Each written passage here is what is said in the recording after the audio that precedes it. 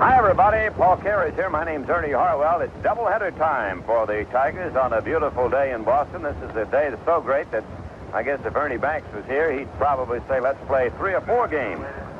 And the Tigers trying to get out of their batting slump, trying to end up this trip that's been a disaster so far on a little more optimistic note. Well, they have won 1 and lost 5 on the trip up till now, and they have had their problems getting the base hits and the runs. So they're hoping that they can break it out of here today in this doubleheader against the Red Sox. The Red Sox have won the first 2 games of the series. It'll be Jack Billingham on the mound against Alan Ripley in game number 1. And in the second game, we'll see Jim Slayton be on the mound with the Tigers, and he'll be working against Jim Wright. All 4 of those pitchers are right-handed. We, again, will play before a capacity crowd. Every game here has been a sellout in the Fenway Park for this weekend series. Looking forward to the action, and then the Tigers will be heading home for a week home stay at the Tiger Stadium. We'll be back in 1 minute with the starting lineup. Hello again, everyone. This is your man about town, your roving reporter, bringing you up to date on what's happening in the Tri-County, Ann Arbor, and Ypsilanti areas. And have I made a sensational discovery? Your 29 Marathon dealers are experiencing a business boom unlike anything I've seen for some time. And it seems to be attributed to the fact that they're going all out for tire sales during their Marathon Man Tire Days with super low prices on Firestone tires. Here's what I mean. The popular Firestone Deluxe Champion polyester cord tire is priced as low as... And that's not all. There are new low prices on Firestone's Radial Deluxe Champion. Prices as low as... And that's for a radial white wall. Fantastic. Marathon Man Tire Days is the hottest thing in town, and believe me, we need it. I'll have another report for you real soon. In the meantime, get into your participating Marathon station and get super deals on Firestone tires. The man will tell you where. See Chuck Brewer at Brewer's Marathon in Madison Heights and Russ Dosh at Snover and Dosh Marathon Pontiac.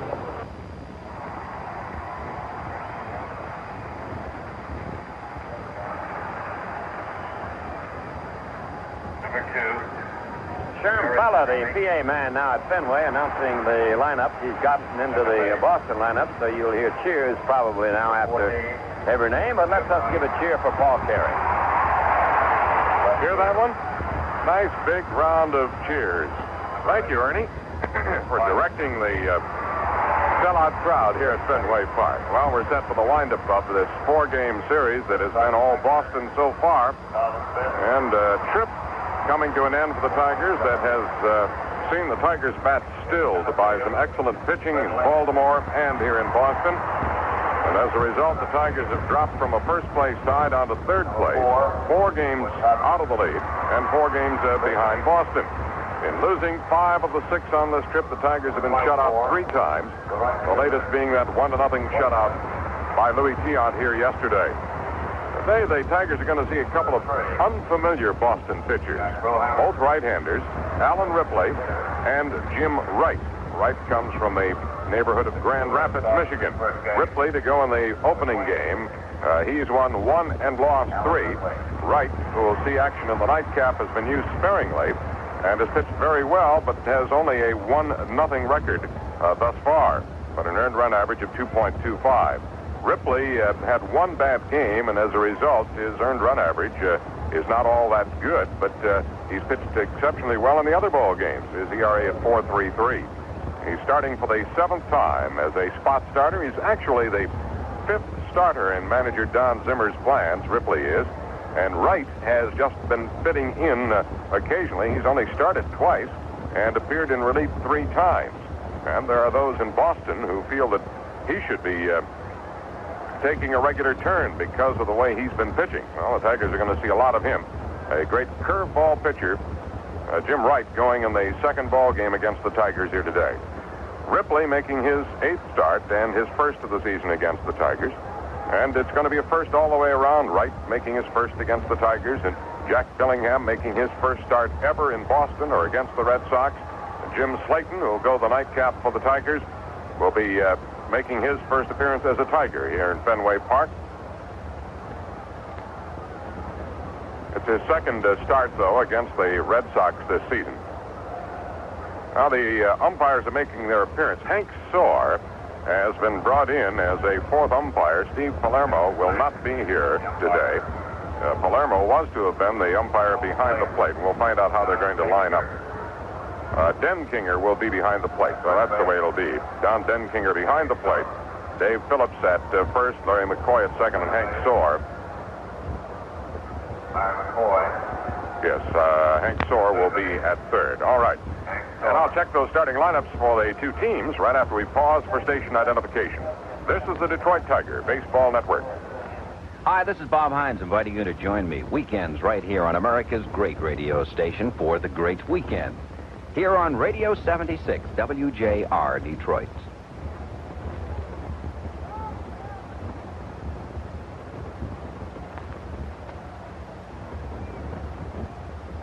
All right, for the Tigers in game one here against the right-hander Alan Ripley, leading off playing center field will be Ron LaFleur.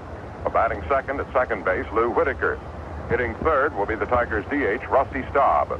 Batting fourth at first base, Jason Thompson. Hitting fifth, left fielder Steve Kemp. Batting sixth, doing the catching, Milt May. Hitting seventh in right field, Tim Corcoran. Batting eighth at third base will be Phil Mankowski. And batting ninth, the shortstop, Alan Trammell. Now for the Red Sox against Bellingham in game one, leading off the shortstop, Rick Burleson. Batting second will be second baseman, Jerry Remy. Hitting third in left field, Jim Rice. Batting fourth, the first baseman today, Carl Yastrzemski. Hitting fifth, the catcher, Carlton Fisk. Batting sixth and back in center field after serving a 3-day suspension, Fred Lynn. Batting seventh at third base will be Butch Hobson. Hitting eighth in right field, Dwight Evans. And batting ninth, the designated batter again today for Boston, Jack Brohammer. Pretty much the set lineups for these two ball clubs through the series. With the one exception of Lynn going into center field here today, and that enables Yaz to make the move from center back to first base, replacing Fred Kendall, who did an excellent job as a relief first baseman. George Scott still unable to take the field for Boston because of his broken finger. George, however, took batting practice today and was hitting the ball real good and is not wearing the splint on the finger that he had on Friday. And it's very possible that Scott would be available for designates. In fact, manager Don Zimmer, very pleased by the fact that George, who has a tendency to put on weight easily, did not gain any weight while he has been idled by the broken finger. In fact, he, if anything, has lost some weight, and he looks very svelte. So the Red Sox pleased because at the end of the year last season, George Scott was about 270 pounds, well over the weight that he had entered spring training with, which was too heavy. Now we're getting a huge cheer here for the sign about Jim Rice's totals, and here come the Red Sox.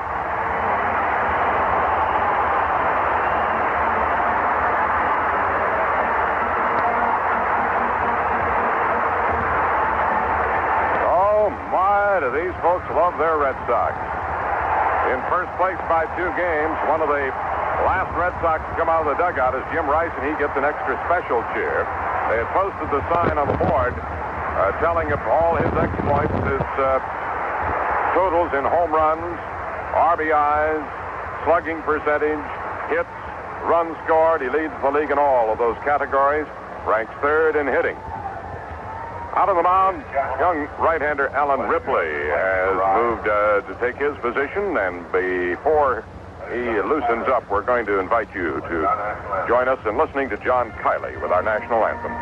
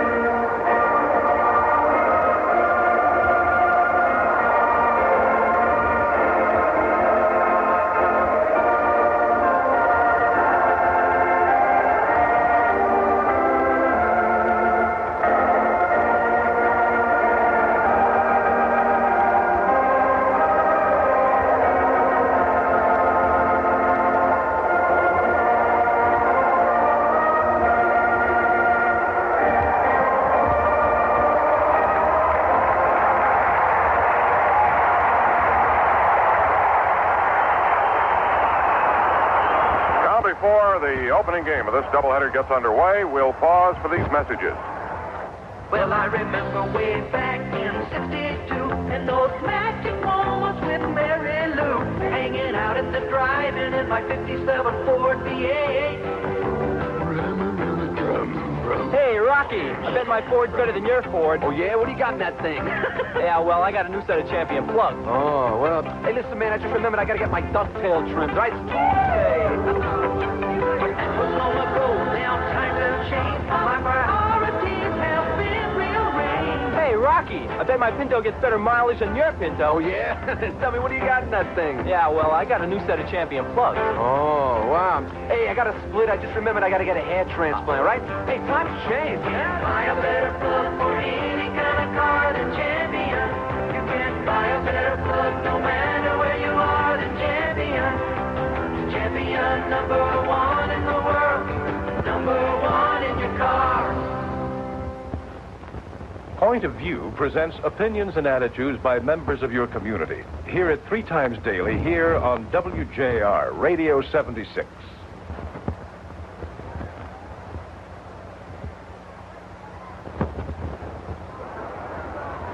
Well, the bleachers at Fenway Park look like Jones Beach, or maybe Manhattan Beach, whatever. It is a warm, sunshiny day in Boston. Real summer afternoon, 87 degrees here at game time as the Tigers and Red Sox get set to play a lot of baseball. On the mound, Alan Ripley, a hard thrower who has the usual variety of pitches, including a good sinker ball. He's ready to go. Ron LaFleur steps into the batter's box. And here for the play-by-play, Ernie Harwell. Thank you, Paul. Hi, everybody. Great day for the ball game. 2 of them, in fact, here at Fenway. And LaFleur batting .268 with 4 home runs, 17 runs batted in. Takes the strike. We're underway. Mighty glad you tuned in, and we hope you enjoy the afternoon with us. Alan Ripley, the curly-haired, tall right-hander, checks his sign with Fisk and works again. Here's a ball that almost hit LaFleur, breaking pitch at the shoulder. 1-1, the count on the Tiger leadoff man. It'll be Billingham on the mound for the Tigers here in game #1. Now LaFleur digs in to wait on the 1-1 delivery from the Boston right-hander. He takes a curve in too close, missed that inside corner. Steve Palermo missing from the umpiring quartet today. His father-in-law has died, and Hank Soar substituting for him, the veteran umpire who retired several years ago. Here's a ball outside. A high curve is wide. A 3-1 on leadoff man LaFleur. Hank Soar is sort of a troubleshooter for the American League umpiring staff. And he fills in when somebody's hurt or has to leave for another reason. Now the 3-1 pitch, and Ron swings and fouls it away. That one back on the roof of the grandstand and then down below.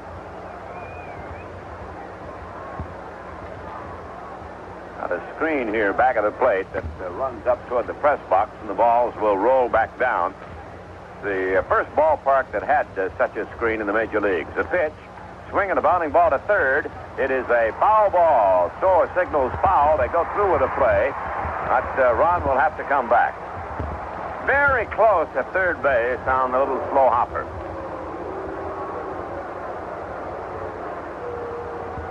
We've got a breeze today. It's not a very big one. Just a light, gentle breeze blowing out toward left field.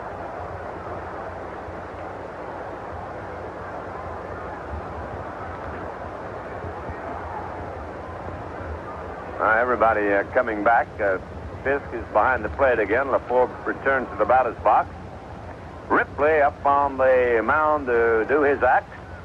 It's a 3-2 count on LaFleur leading off the ball game. Here's the pitch. He swings at a ground ball hit wide of third. Gloved by shortstop Burleson. Throw to first, not in time. It'll be an infield hit for LaFleur. Well, Burleson did a good job to even get to that ball. Then he threw very much off balance, and his throw wasn't close to getting LaFleur at first base. So it's a hit for Ron.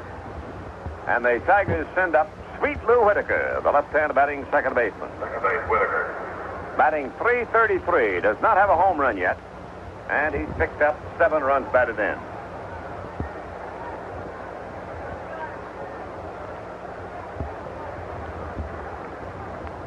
Young man from Martinsville, Virginia, stepping in now, Lou Whitaker. Just passed his 21st birthday. Infield is halfway up on him. They've got Hobson in close at third base, almost to the inner grass. And Whitaker takes a strike on the inside corner.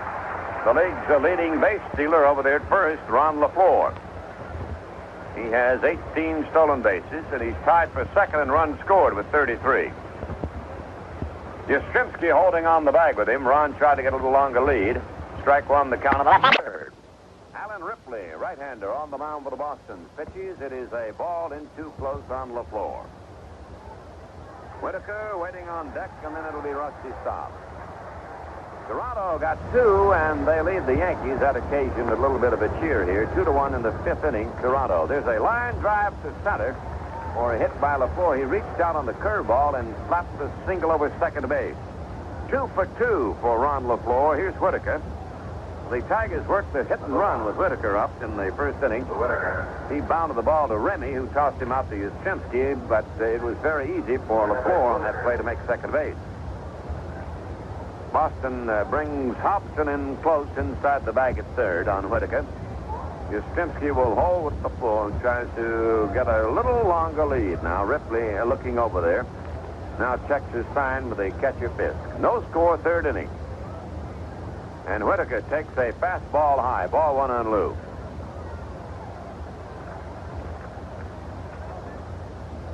Saxon McGregor will be the pitchers tomorrow night. Family night at Tiger Stadium. The Tigers versus Baltimore.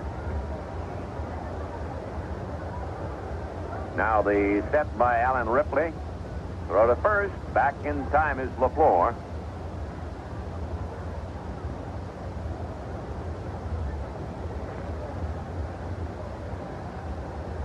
Whitaker batting .353 against the Boston pitching in the seasonal series. Here's the set and the pitch. Runner goes. The ball is swung on, hit into center field. Here comes Lynn. He can't get it. LaFleur going for third, and he will make it on the hit and run single to left center. Ron had to hesitate just a moment as Lynn charged the ball and then decided he'd play it on the hop. Man on first and a man on third. And Lynn seemed to hesitate. He had a little trouble getting the ball out of the glove. Otherwise, I thought he had a play on Ron at third. Here's Rusty at the plate now. Staub, the first time, hit a little weak pop foul that Hobson picked off back at third base. Now he's up for the Tigers, again threatening runners at first and third. They've had a runner in every inning so far off the young right-hander Ripley. Whitaker at first base and LaFleur at third. Nobody down. Score tied, 0-0, third inning. Ripley sets on the mound, pitches, stops, swings to the bounding ball to second. Remy has it. Over to Burleson, one, relay to Yastrzemski, double play for the run scores. As crossing the plate is LaFleur. No run batted in on that ground-out double play, second to short to first, but the Tigers score first and take the lead 1-0 here in the third inning. The bases are empty with two away, and Thompson bats next. First base, Thompson.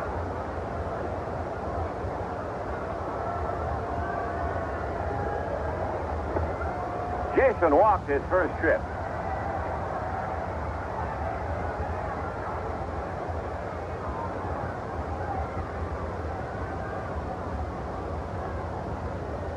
Taking his time about stepping in there against the young right-hander Alan Ripley.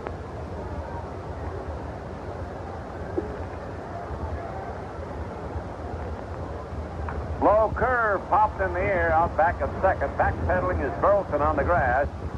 He makes the catch, a one-hand stab as he shaded his eyes with a glove and then caught the ball in that glove.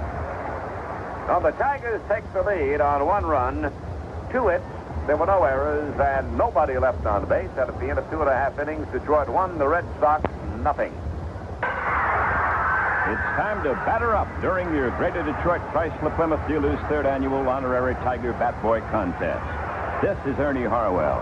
This year, 22 Detroit area youngsters will be selected from each Greater Detroit Chrysler Plymouth dealership to become honorary Tiger Bat Boys. It's easy to enter. If your boy or girl is between the ages of 8 and 14, bring him or her into your Greater Detroit Chrysler Plymouth dealer before May 31st to register. Each youngster must be accompanied by a licensed driver 18 or older. On June the 5th, there will be a drawing to determine the winning Bat Boys. Then 22 games will be set aside to honor the winners.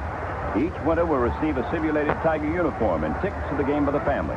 So batter up. Bring your youngster into your participating Greater Detroit Chrysler Plymouth dealer and sign him or her up to be an honorary Tiger bat boy. There's no obligation, and we'll even give your child a free Tiger iron-on patch just for registering. Stop in today. You'll know there are 8 members of the Red Sox listed in this year's ballot. We hope you'll vote for your every visit to Fenway Park. Butch Hobson leading off against Billingham. Tigers ahead of Boston. First game, 1-0. We're in the third inning. Wisconsin. Hobson, the right-handed batting third baseman, 8 home runs, 29 runs batted in. He's hitting .280. And the Alabaman looks at a strike call from the Floridian. 1 strike. Billingham delivers again. It's in too close for the fastball around the knees.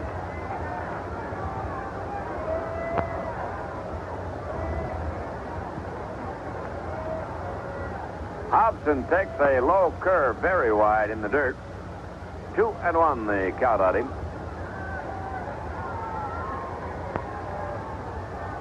Time called a frisbee came out of the center field bleachers and had to be retrieved by LaFleur. He tossed it back to the folks who lost it.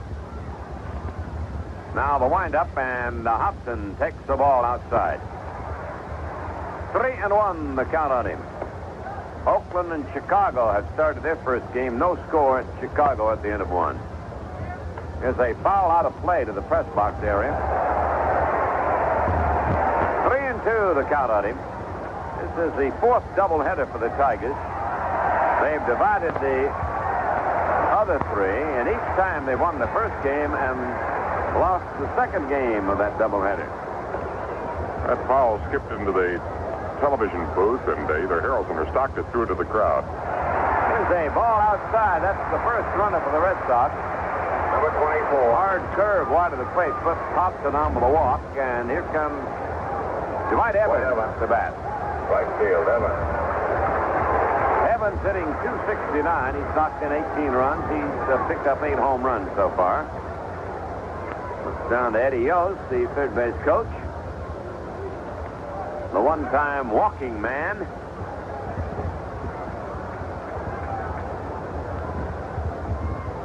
There's the ball in close, ball 1. Eddie not only drew a lot of bases on balls, but he used to like to walk to the ballpark.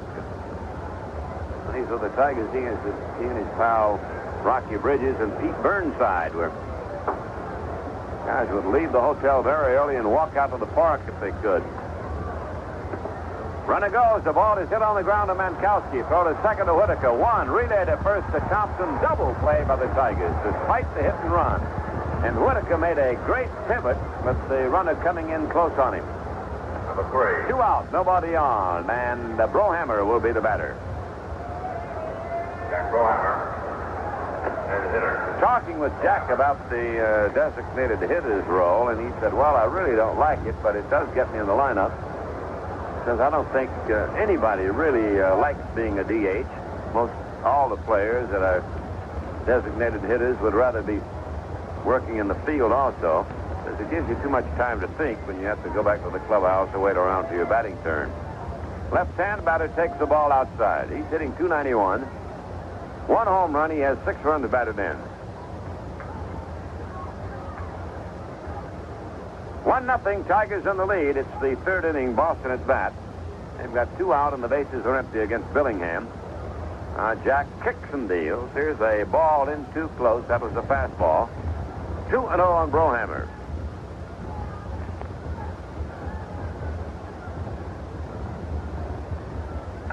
Line shot glove by Mankowski. Ooh, that was a hot liner. He speared it for the third out. No runs, no hits, no errors, nobody left. At the end of 3, Detroit 1, Boston nothing. Little Caesars Pizza, tastiest in town. A winner any way you slice it, all the way around. The carry-outs are good and hot, great for nighttime snacks. Or sit down at Little Caesars. Just order and relax. Big things are happening at Little Caesars. When you're hungry for some thick, juicy pizza with chewy cheese, spicy sauce, and freshly baked crust, try Little Caesars. It's a treat that's hard to beat. Buy 1 medium pizza and get the second one free. Just clip out the 2-for-1 free pizza coupon from your local newspaper or TV book. You won't have to come back for seconds because you'll get them free the first time around. Little Caesars, a winner any way you slice it. If you want variety, there's a family in for you. It's a winner, come in and see. Little Caesars Pizza, Little Caesars Pizza, a great tasting treat for you. WJR congratulates Ron Sesvold, manager of the Tel 12 Mall and chairman of the Michigan Week program in Oakland County, one of the finest such programs in the state. Ron, we of Radio 76 salute you.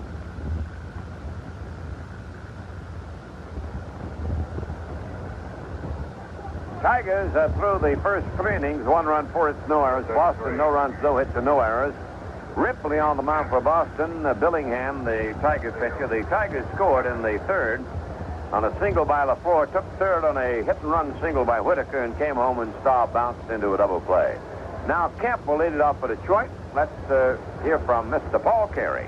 All right, Ernie, thank you. Steve walked his first time up in the first inning when the Tigers loaded the bases, but could not bring anybody home. 1 run scoring on that double play ball. Kemp, May, and Corcoran, the first 3 batters to face the right-hander Alan Ripley. Feet close together on the mound. He is ready to go to work. Here's the first pitch. Swung on and fouled up this way, off the facing of the Skyview tier and down below. Hit right in front of Eddie Casco, the ex-Boston manager, who's now their director of player procurement. Seated alongside him, the ex-major leaguer Tommy Harper, now in the employ of the Red Sox. High and inside for a ball.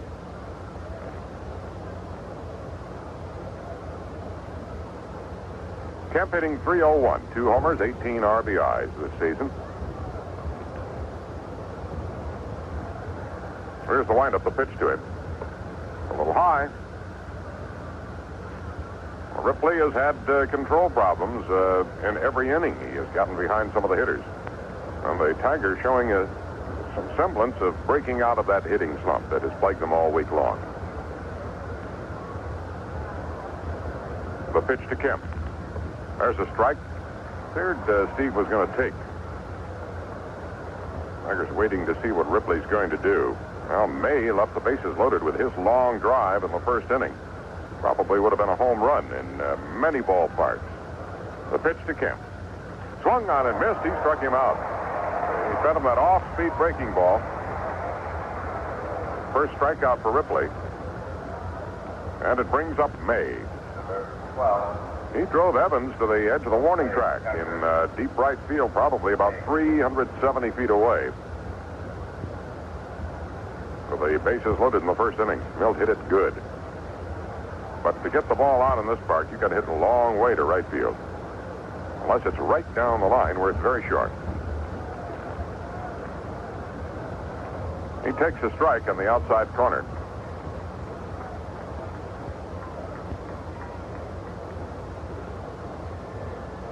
Now, the sun is being hidden by some clouds that are beginning to move in here now. As Ripley winds and delivers, the slow one is tapped foul over toward the Red Sox dugout. Well, Johnny Pesky, the Red Sox coach, likes to sun himself. And he sprawls on those steps, and it gives him a little better view, a little closer to the field, too.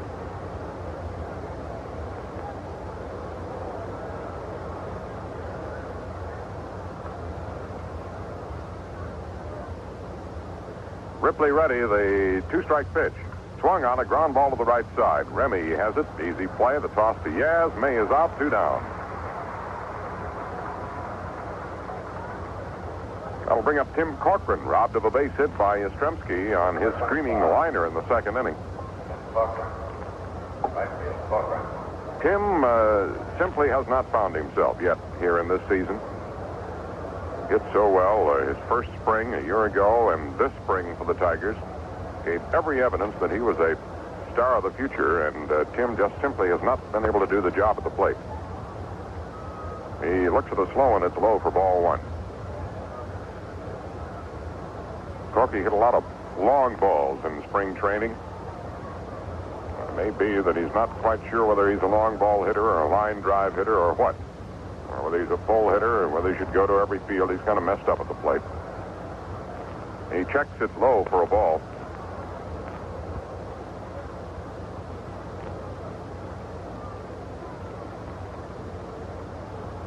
Two out, nobody on. Here in the Tiger fourth inning, the Tigers lead it 1-0. Tigers have 4 hits, the Red Sox none. Ripley kicks and fires. Swung on, ground ball the right side into right field, beyond the diving glove of Remy.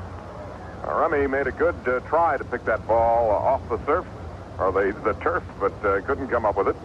And Corky is on with the 5th Tiger hit of the game. That'll bring up Mankowski, who singled to right his first time up. All of the Tiger hits have been singles.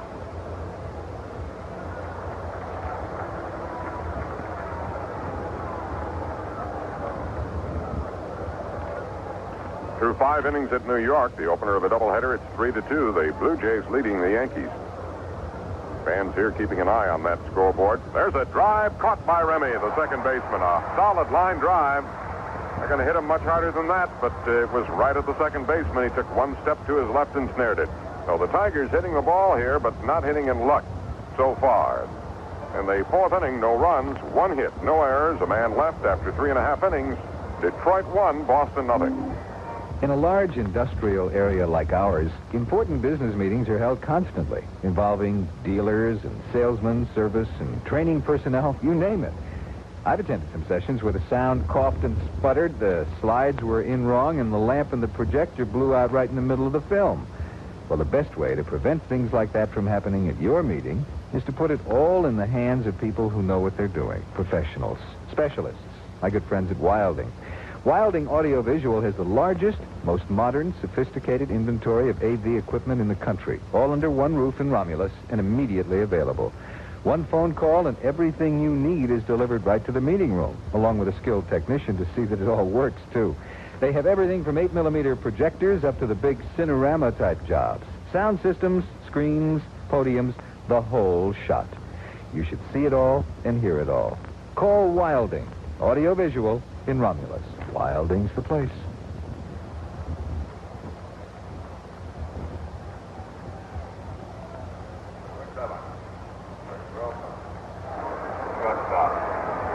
Bottom of the 4th inning at Fenway Park, Rick Burleson at the top of the batting order to lead it off.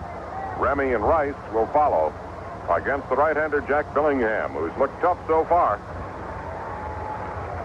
Burleson bounced to short his first trip. He takes a strike on the outside corner, the breaking ball from Big Jack. Billingham with a record of 4 wins and 2 defeats has done very well for the Tigers. The pitch. Inside corner, delayed called strike by plate umpire Don Denkinger. Well, Burleson backs out of the batter's box. Billingham quickly ahead with a 2-strike count. The pitch from Big Jack. Swung on. There's a drive toward the left field corner. It'll be in for a hit. Kemp over to cut it off. Burleson digging for second. Here's the throw to second. He slides. He is safe at second.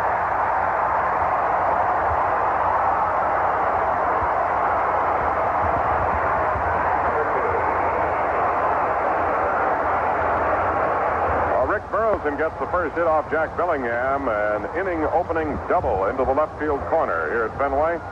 And it'll bring up Jerry Remy. Close at second base, Kemp went back, dug it out of the corner, and immediately wheeled, played the ball well. The tag attempt at second was a little bit late. Remy at the plate, he bounced to Thompson his first time up. Billingham looks to second, the pitch. Ball low.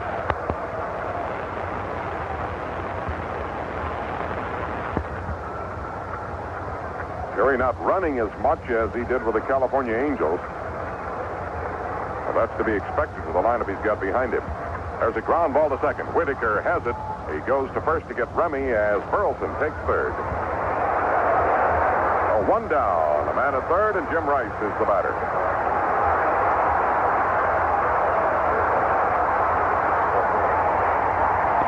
Nothing. The Tigers lead here in the bottom of the 4th, and the cheer rises for Jim Rice. What a favorite he has become.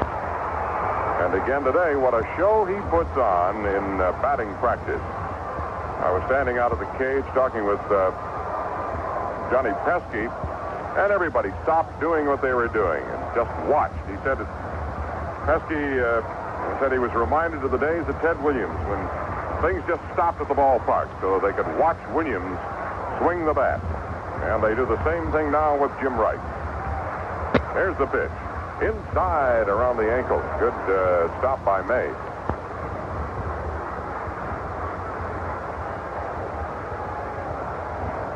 Rice sent Kemp to the wall for his fly ball in the first inning. Ball 2, he's working him inside.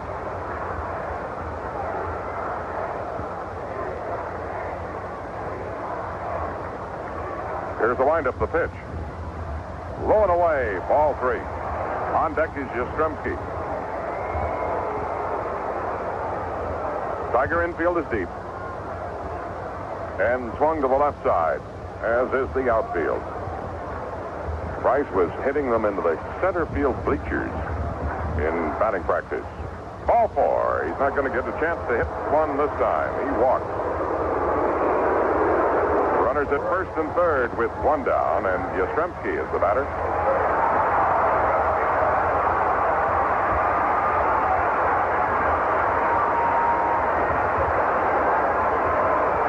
Captain Carl bounced out to Mankowski as one time up in the game.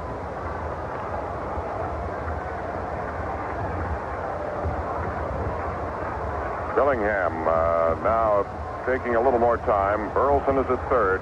Rice at first, and Rice runs well. Here's the pitch. It's low, ball 1. May fires the ball back to Billingham.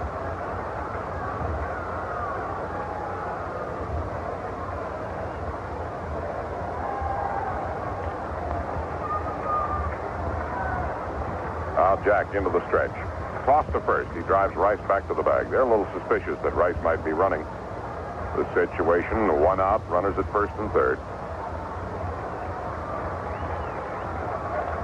Rice edges away now, gets his lead, and draws another throw.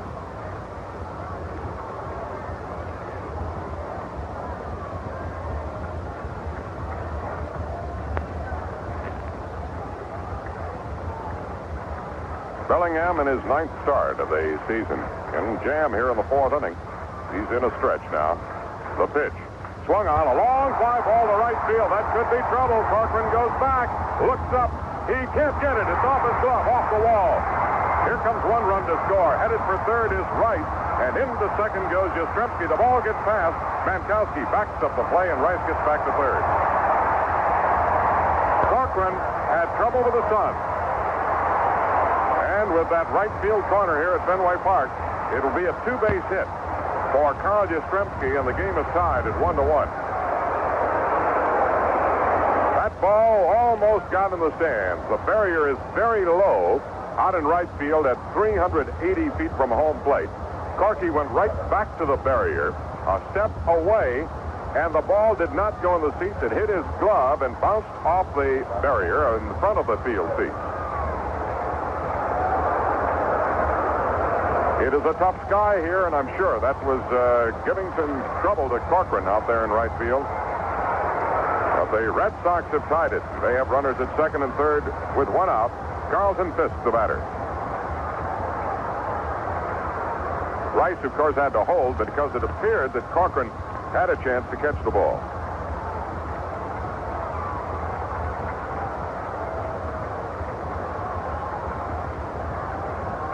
Billingham taking a little time before working to Fisk, who himself takes a lot of time at the plate. The pitch, low and away for ball 1. And we owe our stations a station break. That'll be coming up very quickly.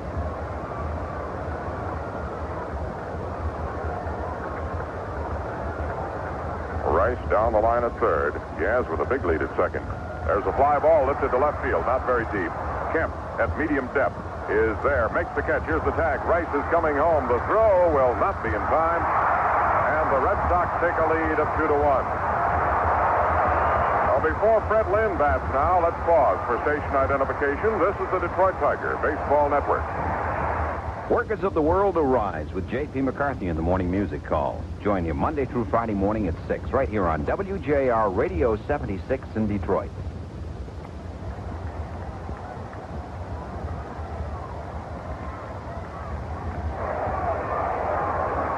Two out now. 2 runs in. Boston in front 2-1. They've got Yastrzemski at second. And Fred Lynn batting for the second time. He drove one to dead center his first time up. Ground ball past the mound. Deep at second is Whitaker. He's got it to throw to Thompson. He's out, and that's all for the Red Sox in the 4th inning. But they pick up 2 runs on 2 hits and a walk. No errors and 1 man left on base after 4 innings of play. It's now Boston 2, Detroit 1.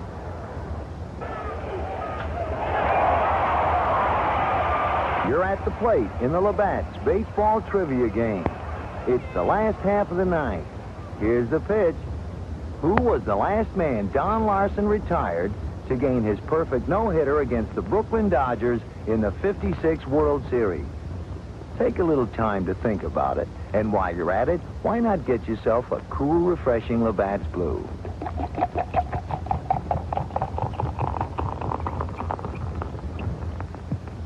It was Dale Mitchell, who was called out on strikes by umpire Babe Pinelli. Great baseball calls for great beer. Labatt's Blue. Call for Labatt's. Brewed in Canada since 1828. Distributed by Labatt Importers Incorporated, Buffalo, New York. For beer at its finest, get your hands on Labatt's. It's Canada's #1 beer. As fresh and crisp as where it comes from.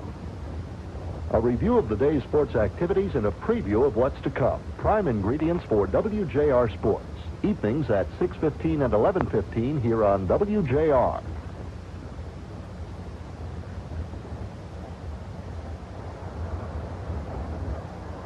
Tigers now trail as they come to bat against Alan Ripley here in the top of the 5th inning.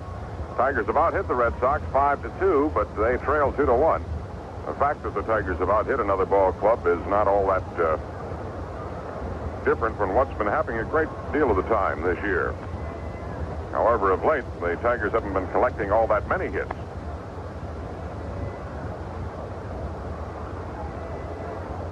A double by Yastrzemski, driving in 1 run. The sacrifice fly by Fisk, getting in the other run. To pull Boston in front, Alan Trammell will lead it off against Alan Ripley.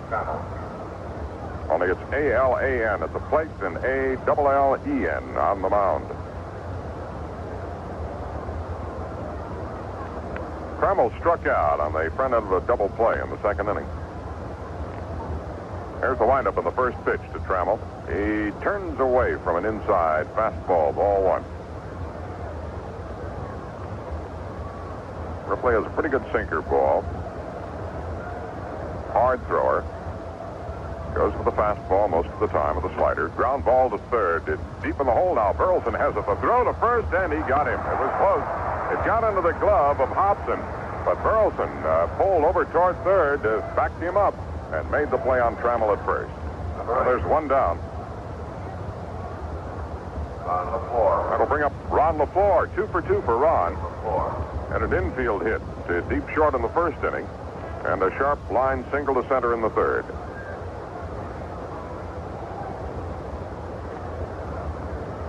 Not a great deal of wind here today that would bother a ball hit in the air. Here's a windup of the pitch from Ripley. It's low for a ball. Ron shortened up as though to bunt. We've not seen him do that this year.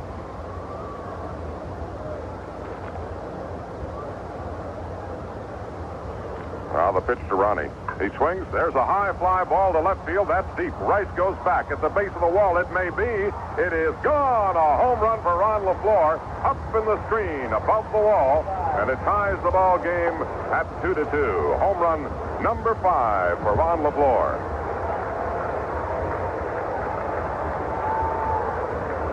That was another Superior home run. A homer by LaFleur earns him a free case of those crispy, fresh Superior potato chips and sends another case of Superior potato chips to the 4 Freedoms Building senior citizens.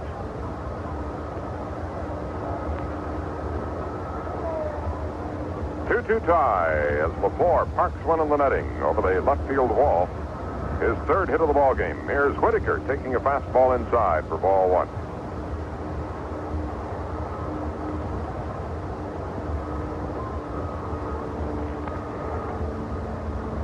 into the motion. The pitch to Sweet Lou. Strike called. Good pitch, low and away in the outside part of the plate.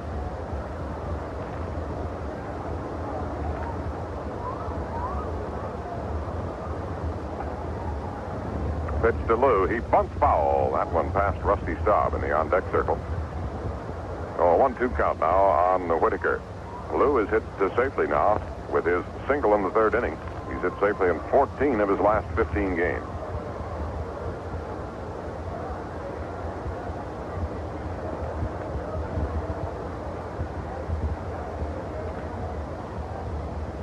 Ripley ready. The 1-2 pitch swung on a bouncer to second. Remy waits, has it.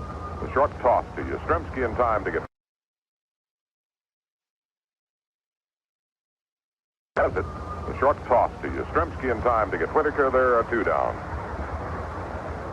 And that'll bring up Rusty, who has popped the third and hit into a double play. Rusty led the American League in hitting into double plays last year with the Tigers.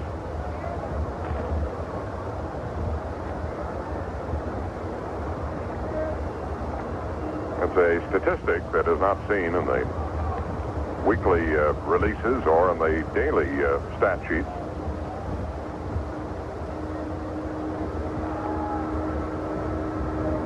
Two tie as Ripley delivers to Staub. Up high for a ball.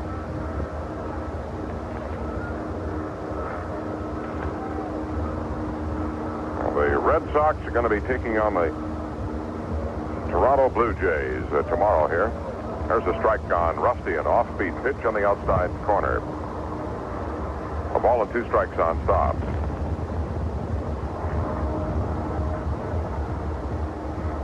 They've got a single game on Memorial Day.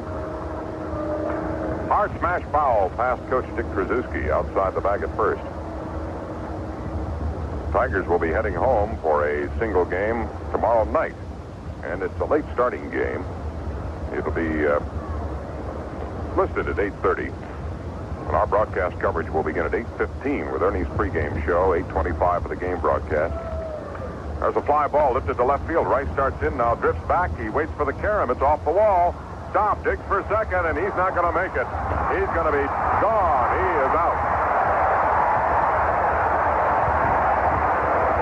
Well, Rusty cut down as the throw from Jim Rice came into Remy, the second baseman, put the tag on Staub, and that's all for the Tigers in the 5th inning. The Tigers pick up 1 run to tie it on the homer by LaFleur. They had 2 hits, no errors, nobody left.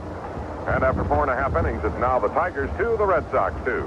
When your car needs an oil change, chances are what you say is change the oil, which is all you need to say unless you want to make a change for the better. Namely, new Ultra D motor oil from Marathon. Marathon's new Ultra D motor oil is a special blend of natural and synthetic ingredients that's really different from conventional blends. A special blend that means better gas mileage for you, more miles per tank full. New Ultra D motor oil was tested by independent laboratories, including road tests of typical city and highway driving, and the results were the same. Improved gas mileage, more miles per tank full. So go ahead, improve your mileage. Get your car's engine together with Marathon's new Ultra D motor oil. Make a change for the better with new Ultra D. A change for the better from the people who do it better. Marathon Oil Company.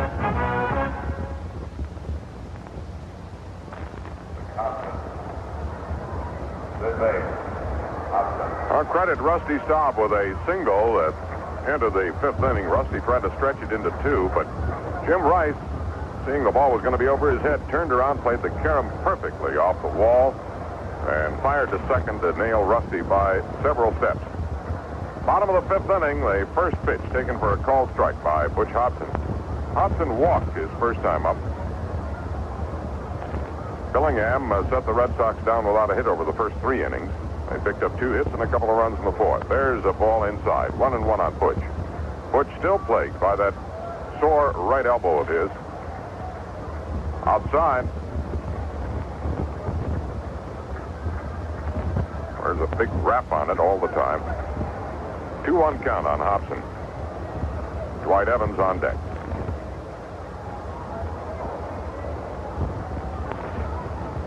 The pitch from Billingham is low and away. 3-1 on Hobson. And Jack has walked a pair. No strikeouts.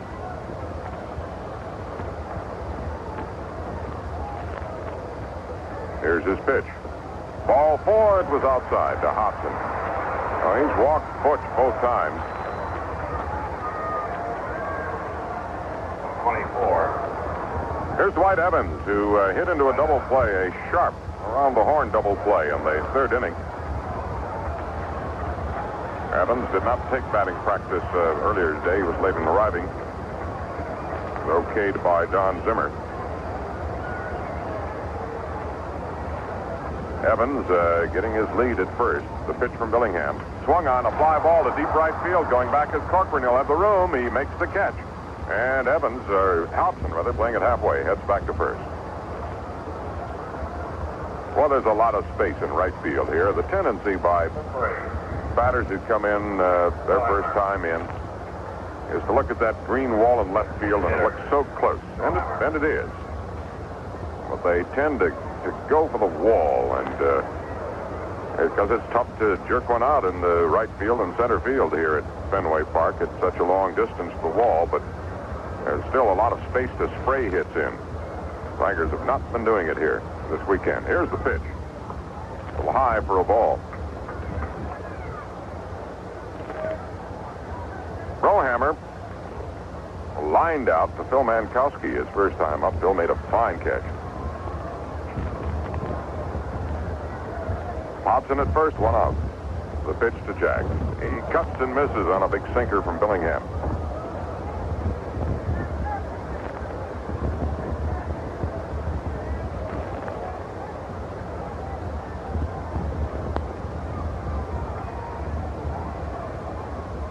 Now Hobson edges away from first, leaning toward second. A stretch by Billingham, and a 1-1 pitch.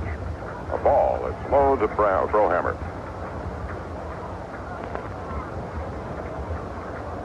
Tigers are going to see a young left-hander who stifled them in Baltimore this week. Scott McGregor opened their series in Detroit tomorrow night. The runner goes. The pitch is swung on and fouled. Hobson took off on the 2-1 pitch.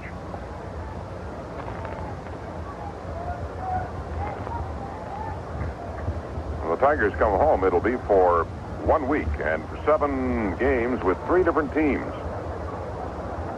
Face Baltimore in 2 games, Milwaukee in 2, and Minnesota for 3.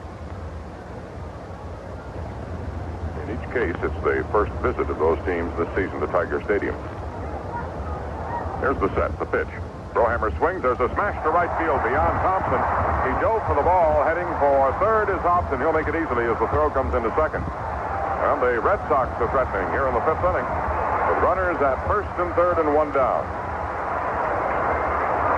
A hard one-hopper that just got out of the reach of Thompson into right field.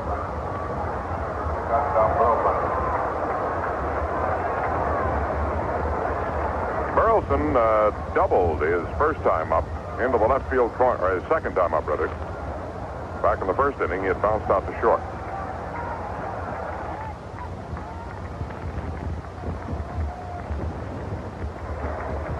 Jim Crawford beginning to loosen in the Tiger bullpen.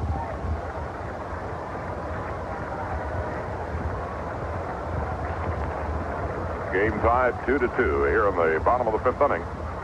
There's a ball outside to Burleson. And May wants a new baseball to return to Billingham. Getting some rhythmic applause beginning here at Fenway Park. Brohammer at first, Hobson at third. The game tied, 1 down in the 5th inning. Swung on it, bounced foul over toward the field seats.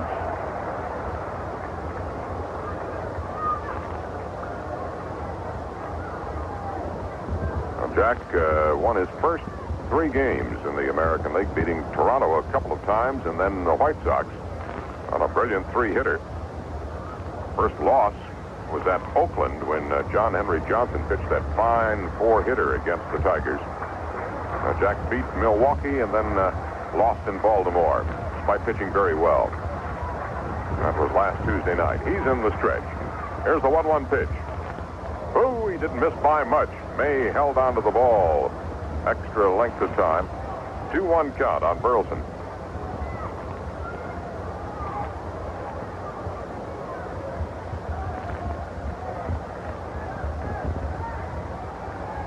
Jack taking plenty of time now. Brohammer with a very short lead at first. He has not really established the lead as yet. Now he gets away. It's still a conservative lead. The pitch. Outside 3-1 now on Burleson, and on deck is Jerry Remy. Crawford continuing to loosen in the Tiger bullpen. Tigers have lost the first two of this series, have dropped 4 in a row. That's their longest losing streak of the year.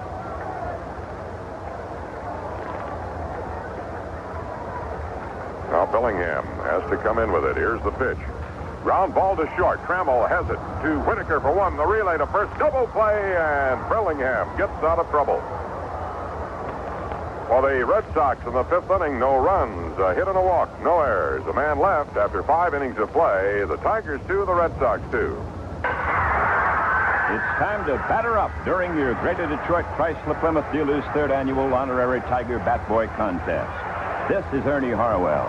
This year, 22 Detroit area youngsters will be selected from each Greater Detroit Chrysler Plymouth dealership to become honorary Tiger Bat Boy.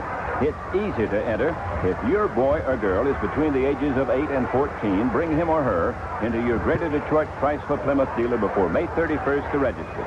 Each youngster must be accompanied by a licensed driver 18 or older. On June the 5th, there'll be a drawing to determine the winning Bat Boys.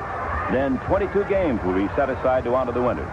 Each winner will receive a simulated Tiger uniform and tickets to the game for the family. So batter up. Bring your youngster into your participating Greater Detroit Chrysler Plymouth dealer and sign him or her up to be an honorary Tiger Bat Boy. There's no obligation, and we'll even give your child a free Tiger iron-on patch just for registering. Stop in today. This game is being brought to you by Labatt's. For beer at its finest, call for Labatt's. By Marathon dealers and distributors, people who've got together to do it better. By the Greater Detroit Chrysler Plymouth dealers who've got Horizon, Motor Trend's Car of the Year. By Champion Spark Plugs. You can't buy a better plug than Champion. By the Detroit News. For the first good news in sports every morning, read the new Detroit News AM edition. By City National Bank, where you can get combo checking. And by Little Caesars Pizza, a winner any way you slice it. Now, more Tiger baseball action with Ernie Harwell and Paul Carey.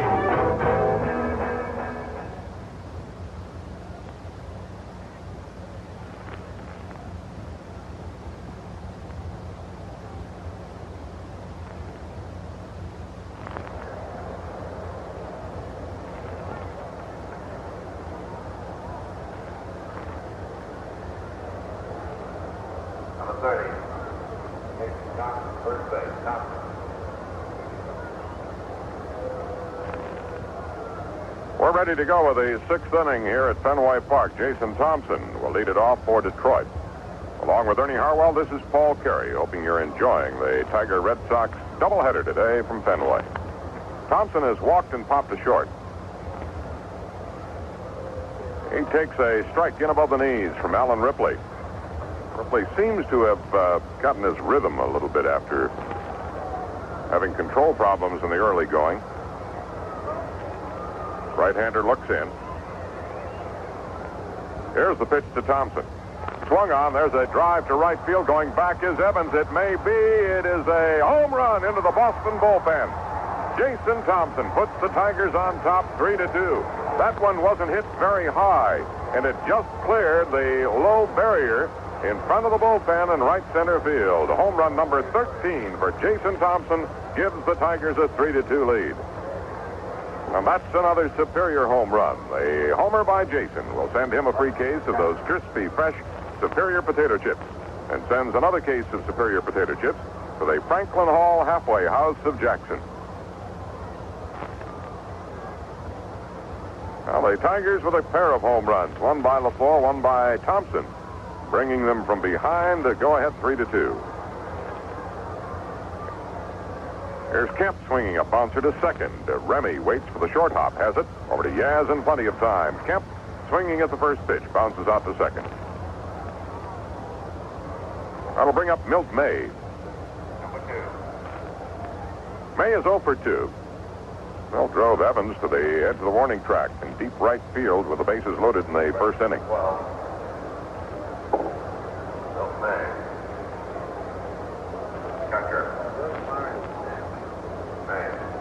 The left-hander Tom Bergmeyer and Bob Stanley, a right-hander, at work in the bullpen now for Boston.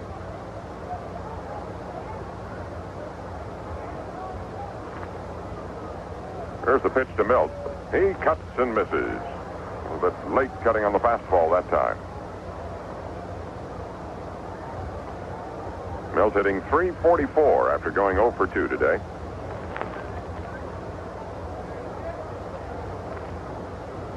Ripley ready. They pitch to Milt. He swings and pops one up out towards second. Remy waiting for it. Has trouble with the sun and just barely made the catch. He started flailing his arms around. The sun began to duck behind a cloud, and I think it probably helped him. Just at the moment he was making the catch.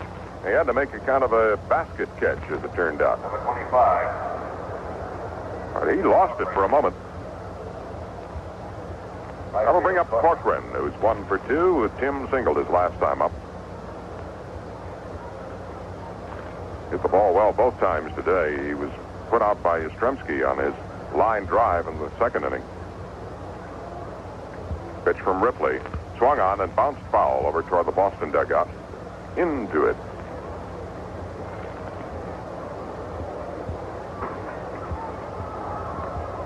Freddie Hatfield down at third, pleased to be able to shake some hands and pat some backs here today. He said he's been growing cobwebs under his arms, not being able to wheel anybody home lately.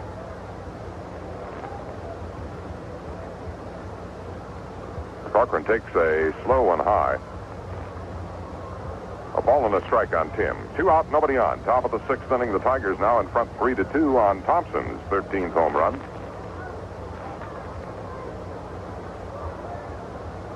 Corcoran swings and hits a foul on the ground, rolling behind the plate.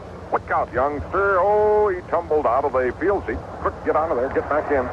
Oop, he did. He got himself the baseball.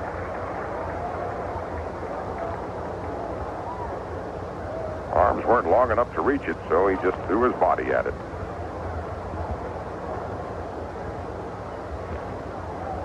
One-two count on Corky. Here's the pitch.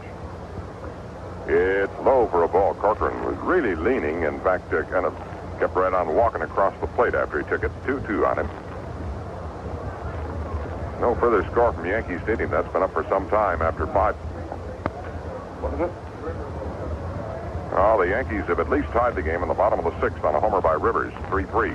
There's a fly ball foul down the left field side, back into the stands.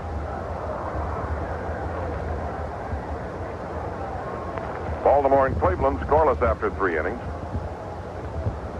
Chicago ahead of Oakland in the 5th inning, 2-0. The White Sox struggling. They've lost 6 in a row.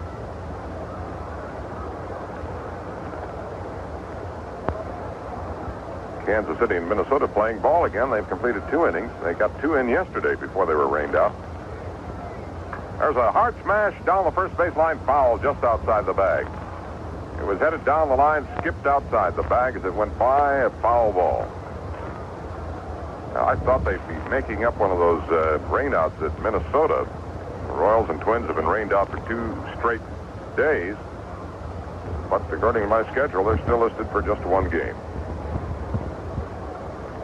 And there's a Sunday night game in the majors. Guess where? Arlington, Texas. It's that time of year. Here's the pitch. Outside. Full count now on Corcoran. 2 out, nobody on in the Tigers' 6th inning.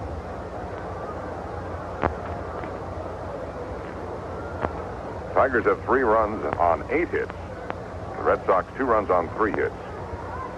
He swings. There's a base hit to right field by Corcoran. He placed that one between Remy and Yastrzemski. Corky hitting the ball to right all 3 times. The ball gets past. It was thrown to the bag, but Fisk in line with it, backing up the play there so no advance by Corky. That'll bring up Mankowski, who's 1 for 2. Phil singled to right his first time up, then lined out to Remy. He's hit the ball on the nose both times. Let's pause right here for station identification. This is the Detroit Tiger Baseball Network. Jimmy Lance leads your bunch to lunch. Monday through Friday mornings from 10 to noon here at America's great radio station, WJR Detroit.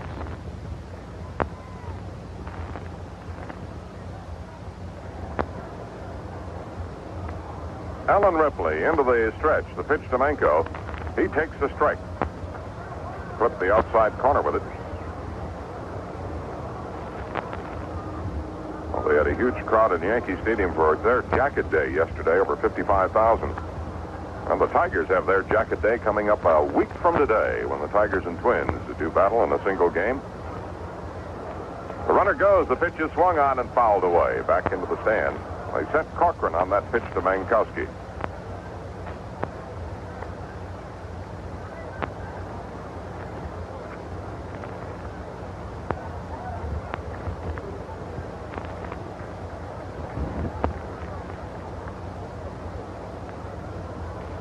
The Tigers souvenir jackets to be given away. Compliments to the Tigers next Sunday. Every boy and girl 14 or under who enters on a full-price ticket will get the jacket made of blue vinyl and decorated with a Tigers emblem. They'll be distributed at the gates as you come into the ballpark. Next Sunday. Outside, DeManco. Buffed by Fisk, and Corcoran walks back to the bag at first.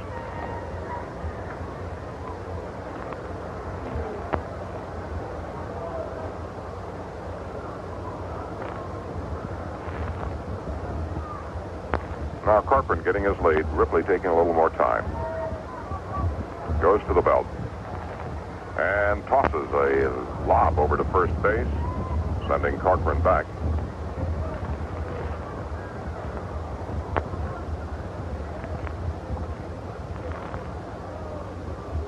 Ripley's one victory in this season came against the Toronto Blue Jays.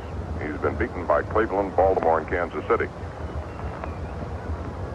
The runner goes. The pitch is swung on. A fly ball to Lynn in center. He started back. Now comes in. Flips down the glasses. He's there. Makes the catch.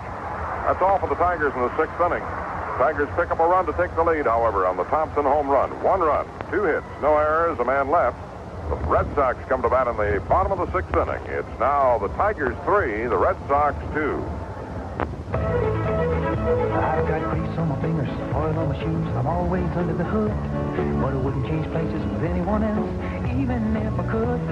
I've worked on every car, big and small, every kind of engine too. And there's one thing that applies to them all, whether they're old or new. You can't buy a better plug for any kind of car than Champion. You can't buy a better plug no matter where you are than Champion. Champion's #1 in the world, they're #1 in your car. Some folks don't mind working in a big place, being part of a team. I prefer just me and that engine, nobody in between. You can't buy a better plug for any kind of car than Champion. You can't buy a better plug no matter where you are than Champion. Champion's #1 in the world, they're #1 in your car. No, you can't buy a better plug for any kind of car than Champion. You can't buy a better plug no matter where you are than Champion. No, you can't.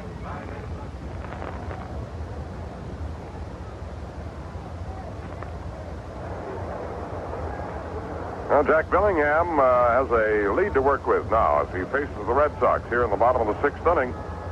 Jason Thompson's 13th homer of the year, putting the Tigers in front at the top of the inning.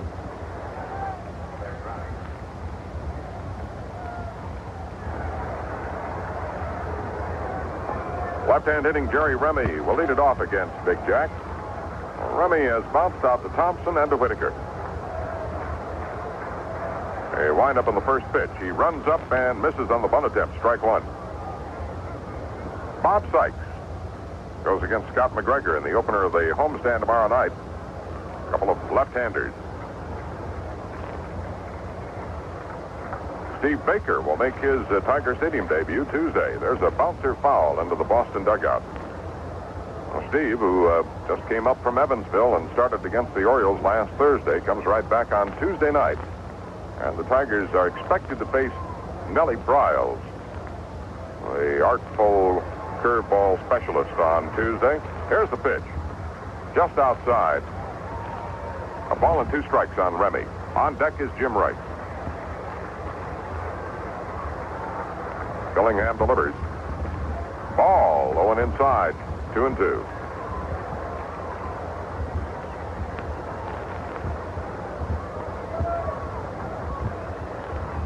Remy kicks out of the way. That pitch almost hit him. He had to do a dance.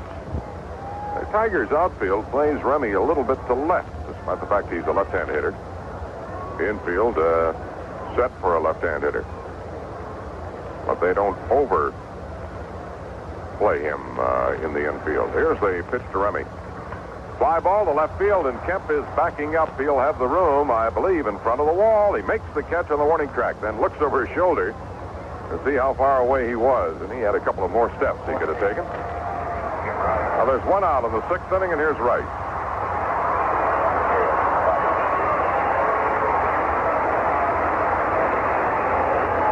Rice has flied to left and walked. Scored a run in the 4th inning. Getting 346 now with 17 homers and 49 runs batted in. The first pitch from Billingham is taken way outside. Breeze beginning to pick up at the ballpark. It looks like it's blowing across the field from the right field corner to the left field corner. Ball 2 to Rice up high.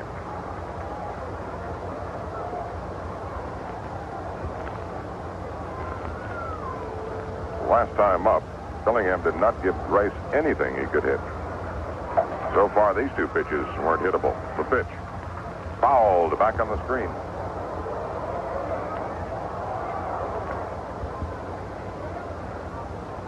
Going to be a lot of burned shoulders and legs here at Fenway Park today. A lot of the seats are exposed to the sunshine. Just the one roof line. Swing and a miss by Rice. Got a lot of box seat area here at Fenway Park. The aisleway is well up into the grandstand. Inside, he turned him around. It's a 3-2 count now on Rice. 1 out, nobody on, bottom of the 6th inning. He was hitting some pokes off the wall above the bleachers, behind the bleachers in batting practice. He swings. There's a foul fly. It'll be out of the stadium over behind first.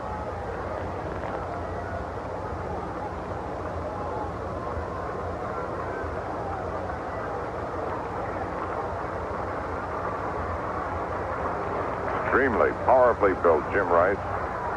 Billingham ready. The full count pitch is in the dirt. Skips away from May, and Rice gets a walk. May quickly retrieves it, so he'll not advance any further than first. That's the 4th walk off Billingham. And it brings up Yastrzemski, who doubled to the wall in the right field in the 4th inning. A ball that Tim Corcoran got his glove on, but couldn't hang on to it. Yastrzemski has now driven in 25 runs this season.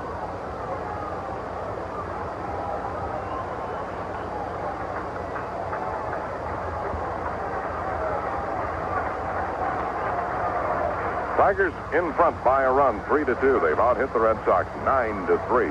The set by Billingham, the pitch. It's low, ball 1 on Carl. Yaz checking with Eddie Yost at third, flashing the signs from Don Zimmer. Rice at first can run well. The pitch to the plate. Swung on. There's a drive to left center field. It'll be in for a hit, perhaps extra bases. LaFleur to cut it off.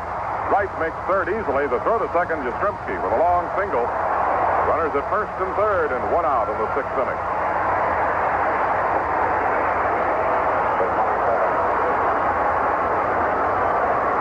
Yastrzemski has his 2nd straight hit. And the Red Sox are threatening again here in the 6th inning. Rice at third, Yastrzemski at first with 1 down.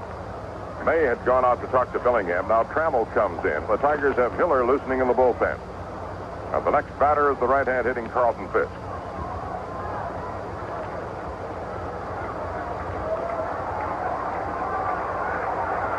Pudge hit a fly to left in the second inning and then hit a fly to left in the fourth, but that was a sacrifice fly that brought in the Red Sox second run of the inning.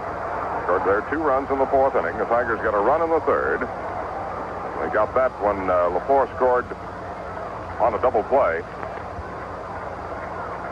And then homers by LaFleur in the fifth and Thompson in the sixth inning, and given the Tigers a 3-2 edge.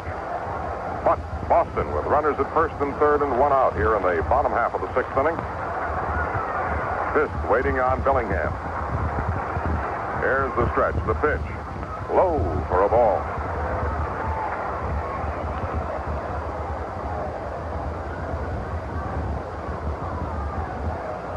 Carlton stepping back out. Taking lots of time at the plate. He's hitting .242, 4 homers, 14 runs batted in.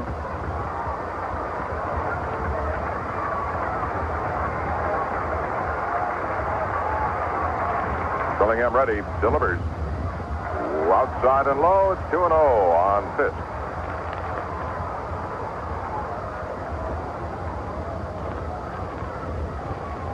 Baltimore and Cleveland now tied 2-2 in the fifth inning. Kansas City headed Minnesota 2-0 in the fourth inning of their game. Here's the set, the pitch. Ball outside, it's 3-0 on Fisk, and on deck is Lynn, a left-hand hitter. Billingham has got to come in here.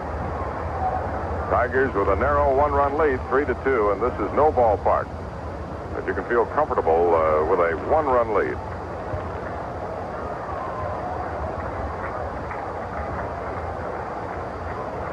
Not going to feel comfortable with a 1-run lead in most parts, or anyone. Time called. Fisk sees something out in front of the plate like some bugs. He's grabbing at them. Got a 3-ball, no-strike count. Runners at the corners with 1 down. Now Billingham into the stretch. Here's the pitch. Strike called, and Fisk took it all the way. Hiller has stopped loosening in the bullpen for the moment, looking in. Now he's going to loosen some more.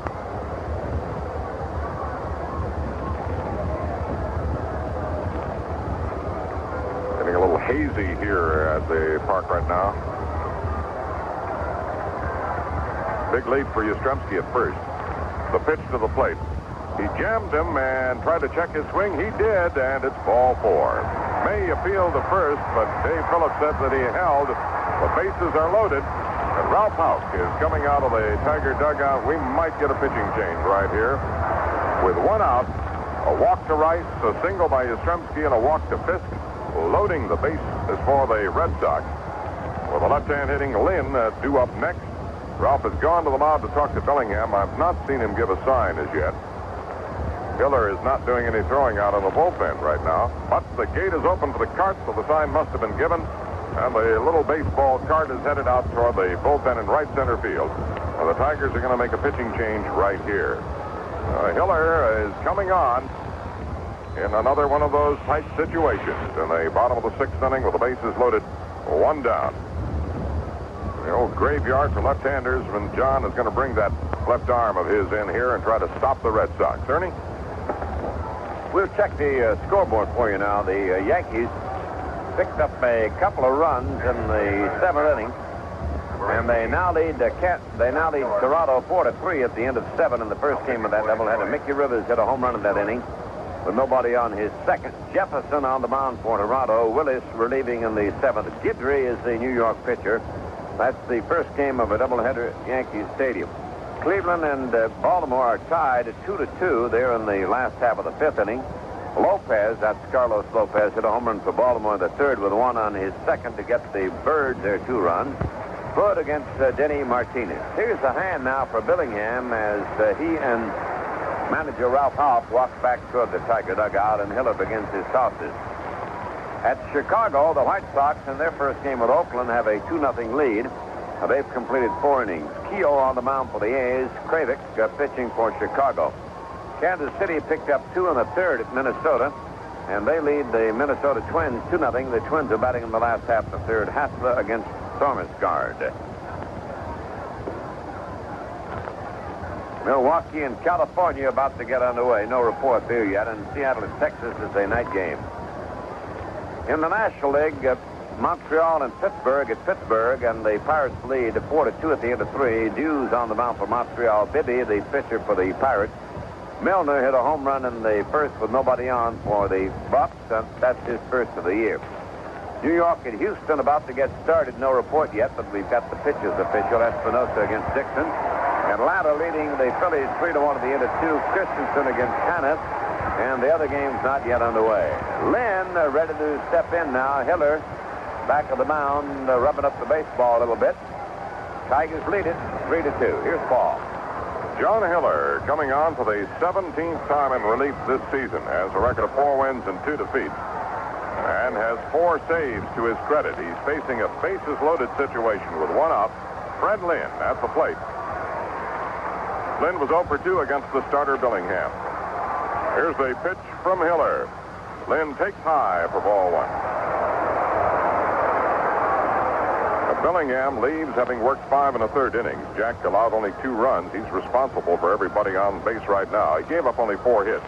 But Jack's problem had been control. He walked 5. Strike called on Lynn.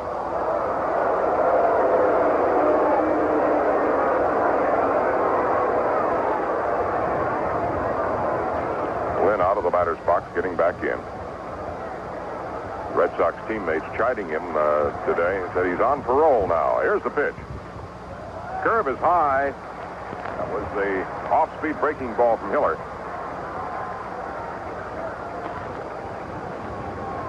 Oh, John is behind the batter.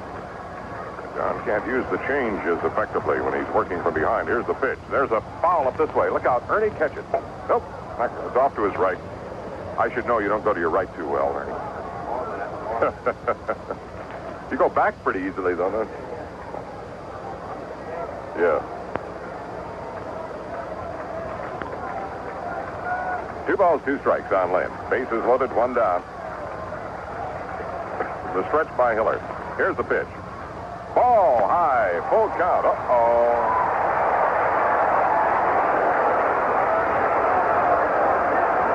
Rice at third. Yastrzemski at second. Fisk at first.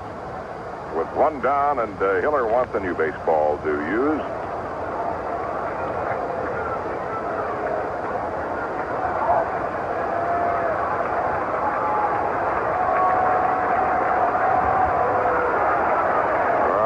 Looking in, getting his sign from May.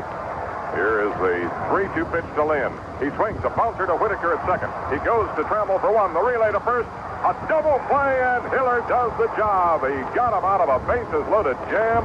That's all for the Red Sox in the 6th inning. No runs, a hit and 2 walks, no errors, 2 left on base. And after 6 innings of play, it's the Tigers 3, the Red Sox 2.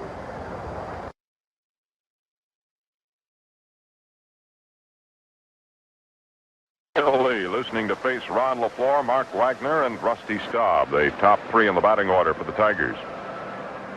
Well, the Tigers are going to be off tomorrow. They're going to be doing some more of that filming for the Ron LaFleur story out here during the course of the day. A note on the bulletin board near the Tiger clubhouse to the effect that the clubhouse facility itself would have a film crew in it sometime in the next 3 days while the Tigers are away. They want to take a picture, I suppose, get a little bit of background, show the locker stall for Ron LaFleur and number 8 and the sign over it and what have you. A little bit of background material, although not a great deal of baseball footage is going to be used in the TV movie of Ron LaFleur. Ron at the plate, 0 for 2 against Bill Lee. The pitch to him. Up high, ball 1. Ron is at a foul fly to right and bounced out to short. Hitting 283 coming into the ball game. Lee kicks and delivers. Swung on and fouled into I think into Carlton Fisk, the way he's reacting. Off his shin or something.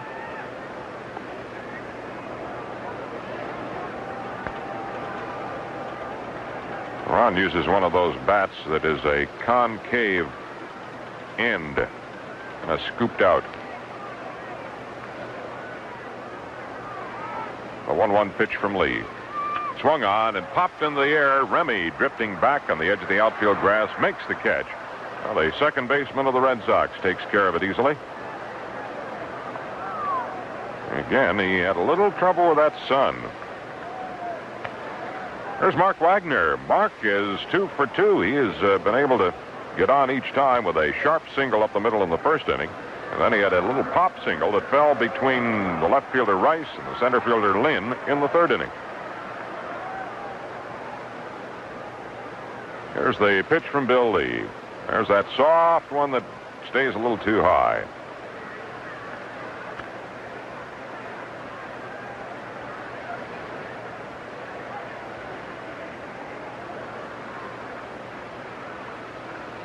The pitch to Wagner is taken for a strike. That one across the letters.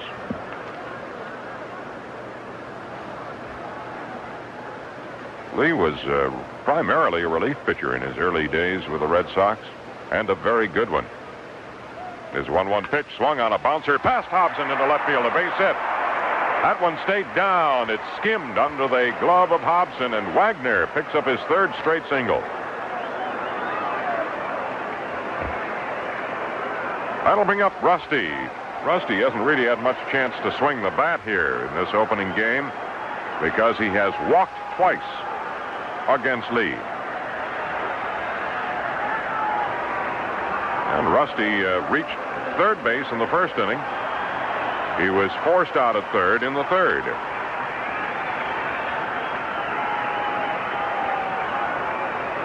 One nothing, the Tigers lead here in the bottom of the fifth inning.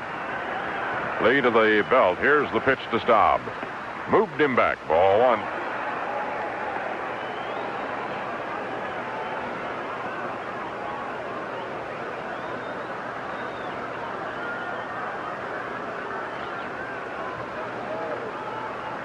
Lee getting the sign from Carlton Fisk. Now glances at Wagner. Delivers to Staub.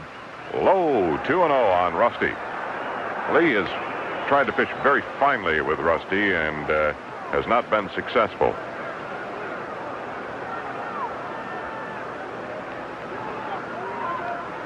Oh, there are a lot of people this spring who felt that the major league career of Bill Lee, or at least his career in Boston, was about at an end, but he's won 6 and lost none.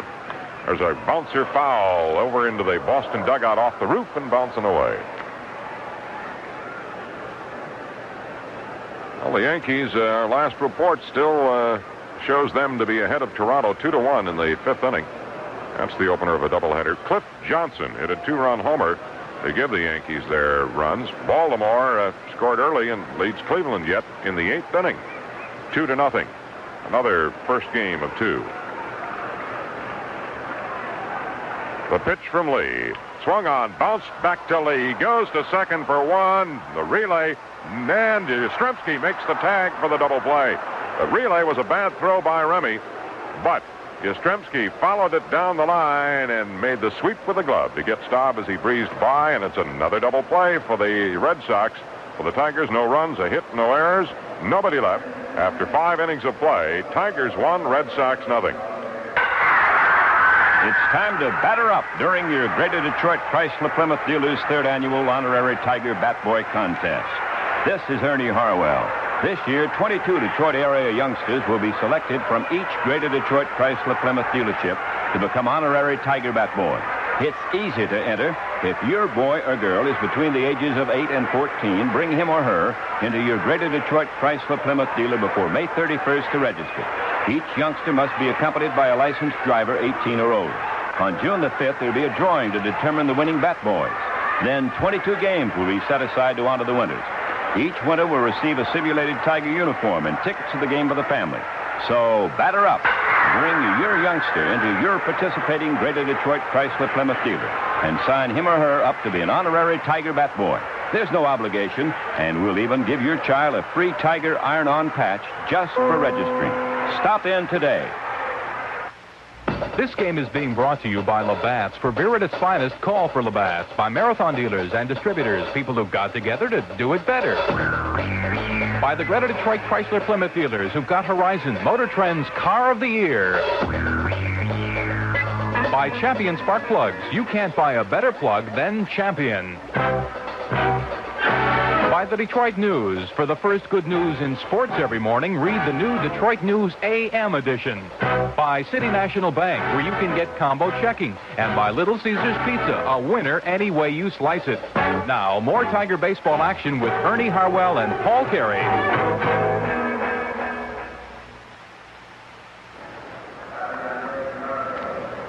Ready to go with a sixth inning at Tiger Stadium. It's Bernie Carbo has one of the two hits off Milt Wilcox to lead it off. Carbo hit an opposite field line drive double over the head of Steve Kemp in the third inning.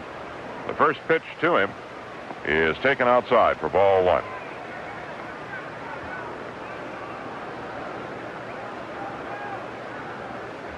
Wilcox comes right back. Ball two, high and wide to Carbo. Rice had a first inning single. Carbo his third inning double, and that's been it. Wilcox has spanned 6 and walked 1. The 2-0 pitch. There's a called strike on Bernie. Talk about Lee being a little flaky. There are some who think that Carbo might be just a wee bit that way, too. To lug around the little pet. There's a bouncer to left field, a base hit. He goes with the pitch that time, and Carbo leads off the sixth inning with a single. Now let's pause right here for station identification. This is the Detroit Tiger Baseball Network. Jay Roberts joins you as you meet your new day on Night Flight 76, evenings at 11:30 here on the Goodwill Station, WJR Radio 76 Detroit.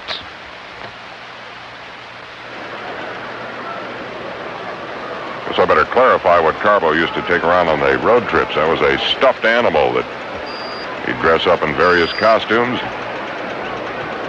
Called him the mascot. Here's Rick Burleson, 0 for 2. He has struck out and bounced to third. Strike called on the Rooster.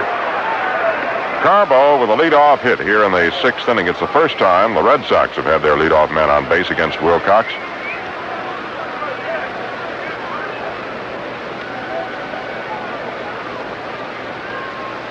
Milt delivers. Ooh, he didn't miss by much. Low and near the outside part of the plate. A 1-ball, 1-strike count on Burleson.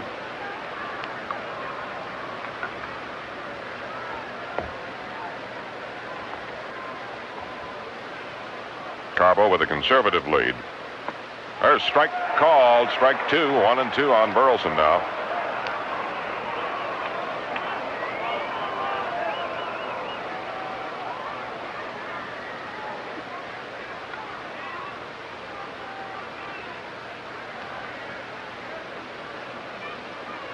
Set by Wilcox, a 1-2 pitch.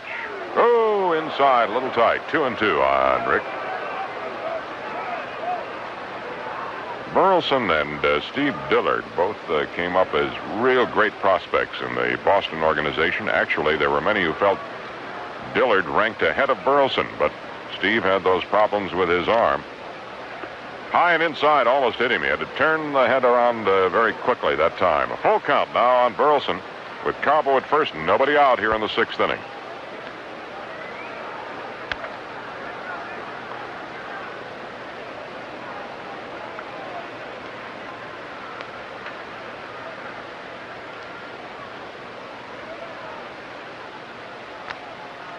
Carbo with his lead at first. He takes off. It's a fly ball hit to left field. Not very deep. Kemp drifting toward the line, fighting the wind and the sun, makes the catch. And Carbo, almost to second base, retreats to first. One away in the sixth inning. That'll bring up Remy, who is lined to left and then bounced out to Rodriguez. Radio making a fine play on a bad hop. Now, so far in this road trip, Boston started out at Baltimore, and they split 2 games. Went to Minnesota, won 2 straight. Went to Kansas City and split a couple of games. And they've thus far split a couple of games here in Detroit. And they've got to go to Toronto from here. A little time problem, too, with a doubleheader today. Jack Rogers, the traveling secretary of the Red Sox, hoping they play quick. Remy takes, the runner goes, the delayed throw, he's safe at second, and maybe hurt himself. Burleson, or rather Carbo, rolling in pain out there. He got a great jump on Wilcox. Parrish almost delayed a bit, it seemed like, before releasing the throw, but Carbo's slide may have injured himself in the slide. He's rolling on his back, now on his side. On his back again.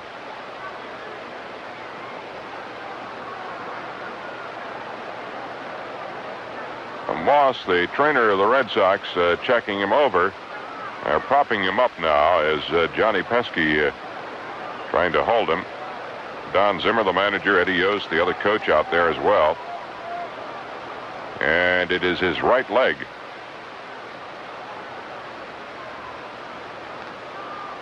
They are undoing his shoelace on the right foot. And we'll have to just wait and see what the problem is. I cannot see because his back is toward us. A little group around Carbo out near the bag at second base. Well, Carbo will get a stolen base out of it, as well as a lot of pain, obviously. He was really taking off on the pitch. It was taken for a ball by Remy. Now Carbo is up with his shoe off and standing next to the bag, having a conversation with the manager, Don Zimmer, and now he's limping. Took a step toward the dugout, walking around there a little bit. Bernie, in his stocking foot now, is walking under his own power, but obviously limping.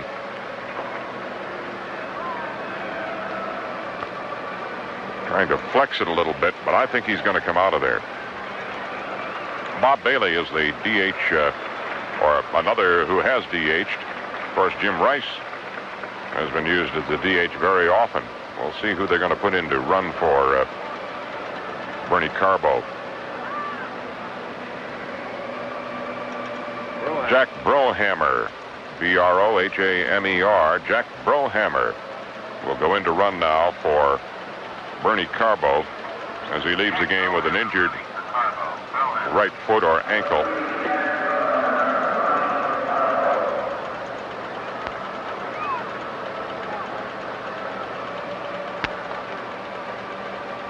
So Boston will make a change in its designated hitter.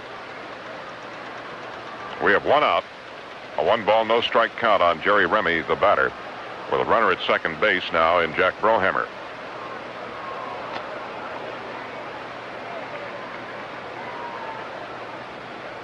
Wilcox ready to go back to work. Here's the set. The pitch to Remy. Fouled back to the screen.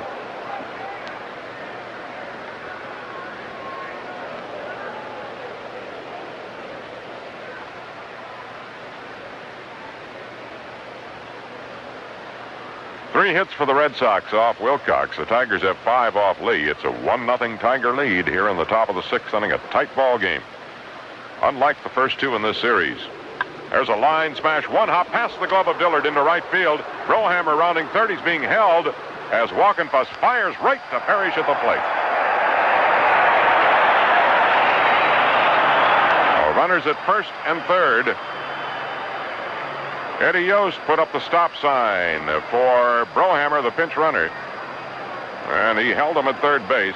Good throw by Walkenfuss in right field on the single by Remy.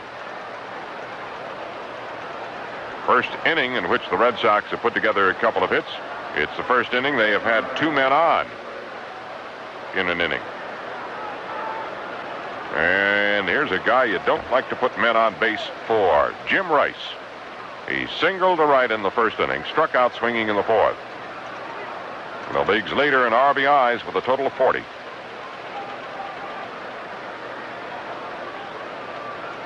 One nothing Tigers lead. 1 out, 2 on. The pitch. Swung on. Base hit to left field by Rice. That'll tie the game. Rounding second and skidding to a stop, almost tripping, is Remy, but he gets back safely to second. And activity in the Tiger bullpen now. Arroyo beginning to throw. So Rice delivers his 41st run as he ties the game with a sharp single between short and third. He didn't wait very long. 3 singles in this inning for the Red Sox. And here's Carl Yastrzemski, who has struck out and walked. The pitch from Wilcox. Swung on. There's a ground ball. Gloved by Rodriguez to Dillard for one. The relay. Not in time. Almost a double play. That was close. Dillard could not get much on the throw because he had to hurry from his deep second base position. Swung toward first on Yastrzemski. Rodriguez gloved it neatly. Flipped it to Dillard as he was crossing the bag. And then Steve, in the air, got a good throw to Thompson considering the fact that he couldn't get much leverage, couldn't brace himself, could not take time to do so, and he almost got him. But it goes as a simple force out at second base. 2 down, runners at first and third, and the batter will be Carlton Fisk.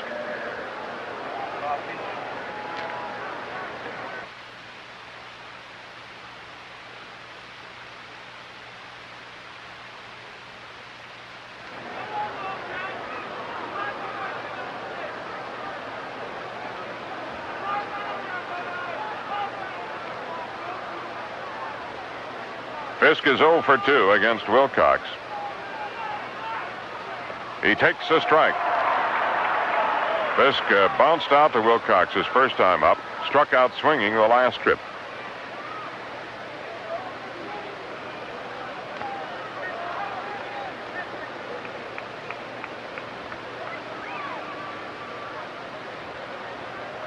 It's Remy at third, Yastrzemski at first. The pitch is swung on, popped in the air to short right field. Walkenfuss delayed, coming in. Now still coming in. He makes the catch and almost dropped it. Oh, quite a battle with the wind and the sun that time for Johnny B, but he made the catch. And it retires the Red Sox in the 6th inning. They pick up a run to tie it. 1 run on 3 hits. No errors, 2 are left. Now, with the Tigers coming to bat in the bottom of the 6th inning, it's all tied up. The Tigers won, the Red Sox won. Hello again, everyone. This is your man about town, your roving reporter, bringing you up to date on what's happening in the Tri-County, Ann Arbor, and Ypsilanti areas. And have I made a sensational discovery? Your 29 Marathon dealers are experiencing a business boom unlike anything I've seen for some time. And it seems to be attributed to the fact that they're going all out for tire sales during their Marathon Man Tire Days with super low prices on Firestone tires. Here's what I mean. The popular Firestone Deluxe Champion polyester cord tire is priced as low as... And that's not all. There are new low prices on Firestone's Radial Deluxe Champion. Prices as low as... And that's for a radial white wall. Fantastic. Marathon Man Tire Days is the hottest thing in town, and believe me, we need it. I'll have another report for you real soon. In the meantime, get into your participating Marathon station and get super deals on Firestone tires. The man will tell you where.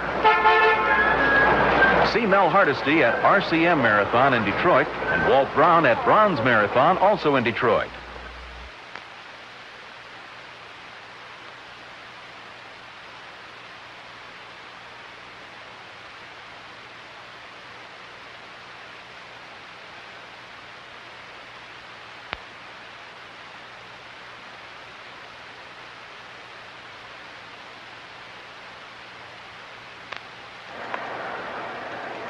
Bottom of the 6th inning, it's all tied up. The Tigers had scored a run in the 1st inning on a couple of singles, a walk, and a bounce out by Kemp. But now the Red Sox have put together 3 singles to score a run in the 6th inning and to deadlock the game at 1 run apiece. Just in case you missed the announcement earlier, Mark Fidrich, who's been placed on the Tigers disabled list back on May 1st and is still on the list because of tendonitis in his right shoulder, has left Detroit for Lakeland, Florida for an indefinite period. And during his stay down in Lakeland, it's hoped that Fidrich will be able to return to form. He'll continue the exercises he has been doing and will continue to test his pitching arm, but under better weather conditions. Tigers have been running into so much cold weather. Jim Leland runs the Tigers Farm Club in the Florida State League down there at Lakeland. And, of course, the Tigers have their minor league pitching instructor, John Grodzicki, who was credited by Fidrich and Dave Rosema with helping them so much in their beginnings in organized baseball. Here's Jason Thompson, leading off the 6th inning for the Tigers. Jason single to right his first time up, then line to right to Dwight Evans in the 3rd inning.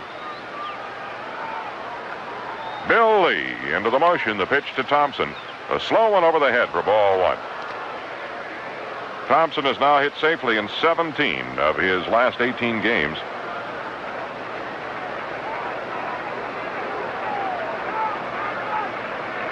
They really swing the infield to the right on Jace.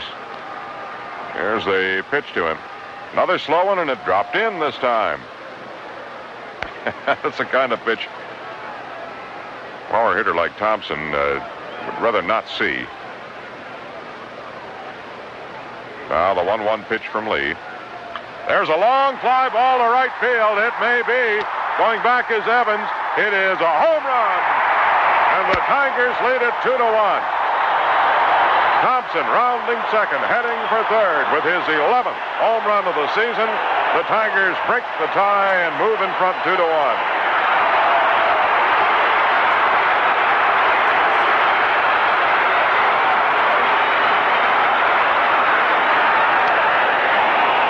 And that indeed is another superior home run. The Thompson home run earns him a free case of those crisp, fresh, superior potato chips, and sends another case of superior potato chips to the Detroit Urban League.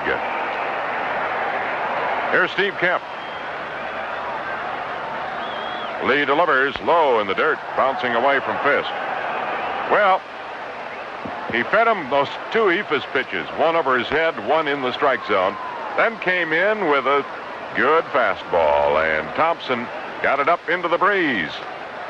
The breeze coming in against that drive, however, that time. There's a called strike on Kemp. Now, Thompson's fly ball had to really be hit pretty good to get out of here. 1-1 count on Kemp. The pitch to Steve. He tried to bunt, missed it, and it's a strike 2 count. Jason now has 11 home runs and has driven in 26 runs this year.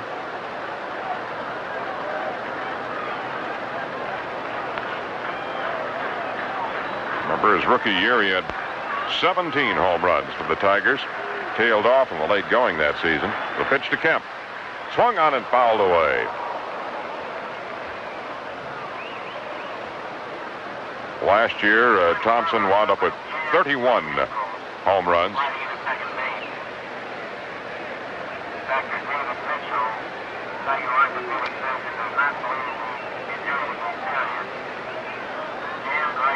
We're getting some word now on Bernie Carbo's injury. The 1-2 pitch. Kemp pops it up. He golfed that one out toward shortstop. Burleson on the grass makes the catch. An inside-out cut by Kemp that time, and it was not a good one to swing at, but he did. 1 out in the 6th inning. We'll bring up John Walkenfuss. Word from the clubhouse of the Red Sox is that designated batter Bernie Carbo, in sliding into second base with his steal at the top of this inning, suffered a jammed right ankle. Dr. David Mitchell of the Tigers examined him and felt that it was not a serious injury. Here's John Walkenfuss, 0 for 2 for Johnny B. The pitch from Lee. Slow one is popped up toward second. Remy out behind second. He makes the catch. Another easy put out. Off the end of the bat that time. There are a couple of pop-ups that followed the home run by Thompson. And it'll bring up Lance Parrish, who has a pop single in 2 trips. Oh, we have the final on the first game of a doubleheader across Lake Erie over in Cleveland. That was a quick one. Took 2 hours and 1 minute. Baltimore shut out Cleveland 3-0. McGregor with a victory. There's a chopper down the third base line. Foul ball. Scott McGregor goes all the way with a 4-hit shutout over the Indians. Rick Waits, the loser. Dower homered for Baltimore. A 3-0 victory for Baltimore over Cleveland.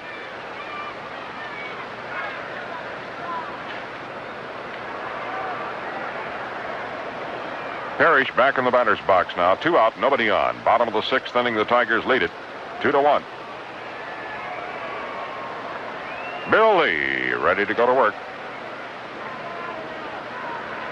Rocks back, pumps, and delivers to Parrish. There's a strike called on Lance.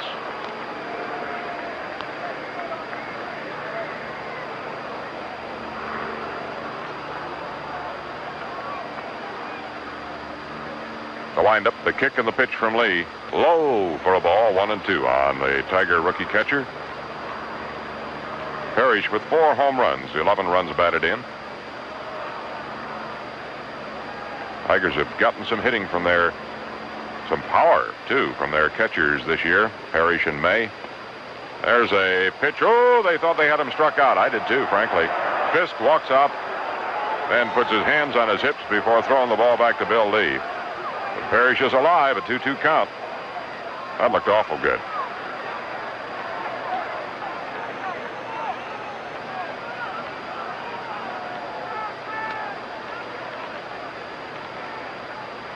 Now a 2-2 pitch to Parrish. Slow one, ripped on the ground, foul outside third and outside the glove of Hobson.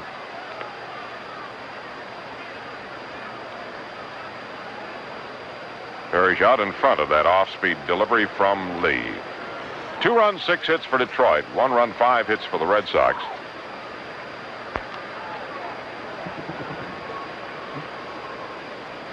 Now the windup by Lee. He delivers.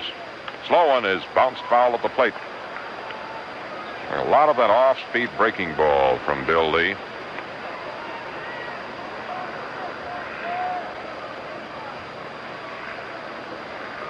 He was in the Boston doghouse last year, part of the season, and certainly the year before. Come out of it. 2-2 pitch, swung on, bounced off the glove of Hobson. He picks it up, throws to first. He got him. Good play by Hobson. On a hard-won hopper, he knocked it down, but didn't lose his poise. Picked it up and rifled a true throw to Yastrzemski, and that's all for the Tigers in the 6th inning. But the Tigers take the lead on the homer by Thompson. 1 run, 1 hit, no errors, nobody left. After 6 innings of play, it's the Tigers 2, the Red Sox 1. During this break in the action, here's an update from WJR News. The Israeli cabinet sent President Carter a personal message today deploring the sale of U.S. warplanes to Egypt and Saudi Arabia. The cabinet said the sale threatened Israeli security and promised to take steps to counter the threat. Also at the Jerusalem meeting, the cabinet said the last Israeli troops will be out of southern Lebanon by June 13th. At least 1 person was killed this morning when a roof of a Garland, Texas church collapsed on worshipers. Hospital officials say several persons were injured. Authorities are examining the wreckage of a small plane to determine why the craft went down yesterday in a lake near Lapeer, killing 2 men and a young boy. The president of the United Auto Workers Union is scoffing at a promise by General Motors to trim salaries and bonuses of top executives in line with President Carter's anti-inflation program. A lobbyist reform bill, which has become one of the thorniest issues the legislature has dealt with this season, is scheduled for debate this week in the state Senate. Detroit's temperature right now is 56 degrees under mostly sunny skies. Bill Smith, WJR News, reporting.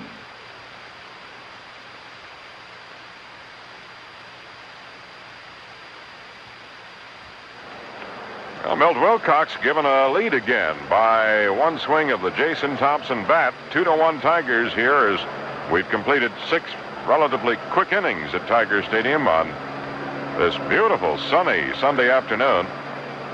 Remember, we've got a second game coming up today between the Tigers and Red Sox. Dave Rozema for Detroit, Louis Tiant for Boston in Game 2. And a big Shrine Day parade between games of this twin bill. Here's Fred Lynn to lead off the 7th inning, and back at the microphone for the play-by-play, Ernie Harwell. Thanks, Paul. Lynn is 0 for 2 against Wilcox. Left-hand batting outfield at the plate. He'll be followed by Hobson and then Evans. Wilcox ready, delivers, and it is a ball high. John Hiller has started to heat up in the Tiger bullpen. He's taken a couple of tosses. Rodriguez wide of the bag at third. Wilcox winds and pitches. Here's a tap foul over past Ed Yost, the third base coach. Well, the Tigers got a run in the opening inning on a single by Wagner, walk to Staub, a single by Thompson, low to the bases, a bounce out by Kemp scored the run. They got the other run on a leadoff home run by Thompson, and the 6 is 11th. It's a ball outside on Lynn, 2-1. The Boston run came in the 6th inning on a single by Carbo. Stole second. Brohammer came in to run for him. Went to third on a single by Remy and scored on Rice's single. Pitch is high. Make it a 3-1 count on Lynn, leading it off in the Boston 7th inning. 5 hits to the Red Sox, 2 for Rice, 2 for Carbo, and 1 for Remy. Here's a pitch. He takes a strike. Outside corner, breaking ball, full count. Lynn steps away from the plate for a moment. Not quite ready to get back in. Wilcox leaning in, looking for the sign. Winds, pitches. Lynn swings for the bounding ball to second. Dillard has the hop. Throw to Thompson, 1 away.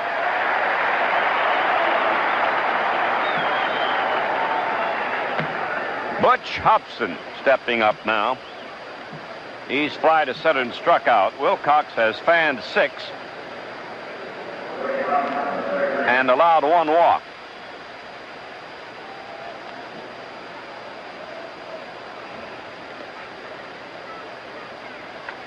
Here's a foul back on the screen.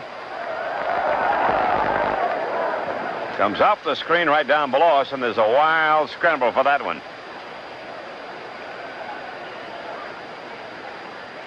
Hobson waiting. Here it comes. He swings and misses on an inside hook. Kansas City leads the Twins 1-0 in the 3rd. Yankees lead Toronto 2-1 in the 8th inning. California, Milwaukee, no score the 3rd. Baltimore beat Cleveland 3-0. First game. Swing and a miss. Struck him out. That's the first strikeout since the 5th inning for Wilcox. Number 7. The last man he had struck out was Hobson.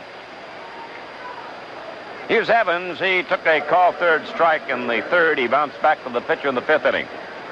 Dwight Evans. Coming back after a knee operation. There's a curve outside. Corcoran in right now for the Tigers, replacing Wackenfuss. There's a strike on the outside corner.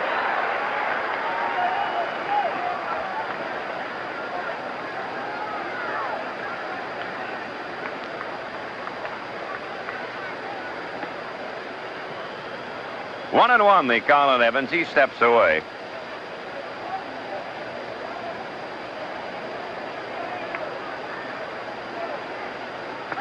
There's a strike called.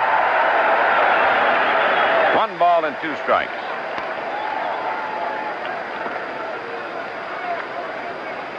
Wilcox coming right back. Delivers. It is a check swing. And the umpire at first base, Russ Getz, says, nope, he didn't go across. Is that high, tight fastball that's hard to handle. Evans started the swing, but he checked in time. That'll make it a 2-2 count on him now. Here it comes. He takes the ball low. Brohammer waiting at the on-deck circle.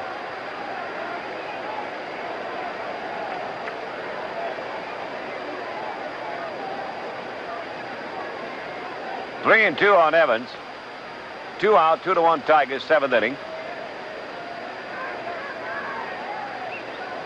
Now Wilcox checking his sign with Parrish, and Evans decides he'll step away for a moment.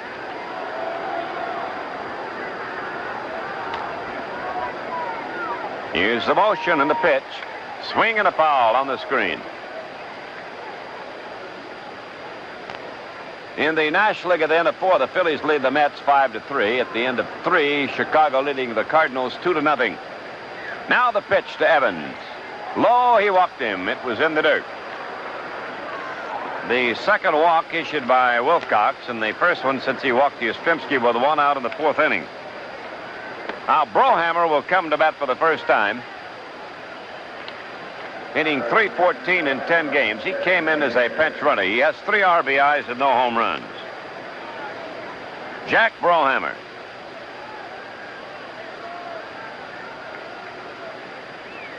most of his early years with Cleveland, then they traded him to the White Sox, where he batted .257 last year. There's a throw to first, and Evans is back in time. 2 out, 1 on, 2-1 Tigers. Red Sox are batting in the 7th inning at Tiger Stadium in the first of a Sunday doubleheader. Brohammer waiting, and the throw goes to first. Evans is back. He represents the tying run. The Tigers are very suspicious of his motives right now with 2 out. Evans lengthens his lead at first base. Doesn't go. The pitch is a strike to Brohammer.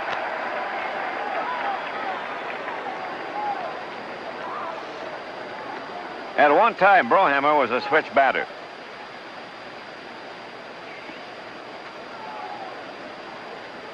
Back in '72, he changed to a left-hand hitter. Swings and misses. Strike 2, the count on Jack.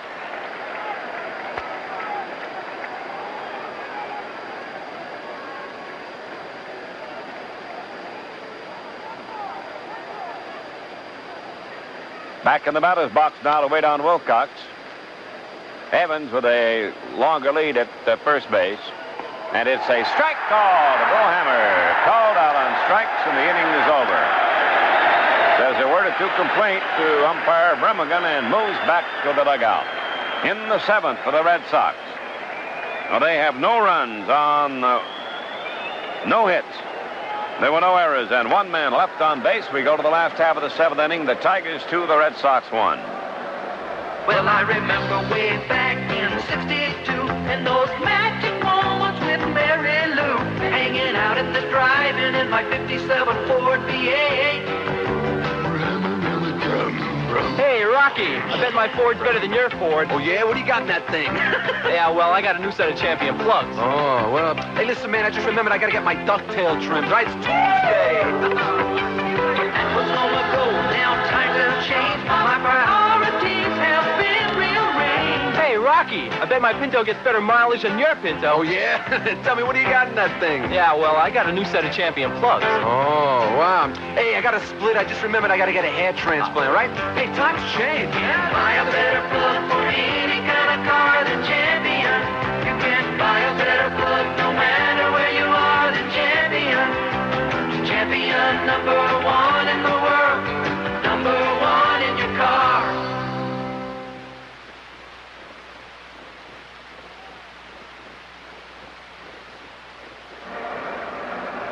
This broadcast is made possible by the Detroit Baseball Club and the American League and is intended for the private use of our listening audience.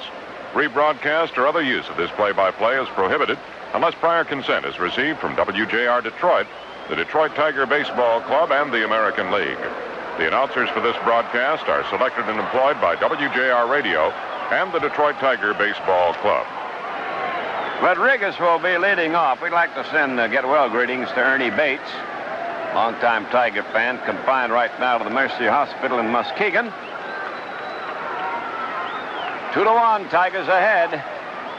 Lee and Wilcox have gone the route so far.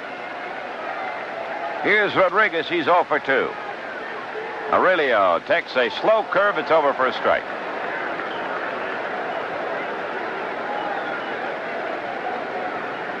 San Diego leads Cincinnati 6-1 in the 7th. Pittsburgh and Montreal 0-0 at the end of 5. Lee ready for work again. Rodriguez waits on the strike 1 delivery and takes the ball high. 1-1 the count on him. The difference in the game right now is the Thompson home run that came in the 6th inning to break the 1-1 tie. His 11th of the year for Jason. Swing a high fly ball, short left field. Coming in is Rice. Going back is Burleson, and Rice makes the catch.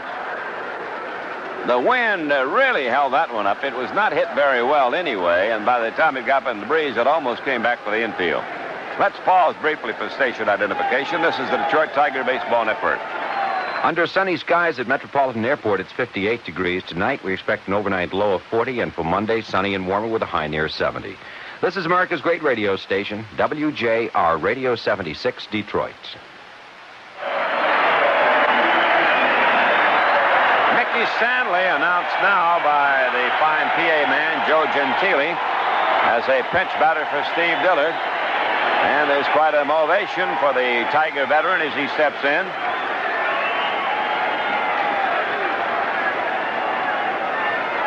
Stanley batting .222. This is the 6th game for Mickey this year. Lee delivers. It is a ball low to Vic, ball 1.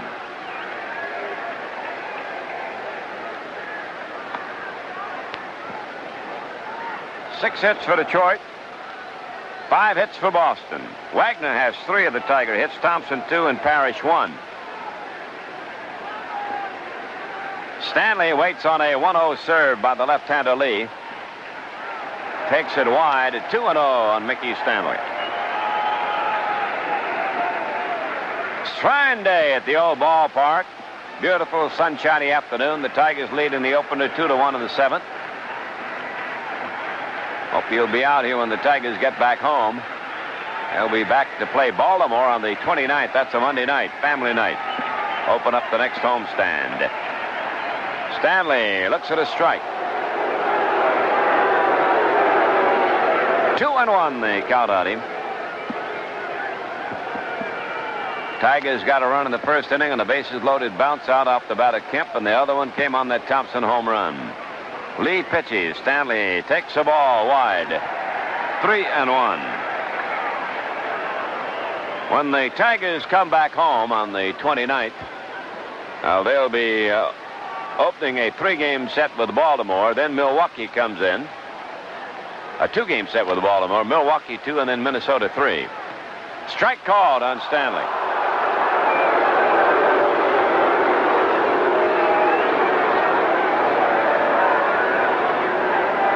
And 2, the count on Mickey. Now the Yankees still lead Toronto there in the 9th inning ahead of the Blue Jays 2-1. Stanley swings and fouls it away. Back over toward the third base side upstairs, and a gentleman right above the Boston broadcast roof. Latched onto that one.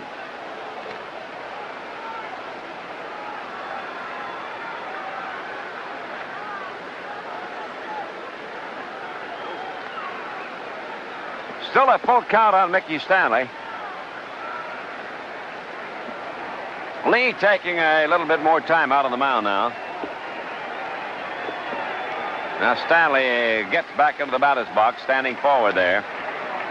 Here's the left-hander Lee in the motion. He kicks and deals. Here's a bounding ball out the glove of Lee. Picked up by Burleson. The throw to first is not in time. It's a single. Whitaker will come in to run for Stanley at first base. A bang-bang play at first. Stanley beat it out. Here comes Zimmer. He's got to put up an argument with Russ Getz, the first base umpire, who calls Stanley safe on that play. Yastrzemski is putting in his work over there now. Man on and the man out for the Tigers. Whitaker is running for Stanley.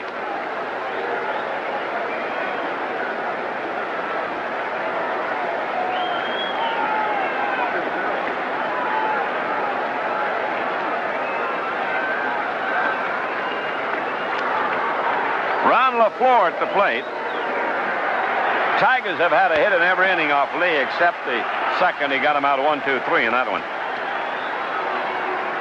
Now Whitaker trying to edge off a little bit at first base. Here's the set by Lee, and the flip is over to first. Whitaker back in time.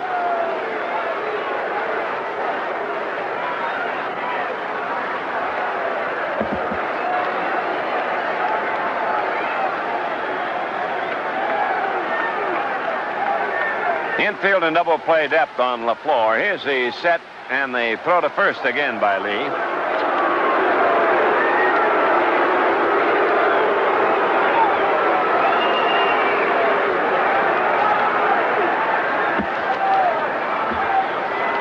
Lee kicks and deals, and LaFleur looks. Lee kicks and deals, and LaFleur looks at the ball outside. A fastball wide of the plate.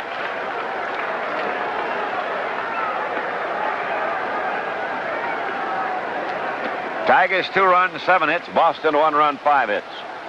Man at first, Whitaker, 1 man down, 7th inning.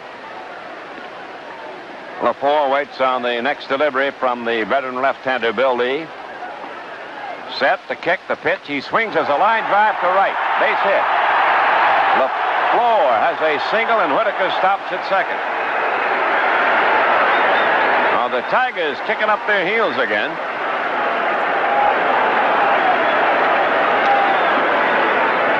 Bergmeyer throwing in the bullpen.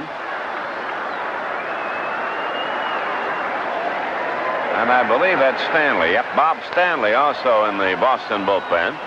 Conference at the mound. Fisk has gone out to talk with Lee. The batter will be Wagner, who has 3 singles and 3 trips.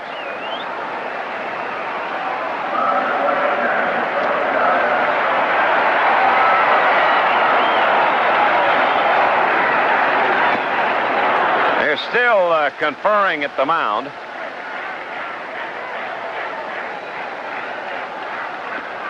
Now Fisk coming back to the home plate area.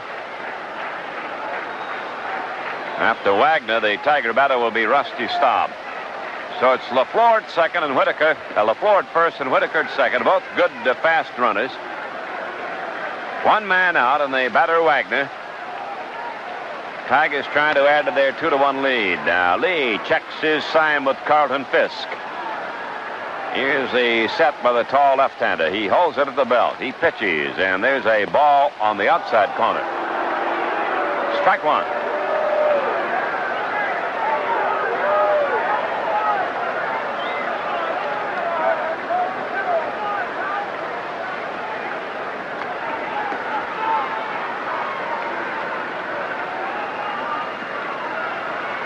Lee ready, delivers, and Wagner takes a strike. Fastball inside corner. Strike 2 the count on him.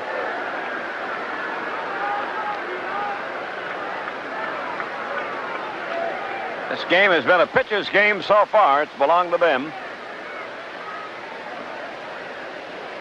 Now the runner's edging off a little bit. Wagner waiting on the left-hander Lee. Lee bluffs Whitaker back to second. He goes in with a head-first slide. Wagner and Burleson have a batting stance a good bit alike in that they have almost a golf swing with the bat across that plate. Bat held way down, the barrel crossing the plate like a golf club.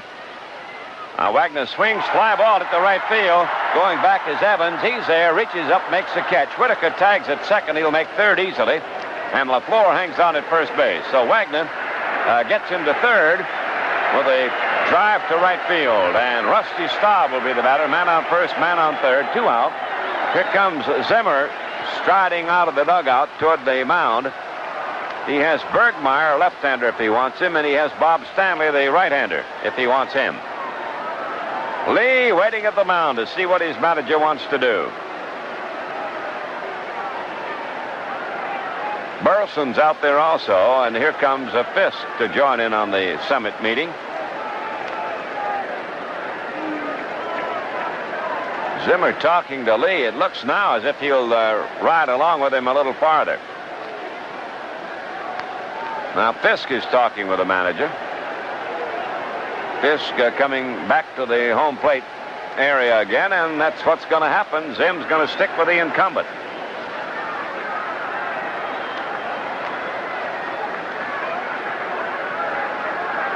Here's Staub trying to give the Tigers more than that 1-run lead. Man on first, man on third. 2-1 Tigers lead, 7th inning. Tigers now have a hit total of 8.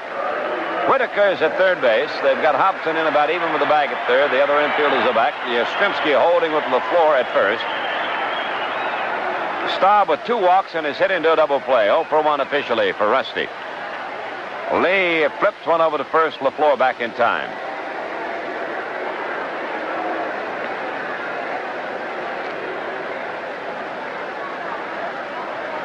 Outfield playing Rusty just a little bit toward right.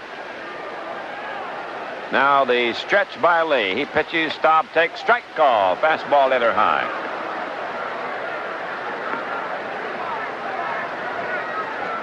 Lee has been effective the way he's mixed his pitches today.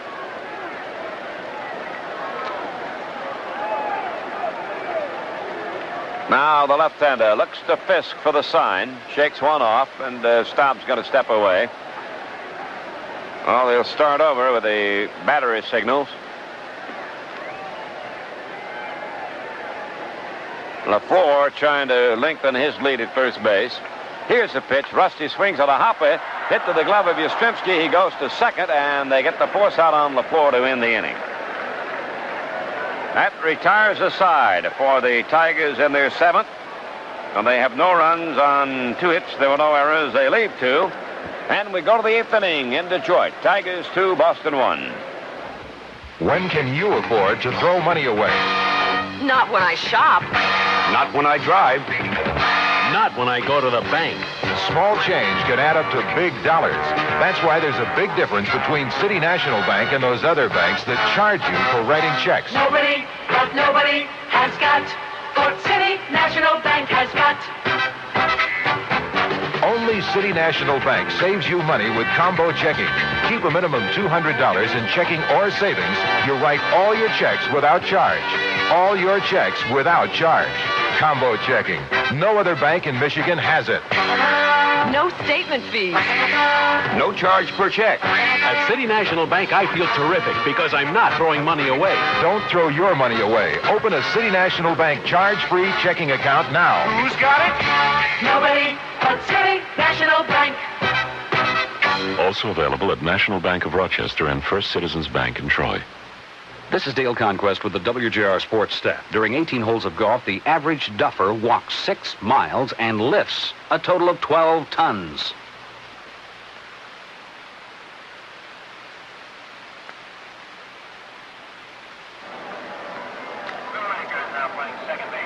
Lou Whitaker, the new Tigers second baseman. Wilcox on the mound trying to hold off the Bostons here in the last couple of innings. They're coming to bat in the 8th. And they come up with their leadoff man, Burleson, assuming that role in the 8th inning. Burleson started the ball game by taking a call 3rd strike. In the 3rd, he bounced to 3rd, and he flied to left in the 6th inning. Hiller goes to work in the Detroit bullpen. Kansas City leads the Twins 2-1 in the 5th inning. The Yankees lead Toronto 2-1 in the 9th. California, Milwaukee, no score in the 3rd. There's a chopper hit on the ground to Rodriguez. He grubs it. Throw to first. Got him. 1 pitch and 1 out in the Boston 8th inning.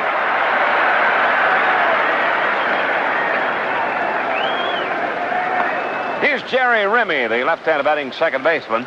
He's flying to left, bounced to 3rd and single.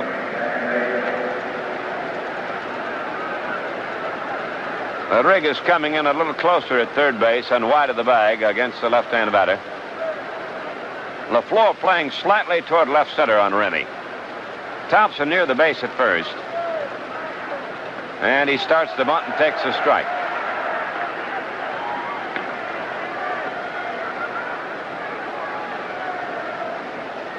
Clear skies today, a lot of sunshine, a little bit cooler. He swings and fouls it away in the dirt on the 3rd base side, 2 strikes. In the National League, Atlanta and Houston are tied 1-1 in the 3rd. Phillies lead the Mets 5-4 in the 7th. St. Louis and the Cubs at 2-2. They've played 5.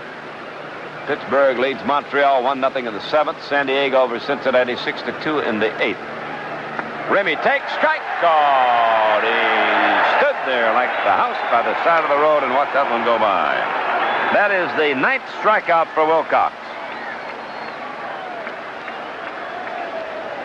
Well, here's a man who's been the toughest in the lineup. 2 singles and an RBI. Carbo had a double and a single while he was in there. And the other hit belongs to Remy. So here's Rice, the right-hand batting left fielder. Got him out once on a strikeout. Bounding ball hit to the left of Wagner. He's over, gloves it, throw to Thompson, and he is safe at first base. As Thompson couldn't keep his foot on the bag, he had to move over toward the right field side of the base to take the throw that was wide in that direction from the shortstop Wagner. It'll be an error charged to Wagner.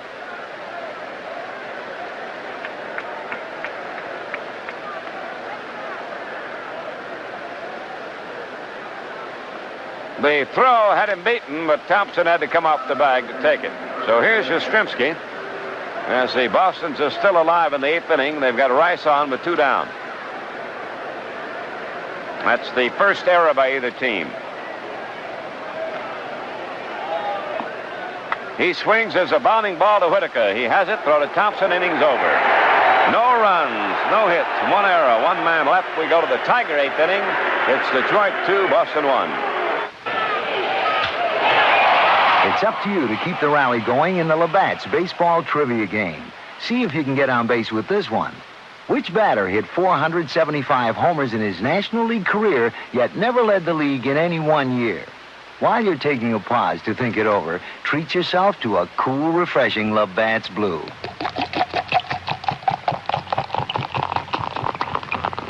It was Stan the Man Musial of the St. Louis Cardinals. Beer and baseball have always made terrific teammates, and people are enjoying baseball even more over a cool Labatt's Blue. So come on, taste for yourself why so many fans are calling for Labatt's Blue. Call for Labatt's, brewed in Canada since 1828. Distributed by Labatt Importers Incorporated, Buffalo, New York. For beer at its finest, get your hands on Labatt's. It's Canada's #1 beer, as fresh and crisp as where it comes from.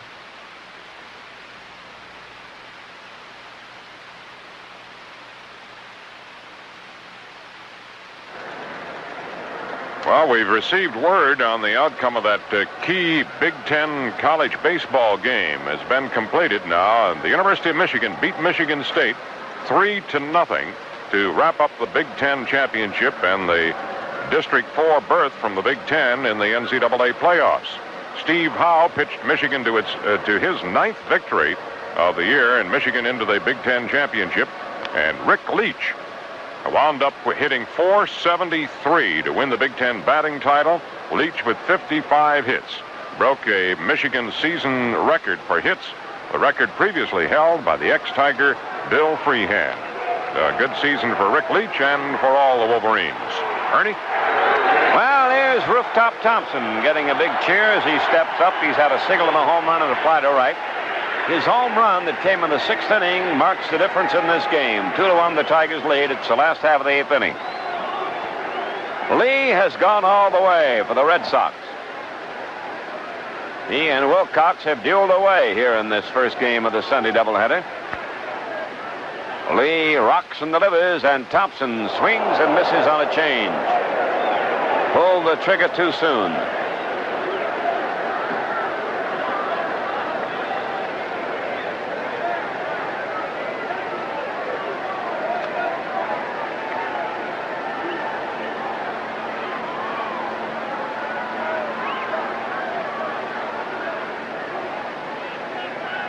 He takes the ball in close. That looked like a breaking pitch around the knees. 1-1 they count on Jason Thompson. 2-1 Tigers, 8th inning. Nobody on, nobody out. The wind up the pitch. He swings as a high fly ball, short right field. Evans is coming in. Remy going back, and it's Evans. He gloves it. So there's one away on the short fly to right. Here's Kemp, who has the other Tiger run batted in. He knocked in the first run when he grounded the Yastrzemski, but the bases loaded, and the man at third, Wagner, was able to score. 8 hits for the Tigers, 5 for Boston. 1 error in the game. It belongs to Detroit.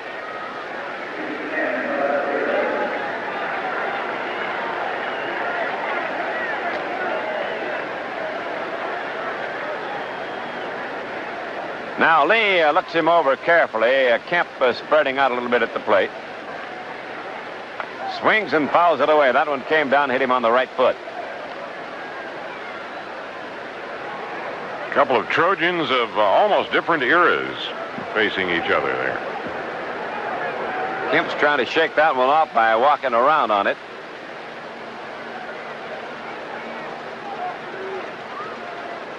Breeze is coming in. Seems to have changed now. It's coming in more from right. There's a half cut. It's ruled a strike by the plate umpire Brimmigan.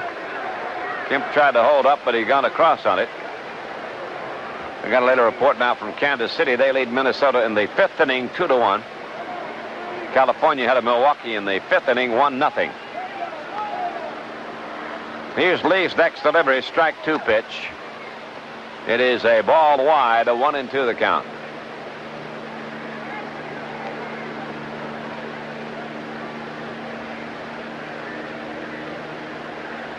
One out, the base is empty. There's a foul in the dirt behind the plate.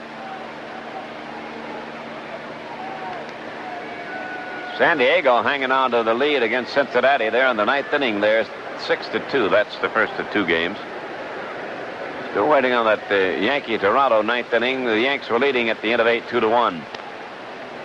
Now Kemp waits on the 1-2 pitch from Bill Lee. Here it is. He takes in too close, 2-2.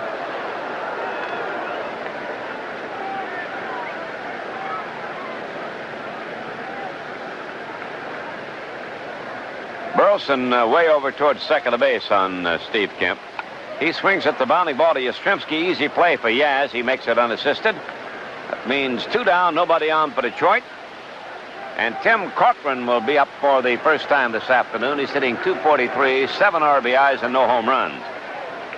He came in replacing the right field starter Wockenfuss in the 7th inning.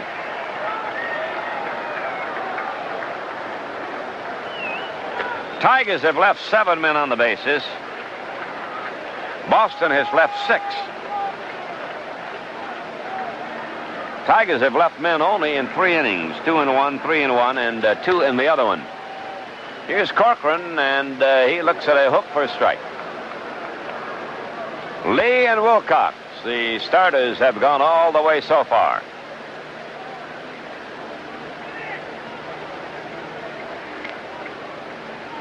Swing, fly ball, center field. Lynn is there. He has it, and the Tigers go down 1-2-3 in the 8th inning.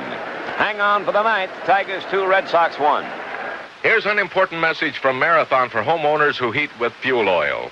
This announcement can mean important dollars in your pocket if you act before June 1st. During Marathon's introductory offer, you can save a full $20 on the purchase of a new Honeywell Fuel Oil Sabre thermostat when you sign up for their burner service plan. You can buy the regular $79.95 Honeywell thermostat for just $59.95 and then be in a position to possibly save up to 20% on heating costs thereafter. Don't let this opportunity slip by. Residents of Wayne, Oakland, and Macomb counties can learn more about this special offer and Marathon's 12-month budget plan by calling Marathon toll-free at 1-800-552-8950. Take advantage of this chance to save $20 right now and possibly save even bigger dollars on heating costs later on. The introductory offer expires June 1st, so call Marathon now at 1-800-552-8950. The champion Tiger for the month of April is Aurelio Rodriguez. Aurelio's batting average for April was .409, the highest of any Tiger, and tops in the league at the end of April. Congratulations, Aurelio, from Champion Spark Plug and WJR.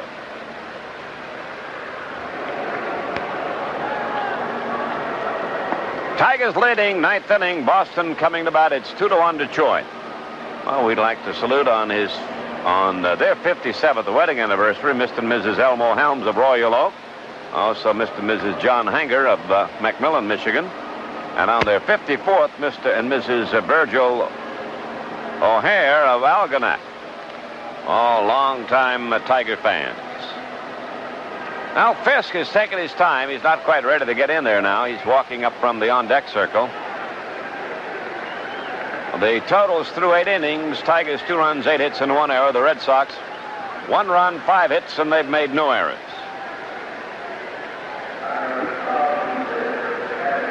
The scheduled batters for Don Zimmer's team in the 9th inning, Fisk, Lynn, and Hobson. Fisk has bounced to the pitcher, struck out, and fly to right. Wilcox is about ready to start action now in the 9th inning. The right-hander winds and pitches. Here's a bounding ball to third. Rodriguez gobbles it up. Throw to first. Got him. 1 away on 1 pitch.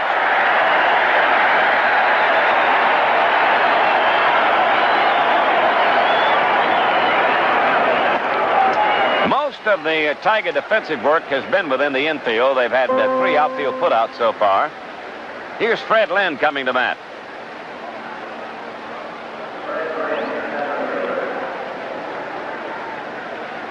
Lynn's batting record today, he's popped to short, bounced to second twice.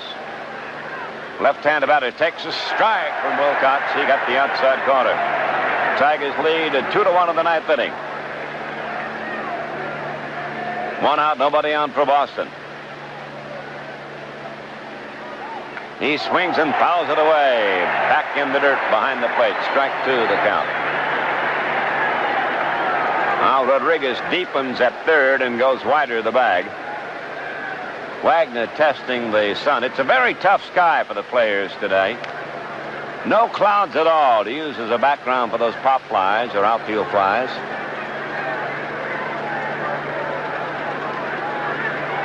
Strike 2, the count on Fred Lynn, standing deep, feet close together.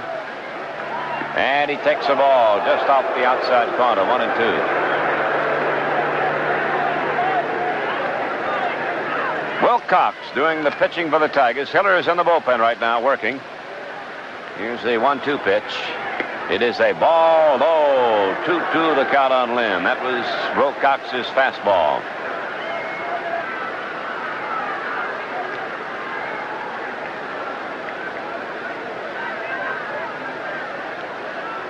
Now Milt checks his sign with catcher Parrish.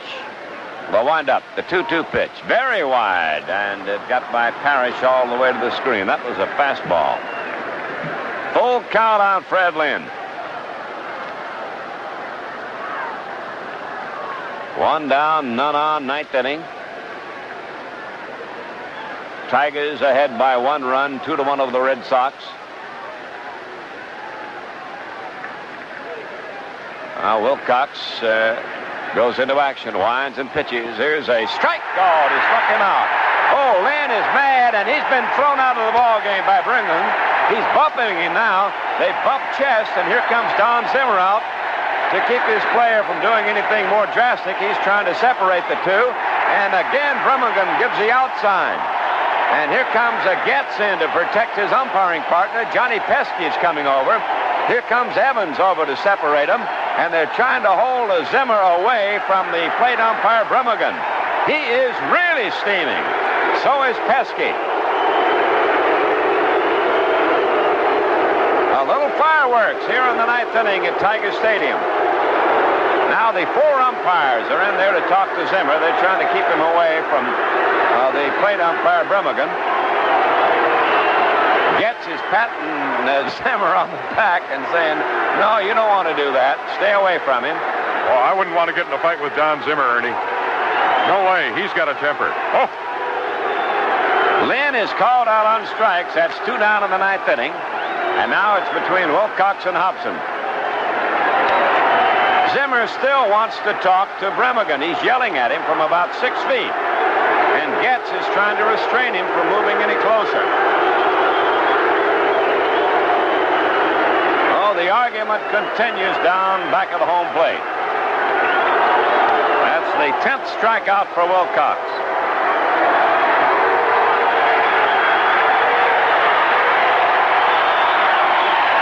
Zimmer moving back to the dugout. There were 2 heave-hos on that one, Lynn and Zimmer. 2 out in the ninth inning, and now Hobson at the plate. The infield very deep, the outfield deepens. Hobson is fly to center and struck out twice. Wilcox delivers. Here's a strike on the outside corner. 2-1 the Tigers in the ninth.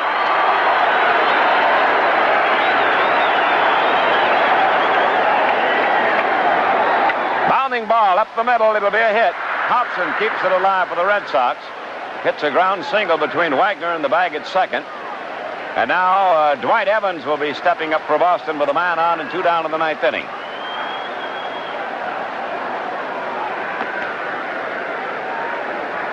Hobson's single is the 6th Red Sox hit.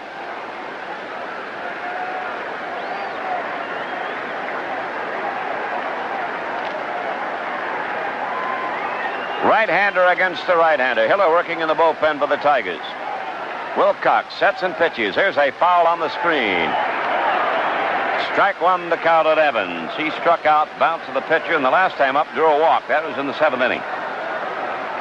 That was the second walk issued by Wilcox. The other man who walked was Yastrzemski back in the fourth. Wilcox ready, delivers. Here's a foul upstairs. Strike two with the count on Dwight Evans. Tigers got a run in the first inning on a bounce out with the bases loaded off the bat of Kemp. Boston scored in the sixth inning on a single by Carball, a stolen base, a single by Remy, and a single by Rice. Thompson broke the tie with a home run in the sixth inning, and that's where it stands now, 2-1 favor of the Tigers.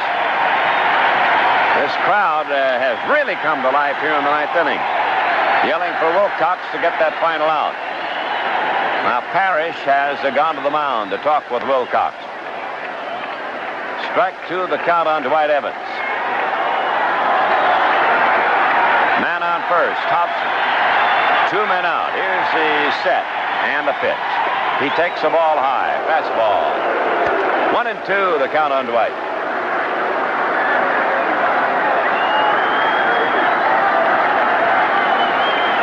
Hiller has stopped warming to watch the action on the diamond. Short lead for Hobson. Thompson holding over there at first base with him. Wilcox pitches. Here's a ball wide. He tried for the curve on the outside corner. 2-2 the count on Dwight Evans.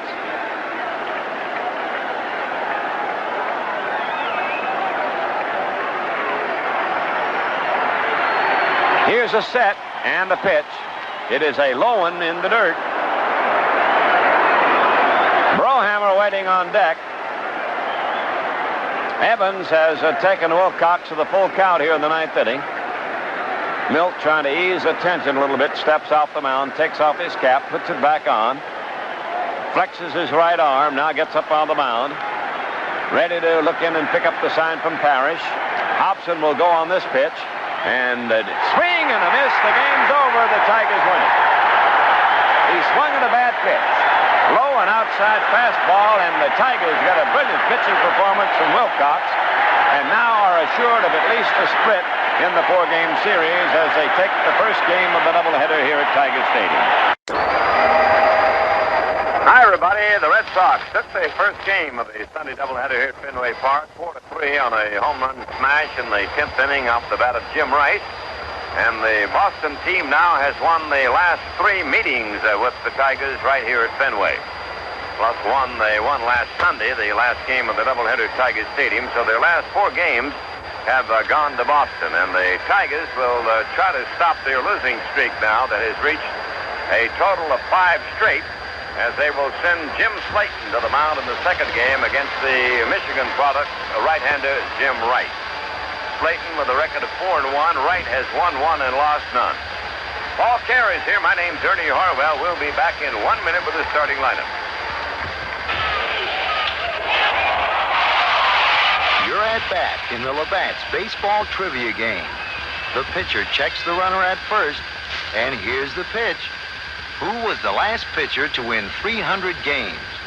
Why not think about it over a cool, refreshing Labatt's Blue?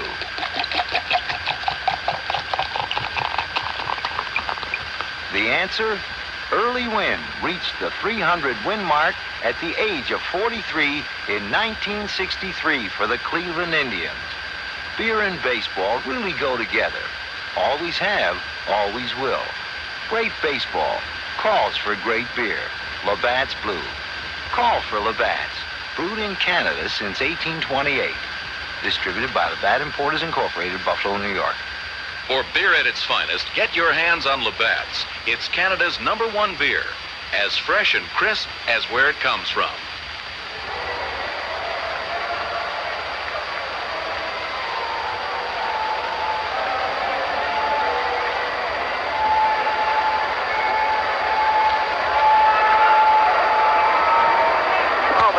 Team's warming up on the sidelines now. The 2 pitchers have started to warm up out in the bullpen. Tough loss for the Tigers in that opener as Boston won again, tying the game in the 8th inning on a disputed infield hit off the bat of Fred Lynn, and then winning it on their big hero here in Back Bay. Jim Rice hit one in the screen in left field to get the victory over John Hiller. So the Tigers go at them again here in game number 2, and now there'll be a little change in the Boston lineup. The Tiger lineup remaining just about the same, and here's Paul Carey to tell us about it. All right, Ernie, the pitchers for game 2 are continuing to loosen up. They had established they were going to get this game underway at 4:52, which was, at the time, I guess, about a half hour after the conclusion of the first ball game. But it appears that we might be a little bit late getting that underway. As Ernie pointed out, Don Zimmer, the manager of the Red Sox, has made some changes in his lineup for the nightcap. Ralph Houck has not, as he has gone with a left-handed lineup, inasmuch as they're facing the young right-hander Jim Wright here in game 2.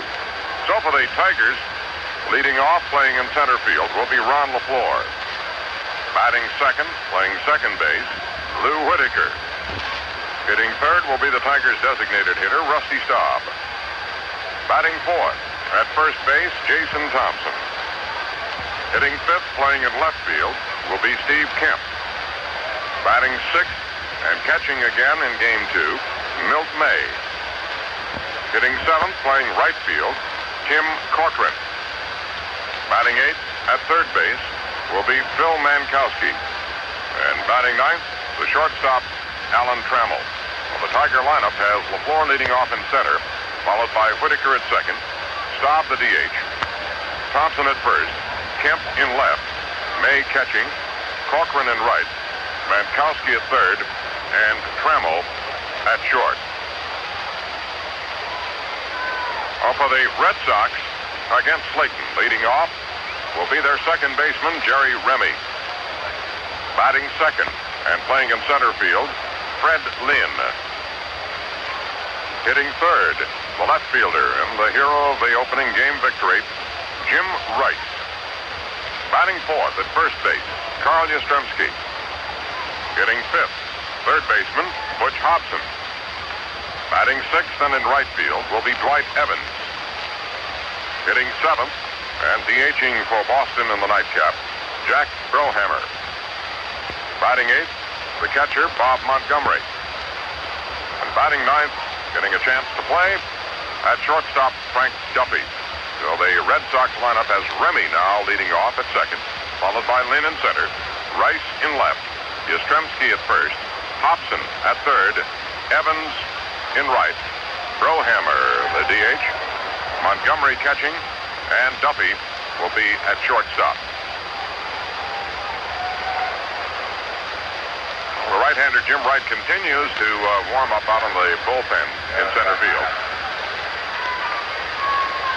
They have posted the Tigers starting lineup, and now Sherm Feller's beginning to bring it to the fans here at Fenway Park on the public address system.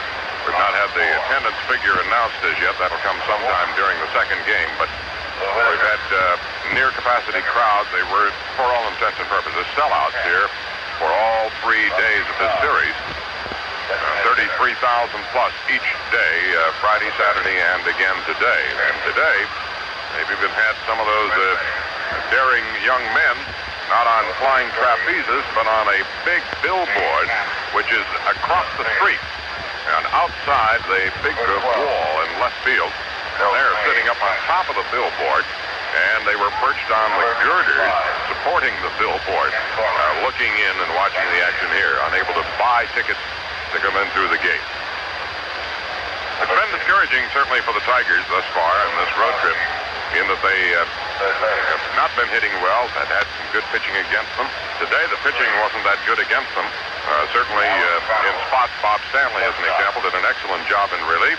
Bergmeyer did the inning he came in, but he was not all that effective thereafter. Tigers had enough hits to have put the Red Sox away early in the ball game, and they got some good pitching from Jack Dillingham, who worked well in the early going before losing some control in the 5th and 6th innings. Killer took over, got out of a jam by getting the last 2 outs of the inning on the double play in the 6th. John got roughed up in the 8th inning when the Red Sox scored their tying run on that disputed play at first base, which undoubtedly has left the Tigers angry even now over the call by first base.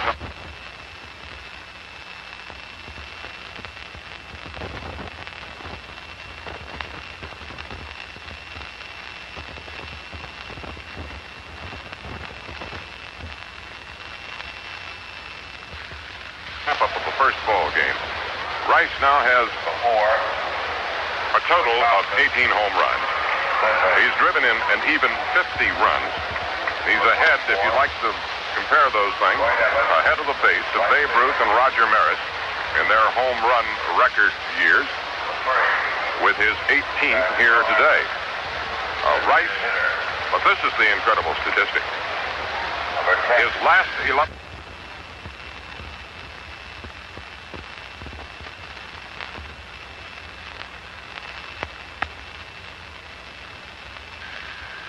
Now that tells you just what kind of a clutch hitter Jim Rice is.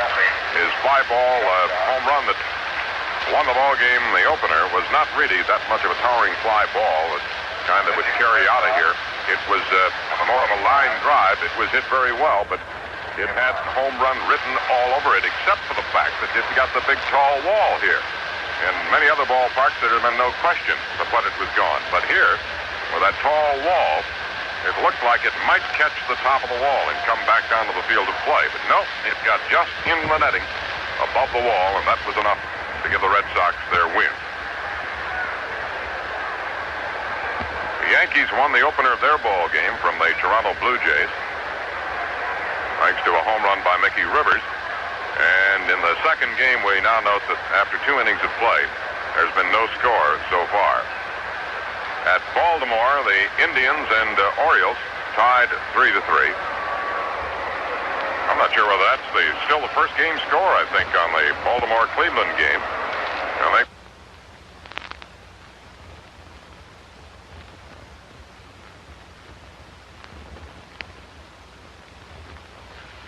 After 7 innings at Minnesota, Kansas City leading the Twins by a score of 7-2. At California, after 1 inning, no score, Milwaukee and the Angels. The Seattle-Texas game coming up later tonight down in Arlington, Texas. Well, the starter for the Red Sox, a little belatedly, Jim Wright, is coming in from the bullpen out in right center field, walking slowly with Al Jackson, the pitching coach. Got the jacket draped over his right arm. And as he wends his way into the plate here, let's take time right now before today's second game gets underway, and we'll pause for these messages. Here's an important message from Marathon for homeowners who heat with fuel oil. This announcement can mean important dollars in your pocket if you act before June 1st. During Marathon's introductory offer, you can save a full $20 on the purchase of a new Honeywell Fuel Oil Sabre thermostat when you sign up for their burner service plan. You can buy the regular $79.95 Honeywell thermostat for just $59.95, and then be in a position to possibly save up to 20% on heating costs thereafter. Don't let this opportunity slip by. Residents of Wayne, Oakland, and Macomb counties can learn more about this special offer and Marathon's 12-month budget plan by calling Marathon toll-free at 1-800-552-8950. Take advantage of this chance to save $20 right now and possibly save even bigger dollars on heating costs later on. The introductory offer expires June 1st, so call Marathon now at 1-800-552-8950. Put your finger on the pulse of industry and finance with Business Barometer. This is Jim Martin inviting you to join me evenings at 6:30 here on WJR.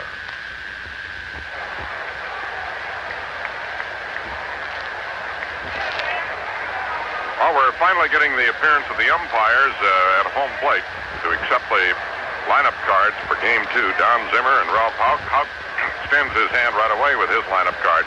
He wants to get out of that meeting in a hurry. He does not like the company of the umpires here today, and I don't blame him.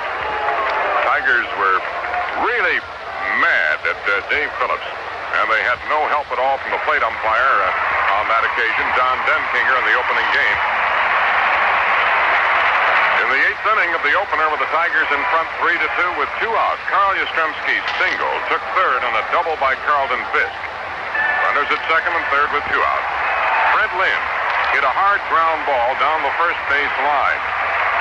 Jason Thompson backhanded the ball as he fell to the ground down behind the bag and outside of fair territory. He seemed to look for Hiller or hesitate for a moment. Hiller had not come over. And then Jason got up and ran to the bag, didn't seem to dive for it or make any particularly special effort to get to the bag as Lynn raced down the line and beat him to the bag. Well, they called Lynn safe, and the Tigers immediately began to argue that Phillips, the first base umpire, had pointed foul, and that's what caused Thompson not to immediately react to the play at first base. And Thompson continued to argue that point with Dave Phillips. Well, Phillips is now behind the plate for game 2, and they'll have Den Kinger out at third, and Hank Soar, who is substituting for Steve Palermo here for the doubleheader. Hank will be out at second, and at first, it will be Larry McCoy. What was the temperature reading, Ernie? Oh, my, it's gone up. It was 87 degrees for the opening game. Now, Bill Crowley notifies us that it is now 89 degrees as we're set to start game 2 of this Sunday doubleheader. Ron LaFleur has stepped in. On the mound is the right-hander who comes from Coopersville High School. Born in Reed City, but lives in Conklin, Michigan, up in the western part of the state. He's ready to go, and at the microphone, Ernie Harwell. Thanks, Paul. Here we go. Ron had 4 hits in the first game, and Wright delivers a curve as high as game number 2 gets underway. That's the second time this year that LaFleur's had 4 hits in a game. He did it on May the 17th at Milwaukee, 4 for 5. Swing a fly ball hit to center field. Lynn coming hard. He's got it on the run.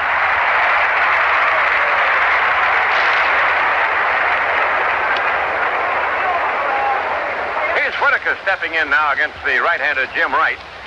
Wright, 27 years old. He paid his dues in the minor leagues, breaking him with Jamestown, then going to Greenville, Winston-Salem, Anderson, Winston-Salem, Bristol, Pawtucket, Rhode Island, Pawtucket. All the stops in the Boston farm system, but he's in the big leagues now. Whitaker takes a ball low, ball 1. Dave Phillips umpiring behind the plate here in game number 2. Boston won the opener 4-3 on a 10th inning home run by Wright. There's a pop down the left field line. Wright coming over. He has it, and there are 2 away. Let's pause for station identification. This is the Detroit Tiger Baseball Network. This is your power station for sports, WJR Radio 76 in Detroit. Under mostly sunny skies, it is 88 degrees at this hour.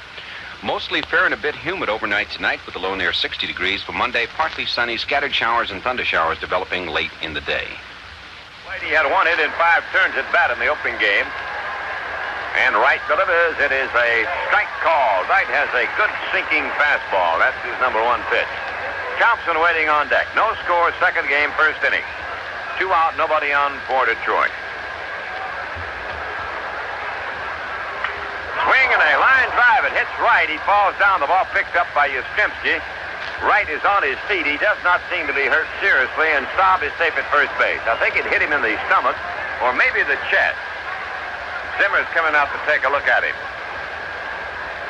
It'll be a single for Rusty Staub.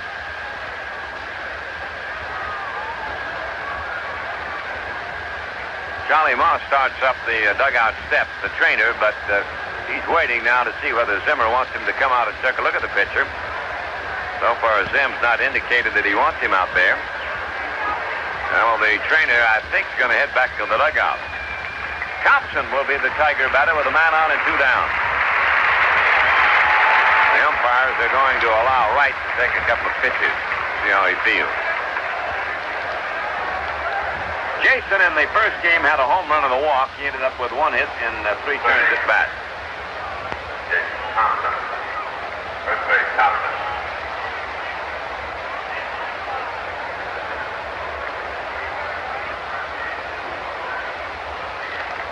No score, second game, first inning.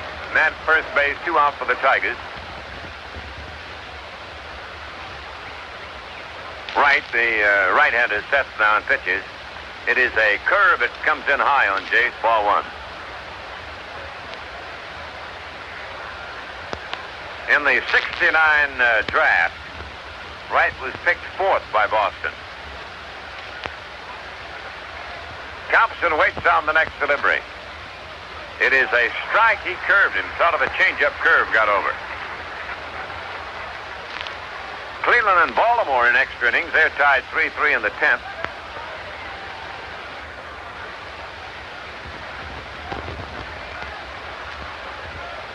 short lead for Staub at first base. Thompson waiting on a 1-1 serve. He swings and there's a long foul drive deep to right field. That one was hit a long way, but he pulled it too much.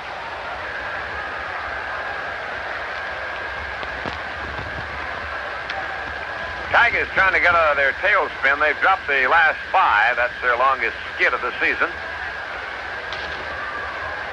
Most all the games have been close. 1-0, 2-1, 6-3, 1-0. And in the first game here, 4-3 in 10 innings. Wright is ready, holds it, delivers. Here's a changeup outside. 2-2 the count on Jason Thompson.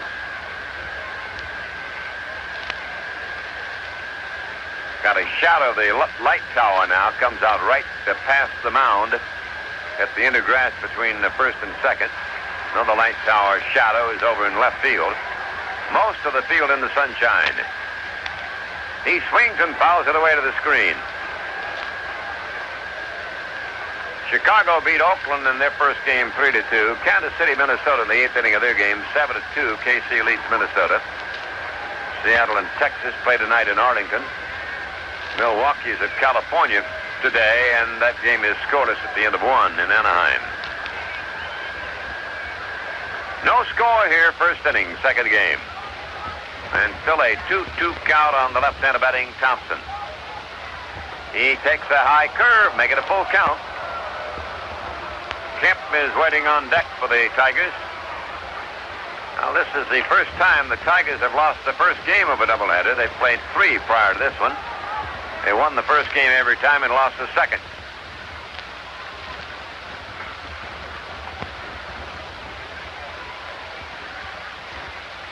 Wright is ready again, delivers. Here's a fly ball hit to left field, should be caught. Rice is backing up on the warning track. The wind takes it, and he makes the catch up against the wall. Well, that one almost flew over his glove, but Rice followed it, reached up, and caught it off the wall. Side retired. No runs, 1 hit, no errors. 1 man left, and at the end of a half inning, Detroit nothing, Red Sox coming to bat. If you drive along the highway or make tracks across the snow, even biking across the country, Champion is the way to go. If you soar across the skyway or go cruising out to sea, if you're into racing go-karts, Champion is the plug you need. You can't buy a better plug, can't rely on a better plug. For any engine, big or small, Champion sparks them all. Champion sparks the winners, too. When your motorcycle needs new spark plugs, choose Champion plugs. Last year, bikes equipped with Champion spark plugs won 14 of the 16 U.S. and World Motorcycle Racing Championships, including road racing and motocross. Racers around the world rely on Champions. They know you can't buy a better plug than Champion. Buy a better plug, can't rely on a better plug. For any engine, big or small, Champion sparks them all. For any engine, big or small, Champion sparks them all.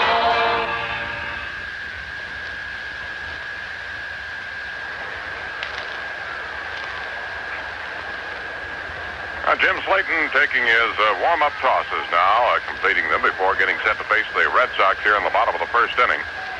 Making his 10th start of the year and his 10th appearance. The second time he's gone against the Red Sox. He didn't get a decision in his first start against them this year. Last year, while at Milwaukee, Slayton was 0-1, and in his lifetime, he's had a pretty good record against the Red Sox, winning 8 of 14 decisions. Jim taking his tune-up tosses. He last worked in Baltimore on Wednesday night. That was the first game of that doubleheader. Gave up 2 runs in 7 2/3 innings. The Tigers won that game. The last game they won it 3-2, but the win went to John Hiller in relief.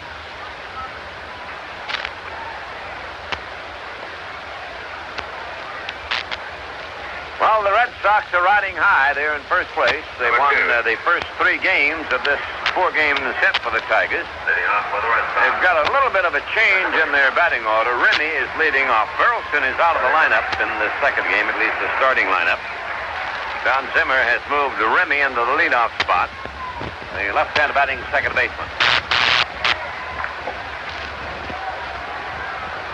In the first game, Remy went 0 for 5. There's a curve in from Slayton for a strike as the last half of the first inning gets underway. Outfield is to left on Remy. The wind is blowing out toward left. It's picked up a bit. There's a tapper foul in the dirt back of the plate. Strike 2, the count on Remy.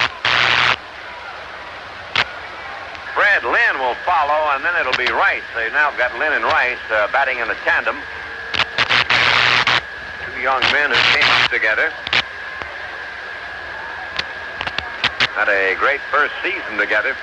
Here's the windup and the pitch. It is a ball outside. 1-2, the count on the leadoff man, Remy.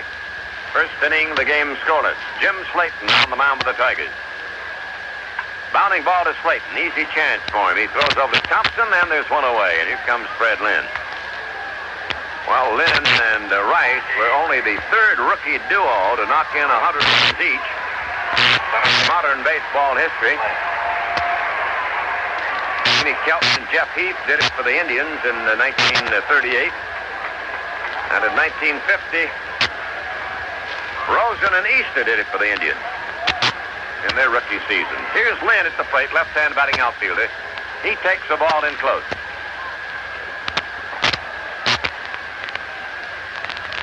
Lynn, who had the slippery year, and Rice had the great year that first season. There's a bounding ball to second base. Whitaker deep has it. Throw to Thompson, 2 away. 2 up and 2 down. And here is the hero of Back Bay right now, Jim Rice.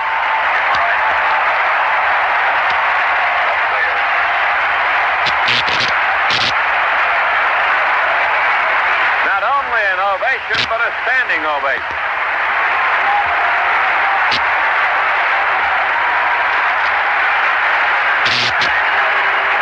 Rice now has 18 home runs. He cuts and misses. His home run in the 10th inning to win the first game was the only hit he picked up. He walked a couple of times in that game. There's a ball wide, a curveball breaking away from him from Slayton. Rice has hit 13 home runs in the month of May. The Red Sox record is 14 held by Jackie Jensen. That's not for May, that's for any month. He did it in June in 58. Jensen did. Here's a high fly ball to right field. Won't be deep enough. Corcoran is there, has it, and the Red Sox go quietly in the first inning. Nothing across, and the Tigers nothing, Boston nothing. Little Caesars Pizza, tastiest in town. A winner any way you slice it, all the way around. The carry-outs are good and hot, great for nighttime snacks. Or sit down at Little Caesars, just order and relax. Little Caesars has sliced the price of pizza in half.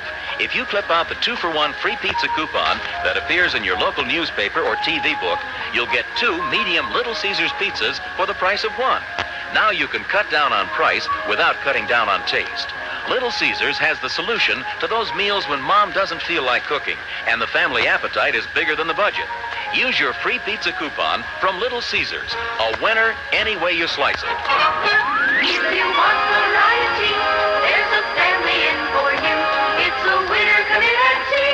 Little Caesars Pizza, Little Caesars Pizza, a great tasting treat for you. Did you know that Washington Senator Phil Baker caught a ball thrown from the Washington Monument? It broke his jaw. I'm Frank Beckman, WJR Sports.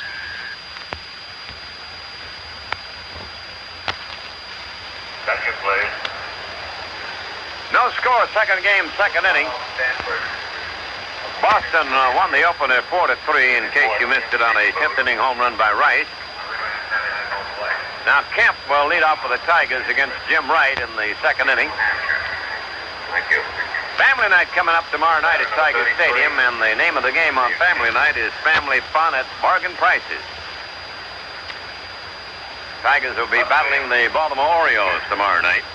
The head of the family pays the regular $5 admission, and the rest of the family group gets in for $1.50. Quite a deal and a lot of fun at the ballpark. They'll be out there with us. Here's Kemp leading it off in the second inning. And Wright pitches, and it's a strike called on the outside corner, letter high. He sneaks the fastball over. Milt May will follow, and then it'll be Tim Corcoran.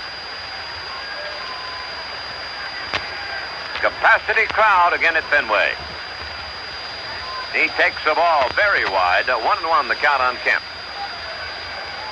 Little different defense for Don Zimmer's team in the second game. They've got Hobson at third, Duffy at short, Remy at second, and Yastrzemski at first. The outfield the same, Evans in right, Lynn in center, Rice in left.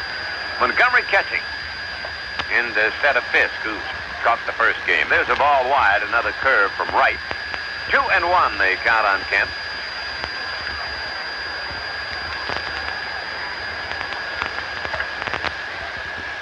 Here's a check of the sign. Jim Wright pitches. It's a strike on the outside corner. The scoreboard now has posted a final in that first game at Baltimore. The Indians beat the Orioles 4-3. Swing and a foul off the mask of Montgomery. 2-2 the count on Kemp.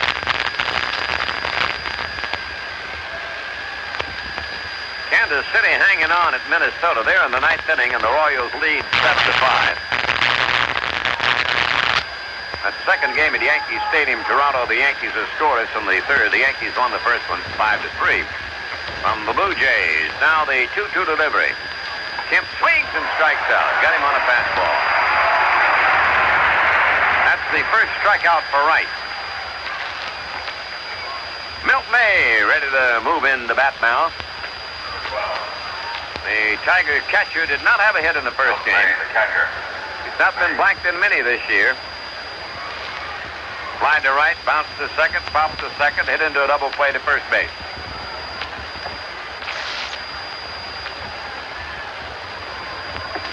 Big crowd on the quiet side at the moment. Fastball wide to Milt, ball one.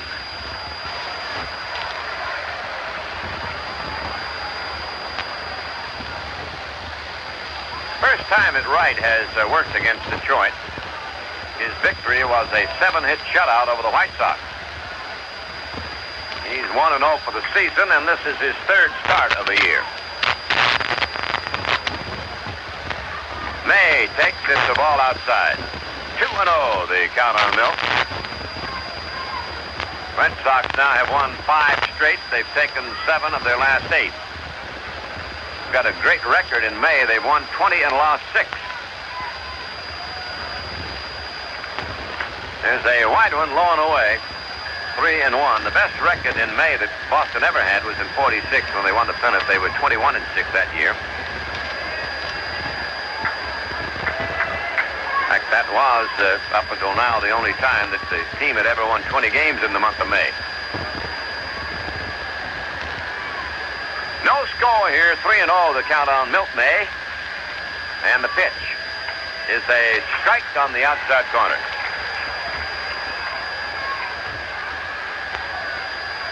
The Yankees winning their first game and Boston winning their first game. The Red Sox still lead the Yanks by 2 in the Eastern Division. Here's a pitch. It is a strike on the outside corner. May didn't think so, and he stepped out and let Mr. Phillips know it.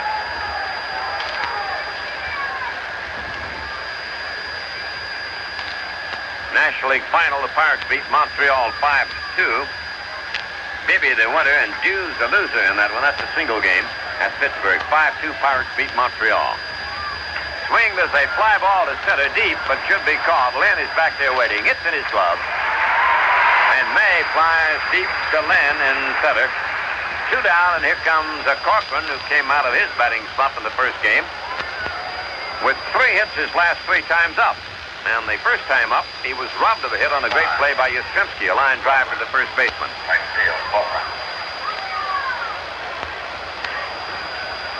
In that Pittsburgh game, Milner hit a home run for the Pirates in the first inning with nobody on his first of the year. They had 26,564 at Pittsburgh. Corky looks at his strike call. Right to sped his fastball over. Scoreboard show will follow this broadcast, and Paul Carey will have details of all the action for you, so be sure to stay tuned. No score right now in the second game. Boston won the opener 4-3. It's a strike. He sneaks the curve over. 2 strikes to count on Corcoran. Outfield bunches up the middle on Corky. Infield is deep now with 2 out of the bases empty. Tall right-hander checking his sign with Montgomery. Now right pitches. It's a ball low and away, 1-2. That was the fastball. Minkowski waits on deck for Detroit. It'll be Bob Sykes against Scott McGregor in the Monday night game, family night. Game time tomorrow night will be 8:40 at Tiger Stadium. Here's the pitch. He takes the ball high. 2-2. Then on Tuesday, Orioles are in town again to battle the Tigers. It'll be Steve Baker, the newcomer to the pitching staff, against Nellie Bryles, the veteran right-hander of Baltimore. Wright checks his sign again with Montgomery. Corcoran waiting at the plate. He swings at a bounding ball. It's foul down past first base. Sharp grounder.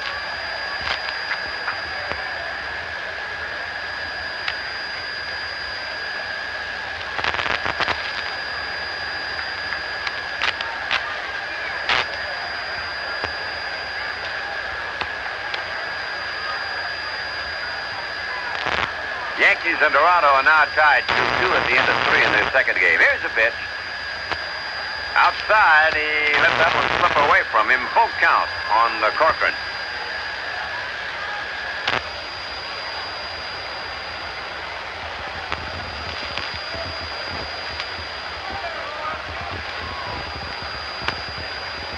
Warm, sunny day in Boston. Corky leaning in, full count pitch. Swings, it's a high foul back at first base. May be in play. Yastrzemski is going back. He has room. He makes the catch near the seat. Side retired. 1-2-3. At the end of an inning and a half. Detroit nothing, Boston nothing. Can you afford to throw money away at the supermarket? In your car? Where you bank? City National Bank knows every nickel counts. That's why there's a big difference between City National and those other banks that charge you for writing checks. Nobody has got what City National Bank has got. City National Bank saves you money again with combo checking. Keep a minimum of $200 in checking or savings. You write all your checks without charge. All your checks without charge. Combo checking. No other bank in Michigan has it. No statement fees. No charge per check. Don't throw your money away on annoying service charges on checks. Come on in and open a City National Bank charge-free combo checking account now. Who's got it? Nobody but City National Bank. Also available at National Bank of Rochester and First Citizens Bank in Troy.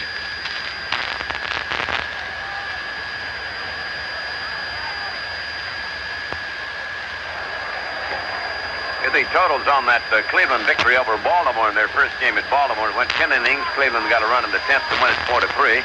They had 4 runs, 8 hits, and no errors. The Orioles had 3-7 and 1. Monty the winner. He's 2-0. Stanhouse took the loss. He's won none and dropped 4. That's the first of a doubleheader in Baltimore. Tigers dropped their first game here to Boston. Boston won it in the 10th on a home run by Wright. We're in the second inning of the second game now, and Yastrzemski the batter, leading it off in the Boston second. Jim Slayton on the mound for the Tigers, trying to hold off the Boston power. He has had 3 hits in the first game. There's a ball low. He bounced to third the first trip, then double, singled, and singled again. Left-hander batting, first baseman at the plate. The outfield very deep and around to right. Trammell pulled over almost back a second. A curve hits the mark. A slow curveball from Slayton gets over above the knees. 1-1 on Carl Yastrzemski.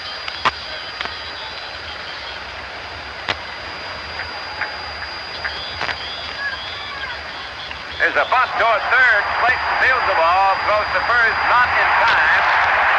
And Mr. Yastrzemski, the 38-year-old veteran, beats out a bunt single. He put that in the perfect spot.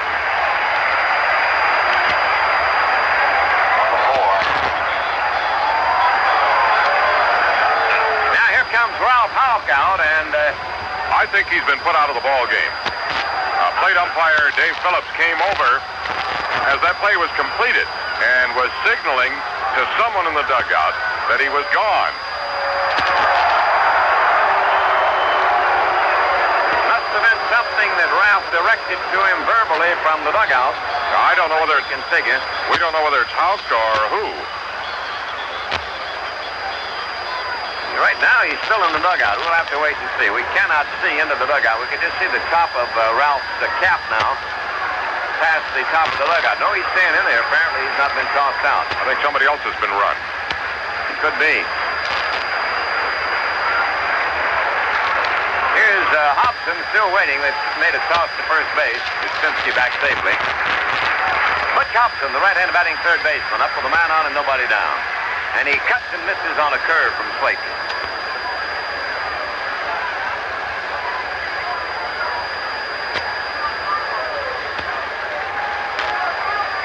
Hobson walked twice and went 0 for 2 in the opening game. Leaning and waiting, and the pitch is low and outside. 1-1 the count on Butch. Playing with the elbow chips. Here's the set and the pitch. He swings and fouls it away.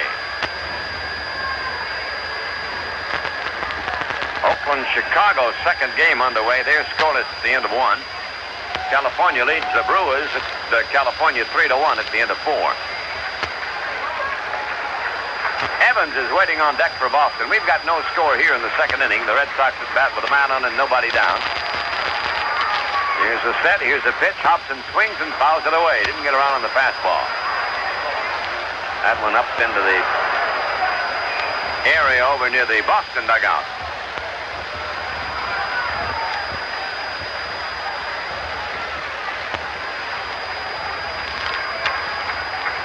The Mets beat Houston 4-1. Cedeno had a home run. There's a swing and a drive to left field deep. It may be. It is off the top of the wall. Here comes Yastrzemski to third, and Hobson holds with a long single. That one hit about 3 feet from the top of the left field wall. Kemp couldn't do anything but turn around and watch it, and then he played the carom. Man on first and a man on third. The Red Sox trying to get going here. The game is scoreless. And Evans will be the batter. If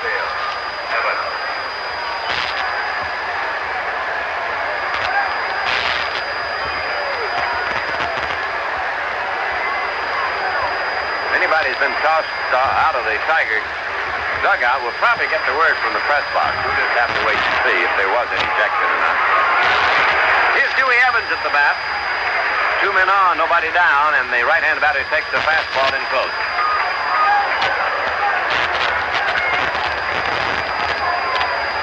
Single by Hobson, about as long a single as you've seen in a long time.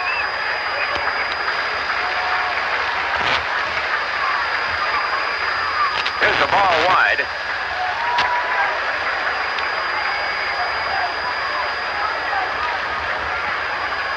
Red Sox won the opener in 10 innings, 4-3. This one is tied, but the Sox are threatening. Second inning, they've got runners at first and third and nobody out. And Evans takes a strike on the outside corner. Shaking his head a little bit and saying something to Phillips.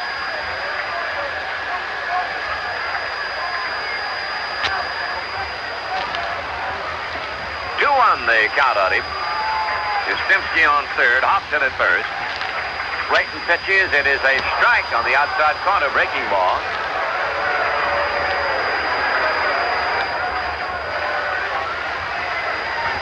Pretty good breeze blowing out toward the outfield now, mostly toward left or left center. Slayton checks his sign, sets and deals.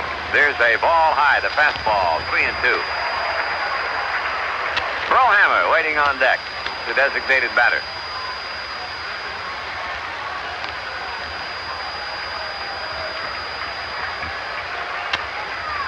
Stretched by Slayton, he pitches. Swing and a miss. He went after a bad pitch. Struck him out. That brings to bat the left-hand hitting Jack Brohammer, who started the first game as the DH and had a line drive to third and a single before Bailey took over. Brohammer. That's the first strikeout in this game for Slayton. Infield backs up now, double play depth. They were in a little bit closer than that. Man at first, man at third, one away. It's a ball low to Brohammer, ball one. Don't forget that next Sunday at Tiger Stadium is Free Jacket Day. The Tigers battle the Minnesota Twins at 1:30. That's a week from today. That'll be the closing game of the next homestand for the Tigers. Here's the set now, the pitch. He swings, fly ball, left center field. The four goes over, grabs it. Here's the tag by Yastrzemski. He's coming home. Here's a throw. Comes all the way in, but late, and holding it first will be Hobson. Boston takes the lead on the sacrifice fly to center. Off the bat of Brohammer. 1-0 Red Sox. They've got a man on now at first base and 2 out. And Bob Montgomery stepping in. The catcher, Montgomery. Monty had a big game in the second game of the doubleheader last week. 4 hits, I believe. Steps up now. He's hitting .571 for the year. No home runs and 4 RBIs. Veteran right-hand batting catcher, Montgomery. And he takes the ball outside.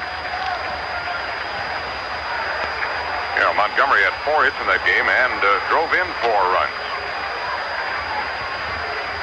Good backup man for Carlton Fisk. Boston 1 run, 2 hits. Tigers no runs and 1 hit. Second inning, 2 out and 1 on for the Red Sox. Duffy waits on deck. Here's a pitch. A high one. 2-0 on Monty.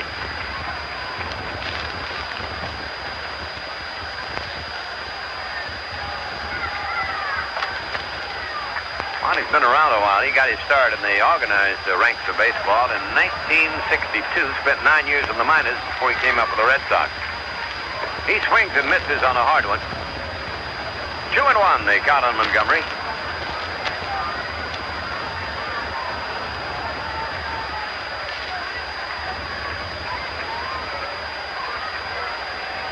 He's had 9 years in the minors and 9 years in the major leagues.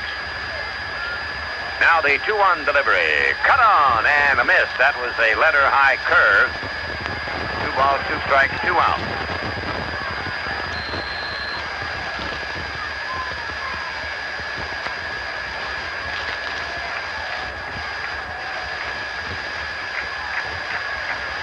Hobson leading off the bag at first, and Montgomery, it's a bounding ball to Whitaker. He has a big hop, throw over to Thompson, and the side retired. But Boston takes the lead. With 1 run on 2 hits, there were no errors and 1 man left. At the end of 2 in the second game, Boston 1, Detroit 0.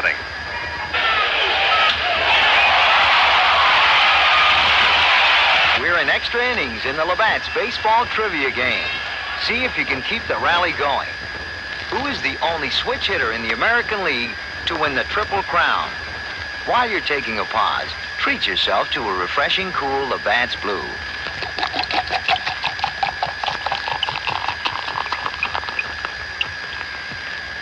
The answer?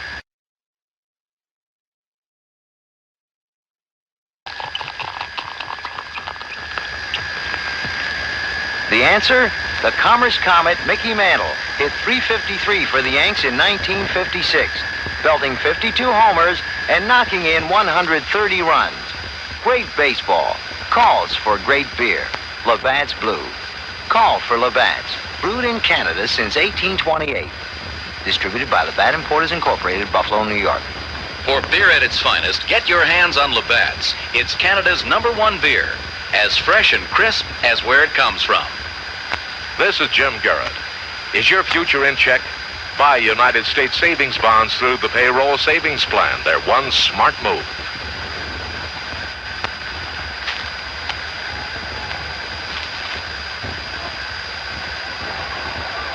That's false for station identification. This is a Detroit Tiger Baseball Network.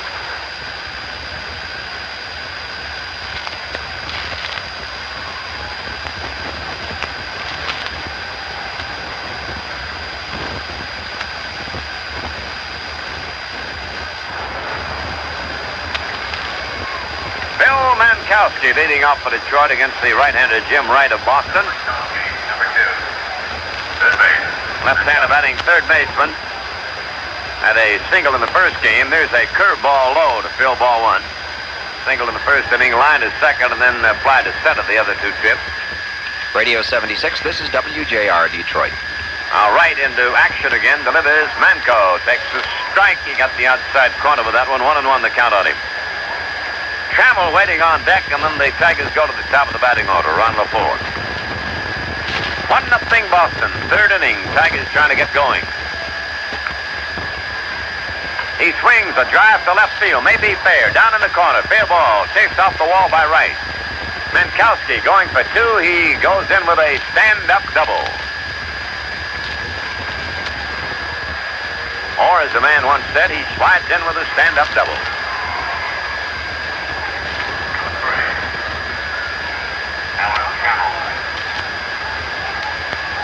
Here's Trammell coming to bat now. Right-handed batting shortstop. The Tigers have the tying run at second base and nobody down. Trammell had a double in 4 turns at bat in the first game. They pulled the infield in just a little bit. And the outfield straight up on him. Jim Wright ready to pitch to Trammell. And LaFleur's on deck for the Tigers. Allen takes a curve outside from right, ball 1. Breeze is blowing out toward left. Bringing in some clouds with it, too, back in the right field area. We're getting clouds beginning to gather. Here's a set, the pitch. He swings and fouls it away into the seats. Talking about a long single, I saw Mickey Mantle hit a ball on a bounce into the bleachers at Yankee Stadium for the winning run. The bases were loaded when he hit it. Originally, the scorer gave him a double, but then it was changed by the league into a single. So he had a single that bounced in the center field bleachers at Yankee Stadium. Now the set, the pitch. He swings and fouls it away. That one in the seats. 1-2, the count on Trammell.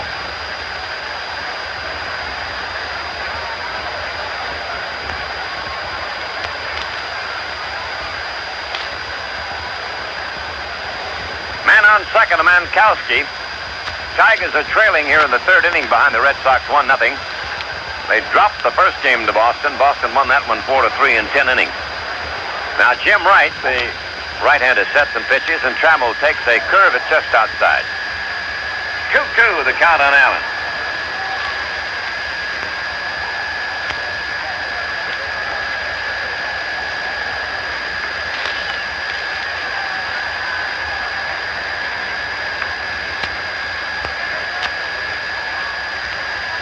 Wright sets, looks to second, delivers, and Trammell backs off. It almost hit him. That was an inside fastball at the knees. 3-2 the count on him.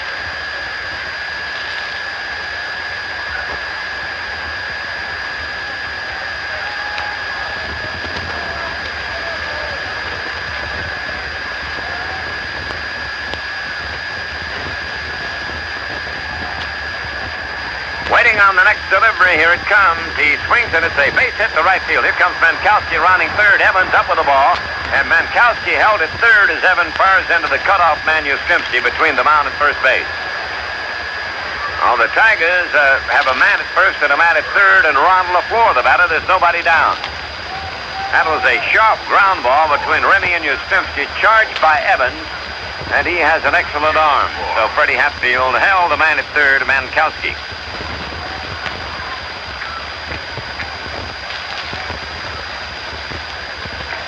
Here's LaFleur, who had 4 hits in the first game, and the first time up for this one flied to Lynn in center field.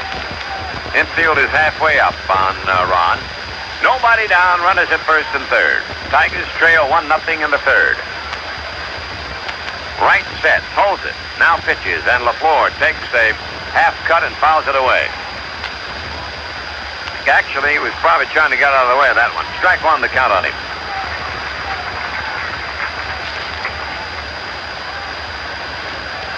Some of the outfields play LaFleur hit the right. He's way up in the batter's box. His front foot is almost on that front chalk line. Now takes a curve at low.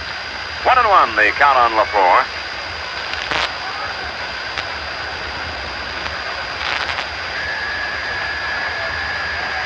Yankees leading Toronto in the fifth, 3-2. They won the first game from Toronto. There's a bounding ball to second, maybe 2. Remy to Duffy for 1. Relay to first. Double play. The run scored. Mankowski crosses the plate as LaFleur hits into a 4-6-3 double play. The Tigers scored their run in the third inning of the first game the same way. With runners at first and third, Stahl banged into a double play. Now they've tied the game with a run here in the third, 1-1, and the bases are empty, 2 down. Lou Whitaker steps in.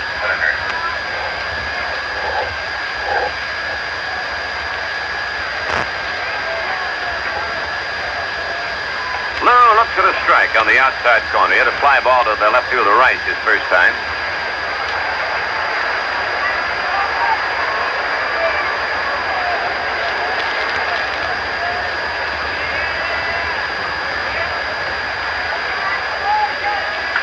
Line drive to right, toward the corner. Evans chasing to the glove side. Now Whitaker turn, going for 2. Here's the throw. He is out, second base. Duffy, the shortstop, took the throw from Evans, and Whitaker is out, trying to stretch it into a double. As Evans gunned him down for the final out. Oh, the Tigers get 1 run on the 3 hits. There were no errors and nobody left. At the end of 2.5 innings in game number 2, Detroit 1, Boston 1. When your car needs an oil change, chances are what you say is change the oil, which is all you need to say unless you want to make a change for the better. Namely, new Ultra D motor oil from Marathon. Marathon's new Ultra D motor oil is a special blend of natural and synthetic ingredients that's really different from conventional blends. A special blend that means improved engine protection for you under all kinds of weather and driving conditions.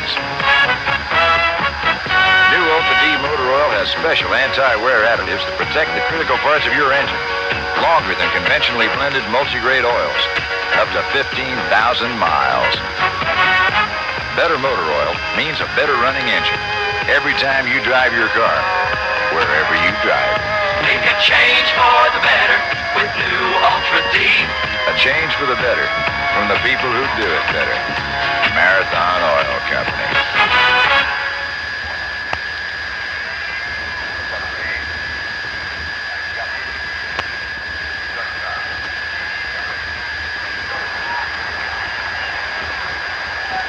Here's Frank Duffy, the shortstop, coming to bat now. Frank saw service as a runner in the first game. He's batting .231, 1 RBI, no home runs.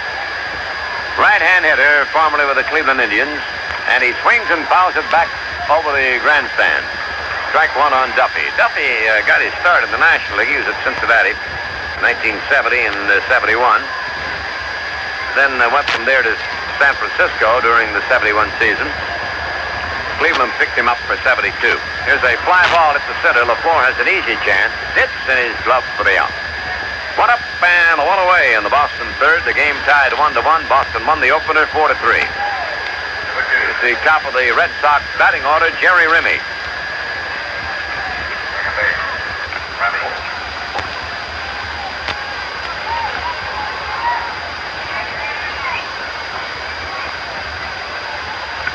Jim Slayton goes to work. Delivers a high, hard one to Remy, ball 1.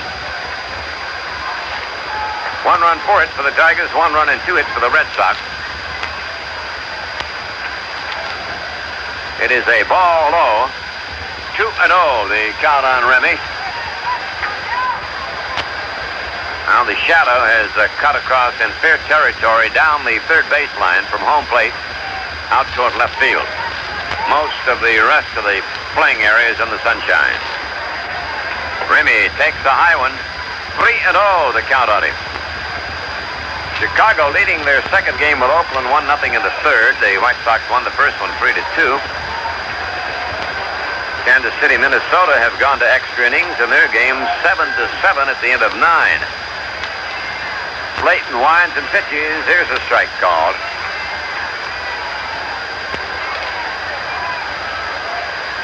Minkowski wide of the bag at third, even with it. Bounding ball to second. Whitaker has a nice hop. Throw to first. Got him. 2 down. Here's Fred Lynn. We were talking about Lynn's great first season. Walter Dropo in 1950 for the Red Sox in his first year had a fabulous year. Hit .322, 34 home runs, 140 RBIs to tie for the title with Junior Stevens. And the next year dropped at .239. Here's a ball outside.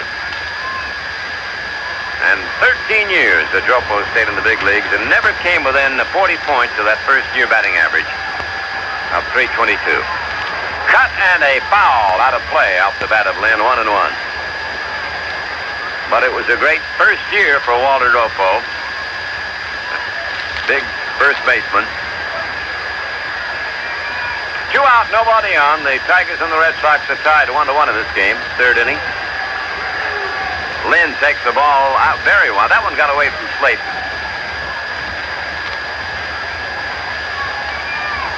California leading Milwaukee in the 6th inning out in California, 3-1.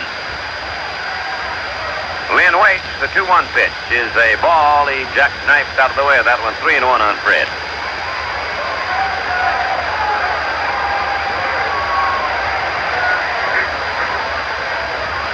Slayton gets his sign. The wind up the pitch. Swung on a bounding ball to left. It's a hit. Trammell had pulled over to the left towards second base. He was playing almost up the middle on Lynn. Hit the ball late and drilled it between the Trammell and the third baseman Mankowski. Here's Rice. Jim Rice flied to right the first time. His home run in the 10th inning won the opening game. His 18th home run of the year. Rice now has an even 50 runs batted in. So this is the 47th game for Boston. Right-hand batter takes a slider over for a strike.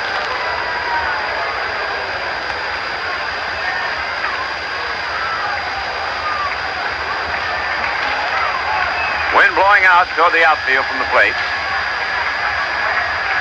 Rice takes a low outside fastball, 1-1 on Jim.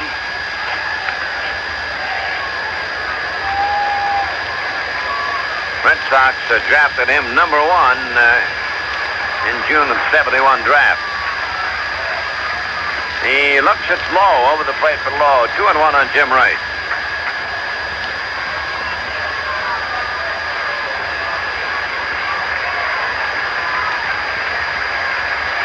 Right-handed batter standing. The feet rather close together. Lynn gets the lead at first base. They're 2 down. And Rice swings as a line shot to center field. It'll be a hit. LaFleur fields it, and Lynn holds it second. That ball got through there in as big a hurry as you'll ever see one.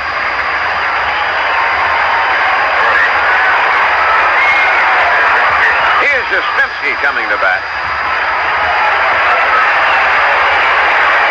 Rice, a very tough hitter. He not only hits the long, high fly ball, but he can drill that line drive. Now the totals are even. 1 run for it, no errors. We're in the 3rd inning of the 2nd game. But Boston has a threat going against the Tiger right-hander Jim Slate. Man at first and a man at second, and Yastrzemski at the plate. He swings as a fly lifted to left center field. Fairly deep. LaFleur goes over, and he goes back and makes the catch. As the wind took it, and Ron had to follow it to the warning track before he gloved it. No runs. 2 hits, no errors, 2 are left. That's the end of 3. Tigers 1, Boston 1. It's time to batter up during your Greater Detroit Chrysler Plymouth Dealers 3rd Annual Honorary Tiger Bat Boy Contest. This is Ernie Harwell. This year, 22 Detroit area youngsters will be selected from each Greater Detroit Chrysler Plymouth dealership to become honorary Tiger Bat Boy. It's easy to enter. If your boy or girl is between the ages of 8 and 14, bring him or her into your Greater Detroit Chrysler Plymouth dealer before May 31st to register. Each youngster must be accompanied by a licensed driver 18 or older. On June the 5th, there will be a drawing to determine the winning Bat Boys. Then 22 games will be set aside to honor the winners. Each winner will receive a simulated Tiger uniform and tickets to the game for the family. So, batter up. Bring your youngster into your participating Greater Detroit Chrysler Plymouth dealer and sign him or her up to be an honorary Tiger Bat Boy. There's no obligation, and we'll even give your child a free Tiger iron-on patch just for registering. Stop in today. Radio 76 salutes Gwen Frostick of Benzonia, a Michigan Minuteman, who receives the Governor's Award from the Greater Michigan Foundation for her outstanding writing and artistry that tells so much about our state. Congratulations, Gwen, from WJR Radio. 1-1 tie in the 4th inning. The Tigers coming to bat now against the Boston pitcher Wright, and let's tune in on Paul Carey. All right, Ernie, Rusty Staub will lead it off for Detroit against the right-hander. Staub had an infield hit right off right. In the first inning, he hit him right in the stomach with a line drive. Just lost his breath for a moment. He swings. There's a base hit to right field by Staub. Rusty, who had just one hit in the opening game, picks up 2 hits off the bat here in the second game. That's hit number 5 for the Tigers. And it'll bring up Jason Thompson. Thompson flied to left, his first time up. Ball carried, and Rice had to reach up against the wall to take the long fly ball. They've got a discussion now between Phillips and Thompson. I think Jason might be concerned about the lighting around home plate. Phillips is looking up. We've got that big, dark bank of clouds beginning to move in from off the ocean here. Appears to me I can see some rain off in the distance. I don't know. I don't want to be an alarmist, but it's kind of slicing the sky in half right now. Strike called on Thompson.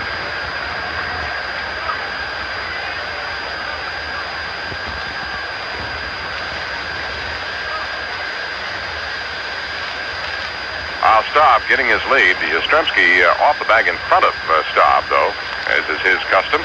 He swings and fouls this one out of play. Hobson giving chase, but it's back in the stands down the left field side. Boston has been kind of covered by this overcast for a couple of days here. It cleared up yesterday during the afternoon, and it was clear this morning. Now it's sneaking back in again. There's been this one weather system that's hung right along the East Coast. In fact, on Thursday night, it caused a problem with the airports out here. The pitch. Check swing by Thompson, and apparently it's a rule of ball. Ball and 2 strikes on Jace. Staub at first, nobody down. The game tied 1-1 here in the top of the 4th inning. Tigers lost a heartbreaker in the opener in 10 innings, 4-3 on the 10th inning homer by Jim Rice. Now Wright sets and delivers. Swung on a bouncer to second. Remy has it. He goes to second for 1. The relay to first. It is a double play. Waited for the call by Larry McCoy down there at first base. Dick Trzeski not kicking at all, but it was close at first base. That is the second double play pulled off in this game by Boston. In the opening game, the Red Sox had 4 double plays. 33. And that kind of day for the Tigers. Here's Kemp batting with the bases empty now and 2 down. The wind is really picking up now, swirling around the ballpark. Here's the pitch to Kemp. He cuts and misses.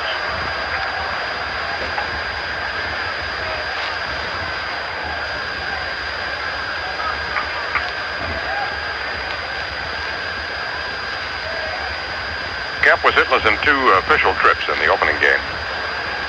There's a swing and a foul off Bob Montgomery, who's checking his face mask.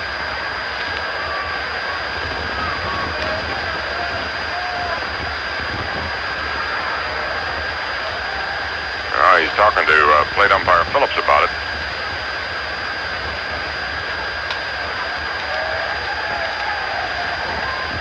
Wright is from Coopersville High School. Paid his dues in the minors for some time in this organization. Finally made it up to stay with the parent team this year. He kicks and fires. It's low for a ball to Kemp. 1-2 on Steve. Uh-oh. Mr. Harwell is ready for a little repass here in the mid-innings. Corn on the cob, Boston style. There's the 1-2 pitch. Swung on and missed. Kemp strikes out for the second time in the game. That's all for the Tigers in the 4th inning. No runs, a hit, no errors, nobody left. After 3.5 innings, Tigers won, the Red Sox won. Well, we've got a free jacket day coming up at Tiger Stadium. That is next Sunday afternoon at 1:30. The Tigers battle the Minnesota Twins. Now, free jacket day means this, that a fine, a blue vinyl jacket with a Tiger emblem goes to every boy and girl, 14 or under, who comes in on a full-price ticket. Box seats are $6, reserved seats are $5. They can be bought in advance or ordered by mail. The general admission is $3.50. And the bleachers, $2, and those tickets go on sale the day of the game. But Sunday, June the 4th, that's next week, Minnesota Twins ending up the Tigers' homestand with a single game beginning at 1:30, and it will be Free Jacket Day at the ballpark. So we hope you come out and be with us next Sunday afternoon at Tiger Stadium.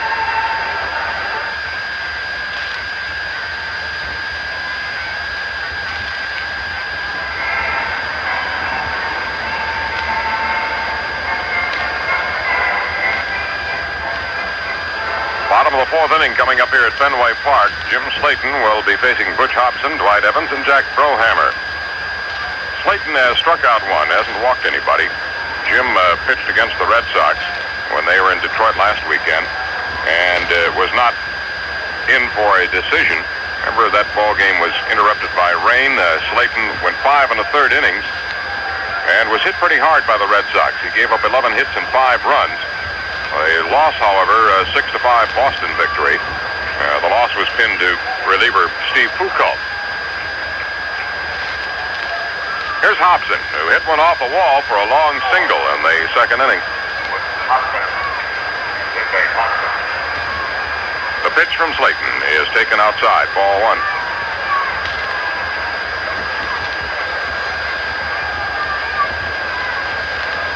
Now the windup. Here's the pitch.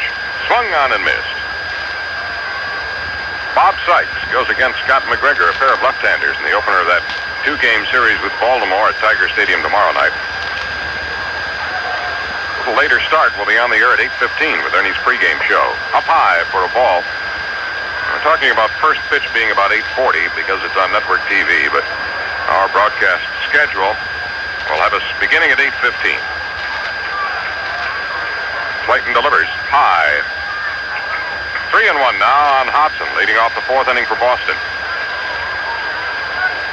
Red Sox got 2 hits in the second inning when they scored their run, and 2 in the third. All have been singles off Slayton. There's a high fly ball to center field. LaFleur starts back. The wind is going to take that. He's at the wall, looking up, and it's off the wall. Bounces off his shoulder. Hobson around second, heading for third. Here's the throw. Trammell runs it into the infield, a triple. That's what's been happening here in the second game. The wind has changed direction and is picking those fly balls that are hit out toward center field and left center and making them ride. And that one rode away from Ron LaFleur. He backed up on the warning track. It looked like it was going to be just a long fly ball. Ron had to go to the wall. He braced himself and at the last moment turned around. It hit at the top of the wall, came down, and bounced off his shoulder. He finally did retrieve it, but by that time, Hobson was streaking from second to third. A 3-base hit for Hobson.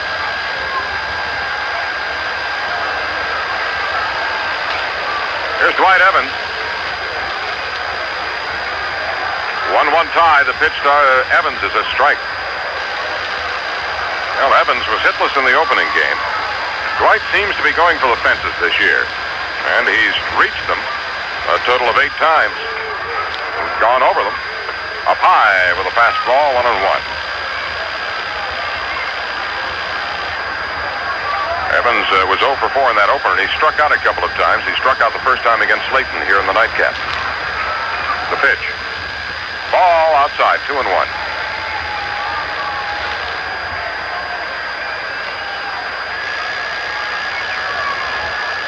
Hobson at third with a leadoff triple. The look to third. The pitch from Slayton. Swung on. There's a drive deep to left field. That may be. It is off the wall, but no, wait a minute. It hit the girder. It's a home run.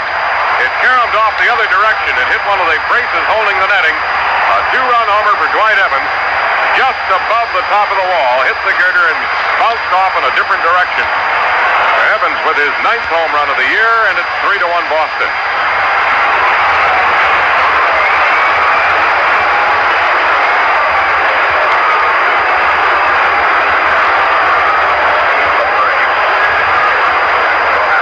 Up Brohammer now. Still nobody out here in the fourth inning. Jack had a sacrifice fly for the first Boston run in the second inning. A little high for ball 1.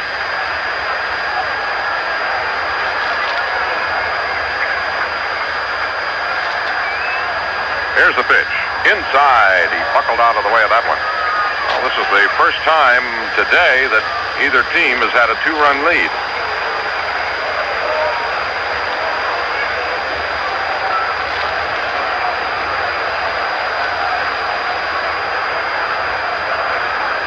The pitch from Slayton. Swung on, ripped foul outside the bag down the first baseline.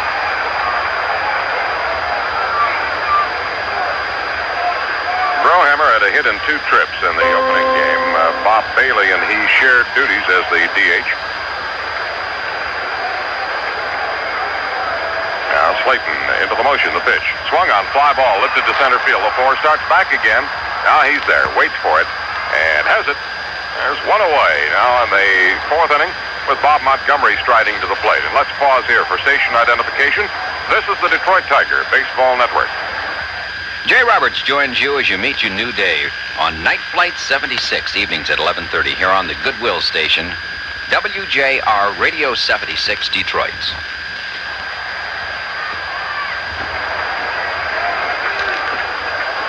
First pitch to Montgomery is swung on. He tried to check his swing, but he'd gone too far. Wait a minute. A board has gone up with the ball. Said that he checked. The pitch. Outside. It's a 2-0 count.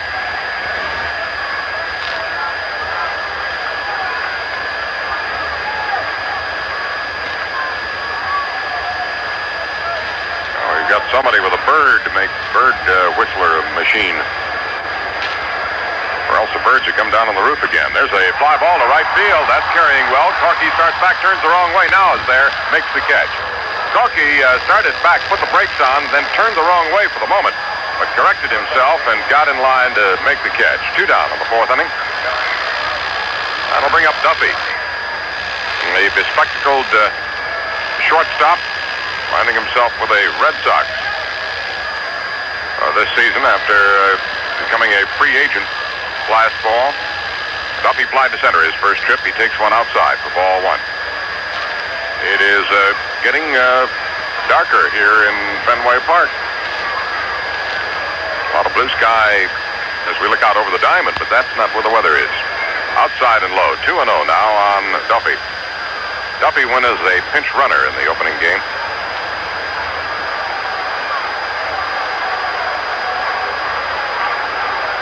He takes strike called in above the knees.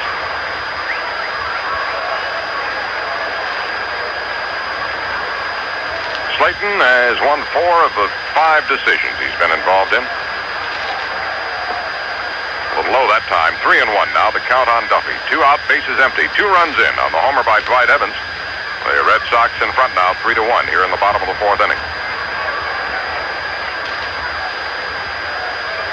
Now the pitch to Duffy.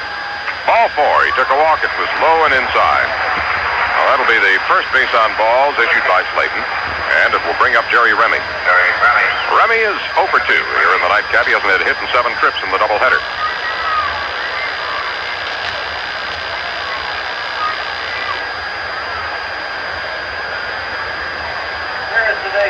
We're getting the attendance announced from Bill Crawley. 672, 34672. 101,438. There's a fly ball to left field. Kemp is there. He's got the room. Makes the catch, and that retires the Red Sox in the 4th inning. But they pick up a couple of runs. 2 runs on 2 hits plus a walk. No errors, 1 left. After 4 innings of play, it's now Boston 3, Detroit 1. Hello, J.P. McCarthy, inviting you baseball fans to help us, help Pal, help kids. And help yourself to a great day at the 1978 J.P. McCarthy Police Athletic League Invitational Golf Tournament at beautiful Walbeek Golf and Country Club on Long Lake Road between Franklin and Middlebelt Roads in Bloomfield Township.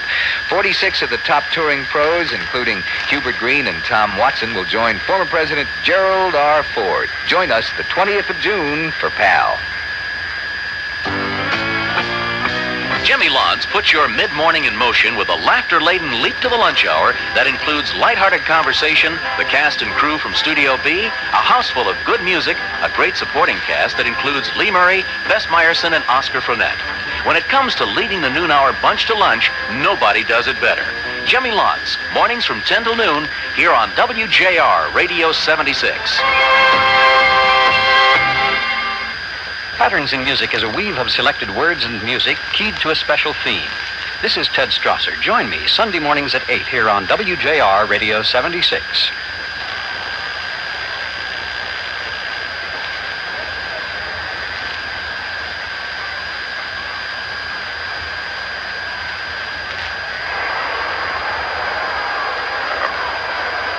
Jim Wright about ready to go to work, but the plate umpire, Dave Phillips, runs out to provide him with a new baseball. 3-1, the Red Sox lead here as we move to the fifth inning. It'll be Milt May leading it off for Detroit. We've got attendance figures now. 34,672 paid to see this doubleheader. That's slightly more than the other two crowds of this series, but the weekend total paid attendance for the 3 dates, 101,438. 3 sellouts. There's the first pitch to May inside, ball 1. And the Red Sox, with this total turnout for the 3 games, moved over the 500,000 mark today. Strike called on May. Last year, they went past the 500,000 mark on their 23rd date in the schedule. Now, this is the 20th date, and they played at home this season. Now, they're ahead of last year's pace. The pitch to May. Outside, 2-1 on Milt. Tim Corcoran waiting on deck for the Tigers.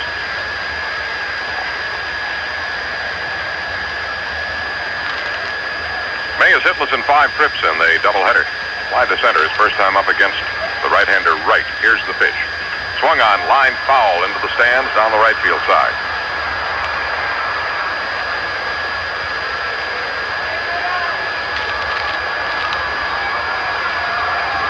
Red Sox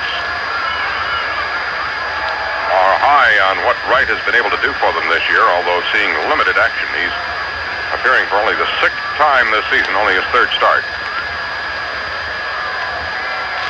He delivers, swung on and popped up out toward short. Duffy is under it, waiting. Pounds the mitt, makes the catch. 1 away in the Tigers' 5th inning. That'll bring up Tim Corcoran, who had a good opening game. Tim had 3 hits and 4 trips in the opener. He popped foul to the first baseman his first time up in this game. Wright has a wicked curveball. In fact, he'll use that to set up a good fastball.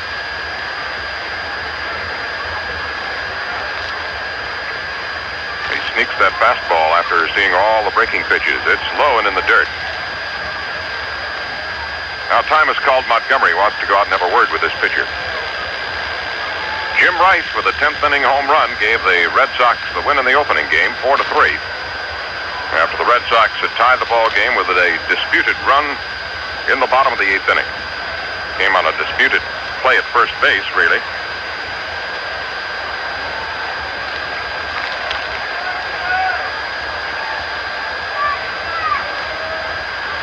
Now, Wright is ready. Here's the pitch. Corky swings and bounces a foul at the plate.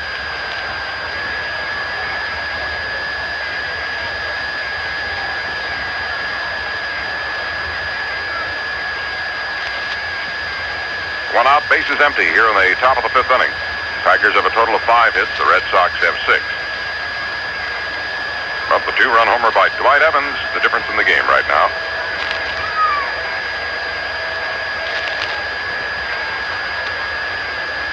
Wright kicks and fires. Swung on, lined up the middle into center field, a base hit. He low-bridged Wright that time, who no way could get his glove up at all, and he just ducked further down near the dirt. Corky continues to hit the ball well today. Picks up his first hit of the nightcap. And that'll bring up Mankowski.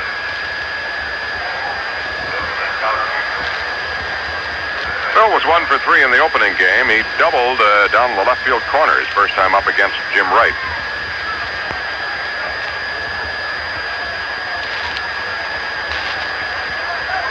Corcoran with a conservative lead at first. The pitch to the plate. Moves him back, ball 1.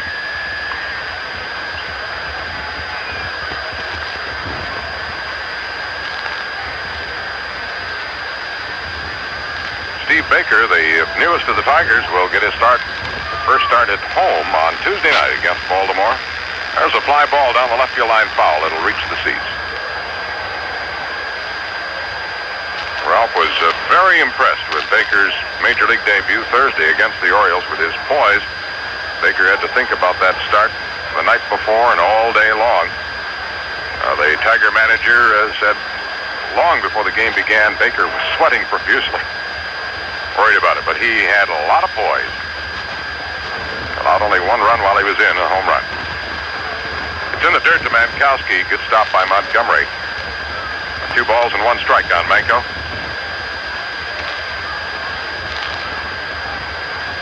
The Orioles will come back with Nelson Bryles on Tuesday night. Tomorrow, the 2 left-handers, Sykes and McGregor. Here's the pitch from right. Swung on a bouncer to second. He might get 2. Remy goes to Duffy for 1. The relay double play. That's all for the Tigers in the 5th inning. The 3rd double play of this game, and the 7th pulled off by the Red Sox in this doubleheader. No runs, 1 hit, no errors, nobody left. After 4.5 innings, it's the Red Sox 3, the Tigers 1. You're in the outfield for this one in the Labatt's Baseball Trivia Game. See if you can catch this one. When and where was the first night game played in the American League? Take a break and think about it over a cool, refreshing Labatt's Blue.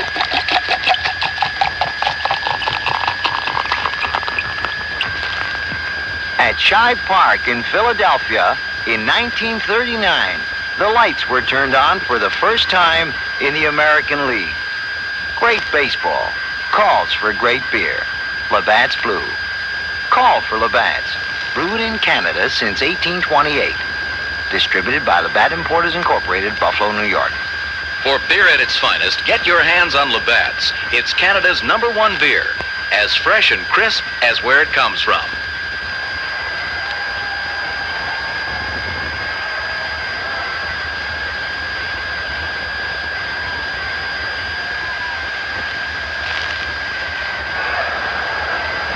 Red Sox coming up against Jim Slayton here in the bottom of the 5th inning. Boston with a 3-1 lead on the 2-run homer by Dwight Evans in the 4th inning.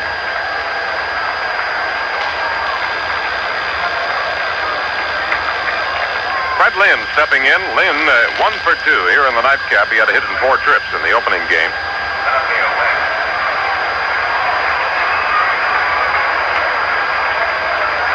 Lynn kidded by his teammates about the suspension. He lines one foul down the left field line. Suspension ended with yesterday's game, and he was back in action for the first time after missing 3 games, 1 in Toronto and 2 against the Tigers. Well, a bumping incident last Sunday in Detroit. Bumping Nick Bremigan. Up high with a fastball. It's 1-1 on Lynn. And his manager, Don Zimmer, says, yep, they took the handcuffs off today. There's the 1-2 pitch. Lined foul down the first base line.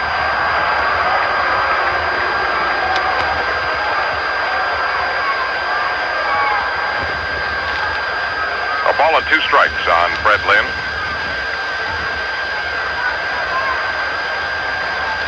To wind up the pitch. Moved him back with a fast one. 2-2. Red Sox still without the services of George Scott and Bernie Carbo. There's a base hit to right field, a line smash, picked up on 1 hop by Cochran.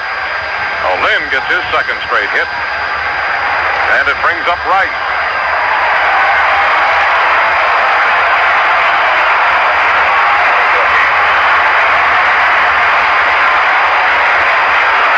Rice won the opening game with a home run, his 18th of the year, his 50th RBI, leading off the 10th inning.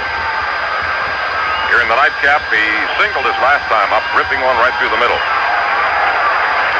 Lynn at first, nobody down. The pitch fouled out of play. It'll be over the stands behind the stadium.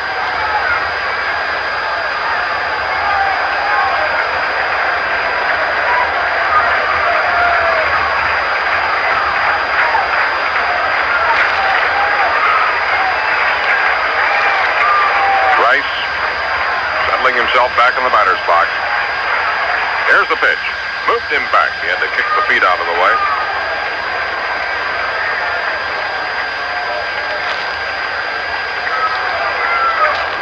From South Carolina, Jim Rice.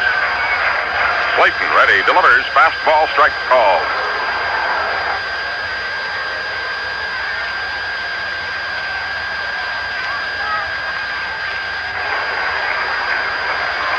Lynn has a good-sized lead at first. Slayton looks that way, delivers to the plate. Strike called. He struck him out. Slayton's second strikeout. And it'll bring up Yastrzemski. Well, Carl had that perfect bunt single and scored the first Boston run in the second inning. Fly deep to LaFleur his last time up.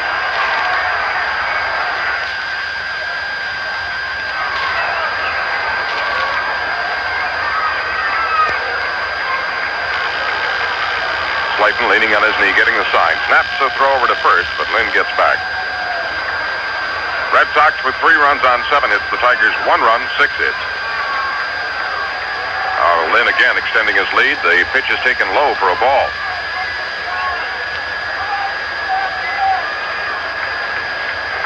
Yaz hitting .388 at the moment. Had 3 hits in the opening game. And in the doubleheader has lifted his average 14 points. Another throw to first. Lynn gets back.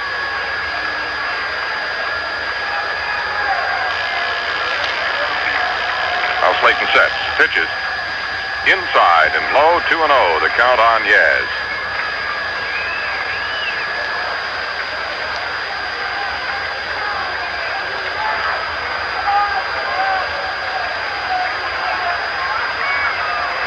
Slayton, concerned about Lynn, delivers to the plate.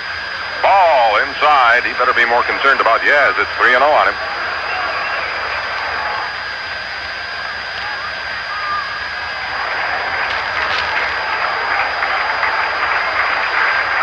Well, the rhythmic applause begins. Here's the 3-0 pitch. Swung on, a bouncer to right field, a base hit. Lynn had to hold. Now Corcoran charges. Lynn heads for third. Here's the throw. Cut off by Trammell in the infield. And Yaz stays at first. That ball was a ground ball just out of the reach of Thompson, under the feet of Lynn, who skipped rope over it. And then Lynn put on a burst. Corcoran had to come in quite a ways as the ball seemed to die in the outfield. Runners at first and third, 1 away. And the batter will be Butch Hobson, who is 2 for 2 here in the ninth cap. He hit one off the wall for a single in the second inning and then tripled off the wall in center field in the fourth. Butch may be getting his power back. It had been inhibited by those bone chips in his right elbow. 2 on, 1 down. The pitch to Hobson. Outside for a ball. National League Final, San Diego beat Cincinnati 3-1. Randy Jones with his 4th win. Fred Norman, his 2nd loss. Hobson swings. There's a line drive caught by Trammell. The throw to first, and it back safely as Yastrzemski. It almost got by Thompson. So Hobson lines out to Trammell. There are 2 down, and Dwight Evans is stepping in. He had the 2-run homer. That is the difference in this ball game in the 4th inning. His only hit of the doubleheader.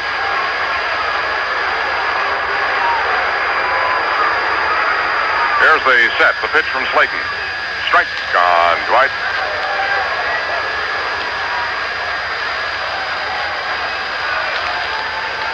Evans has 9 home runs with 20 RBIs. The pitch to him. Swung on and popped up. Out toward shortstop. Now Trammell's backing up, having trouble with the wind. And he makes the catch. He had to back out into left center field to haul that one in. That's all for the Red Sox. No runs. 2 hits, no errors, and 2 runners are left on base after 5 innings of play. It's still Boston 3. It's still Boston 3. The Tigers 1. Hello again, everyone. This is your man about town, your roving reporter, bringing you up to date on what's happening in the Tri-County, Ann Arbor, and Ypsilanti areas. And have I made a sensational discovery?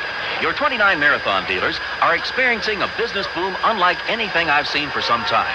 And it seems to be attributed to the fact that they're going all out for tire sales during their Marathon Man Tire Days with super low prices on Firestone tires. Here's what I mean. The popular Firestone Deluxe Champion polyester cord tire is priced as low as... And that's not all. There are new low prices on Firestone's Radial Deluxe Champion. Prices as low as... And that's for a radial white wall. Fantastic. Marathon Man Tire Days is the hottest thing in town, and believe me, we need it. I'll have another report for you real soon. In the meantime, get into your participating Marathon station and get super deals on Firestone tires. The man will tell you where. See Mel Harvey at RCM Marathon in Detroit and Walt Brown at Bronze Marathon, also in Detroit. And brought to you by Labatt's. For beer at its finest, call for Labatt's. By marathon dealers and distributors, people who've got together to do it better. By the Greater Detroit Chrysler Plymouth dealers who've got Horizon, Motor Trend's Car of the Year. By Champion Spark Plugs. You can't buy a better plug than Champion. By the Detroit News. For the first good news in sports every morning, read the new Detroit News AM edition. By City National Bank, where you can get combo checking. And by Little Caesars Pizza, a winner any way you slice it. Now, more Tiger baseball action with Ernie Harwell and Paul Carey. Alan Trammell, leading off the sixth inning for the Tigers, took to the first pitch, low and inside. Jim Wright with a 3-1 lead over the Tigers. Into the motion, the pitch is taken high and inside, 2-0. Trammell singled sharply to right his first time up. Real was 1 for 4 in the opening game.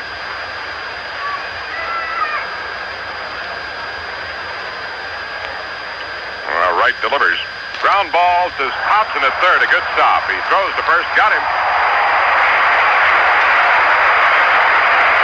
That ball was sharply hit, and it hugged the ground. Hobson did a little vacuum cleaning that time. Did a good job to get that ball. It was hugging all the way. There's one away now, and Ron LaFleur will be the batter. Ron had a good opening game with 4 hits and 5 trips, including a homer. He had a double and 2 singles, hitless and 2 trips in the nightcap. He takes a strike. Ron's average now 279.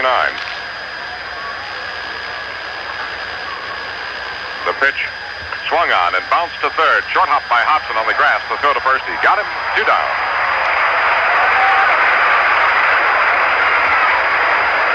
And that'll bring up Sweet Lou. Lou is continuing to pick up his hits here and there and keep his average most respectable at 341 right now. He's 1 for 2 here in the second game. Only got 1 hit and 5 trips in the opener. But Whitaker has now hit safely in 15 of his last 16 games. And in a couple of instances, Lou saw action in late innings and still managed to get a hit. Got time called now as something had to be picked up in the outfield and run in. Remy, second baseman, relaying it into the dugout.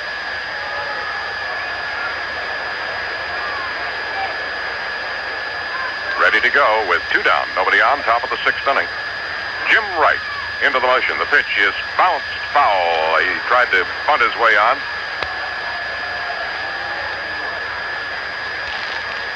Ball hadn't quite arrived at the plate yet when Whitaker was already heading down the first baseline. Just barely got a piece of it.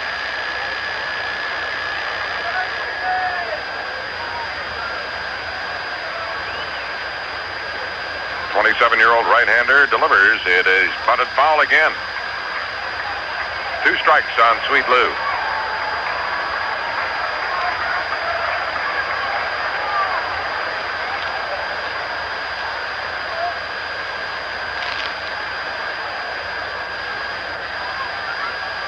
Wright pitched very well at Pawtucket last year. Had a good winter league and won himself a job in spring training.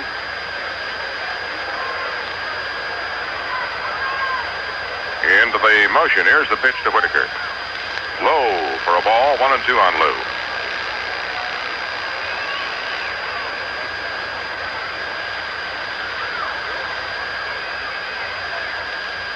Most of the 34,000 plus still on hand here at Fenway. The top of the 6th inning. Lights now on at Fenway Park as it's gotten a little dark. The clouds moving in. There's the pitch to Lou. He punches one foul down the left field line. Took that one right out of Montgomery's glove on a off-speed pitch. decided at the last minute to take a whack at it.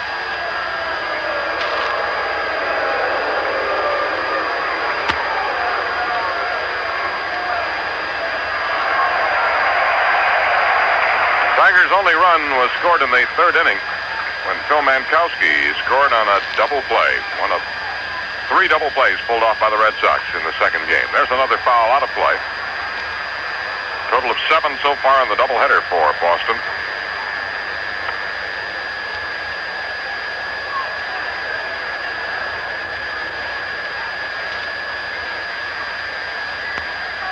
Wright taking a little time now as Whitaker keeps fouling off the good ones and near good ones.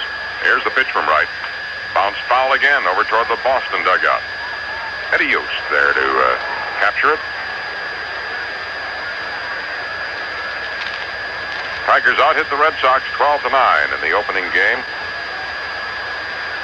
Appeared to be shaking off their hitting slump that's plagued them on this trip, but could not make use of a lot of opportunities. Some bad base running hurt them on those 4 double plays. Put a quip in their attempts to score. Whitaker takes a check swing. He went too far. It's a strikeout. And that's all for the Tigers. They go down 1-2-3 for only the second time here in the nightcap after 5.5 innings. It's still Boston 3, Detroit 1. It's time to batter up during your Greater Detroit Chrysler Plymouth Dealers third annual honorary Tiger Bat Boy contest. This is Ernie Harwell. This year, 22 Detroit area youngsters will be selected from each Greater Detroit Chrysler Plymouth dealership to become honorary Tiger Bat Boy. It's easy to enter. If your boy or girl is between the ages of 8 and 14, bring him or her into your Greater Detroit Chrysler Plymouth dealer before May 31st to register. Each youngster must be accompanied by a licensed driver 18 or older. On June the 5th, there will be a drawing to determine the winning Bat Boys. Then 22 games will be set aside to honor the winners. Each winner will receive a simulated Tiger uniform and tickets to the game for the family. So, batter up. Bring your youngster into your participating Greater Detroit Chrysler Plymouth dealer and sign him or her up to be an honorary Tiger Bat Boy. There's no obligation, and we'll even give your child a free Tiger iron-on patch just for registering. Stop in today.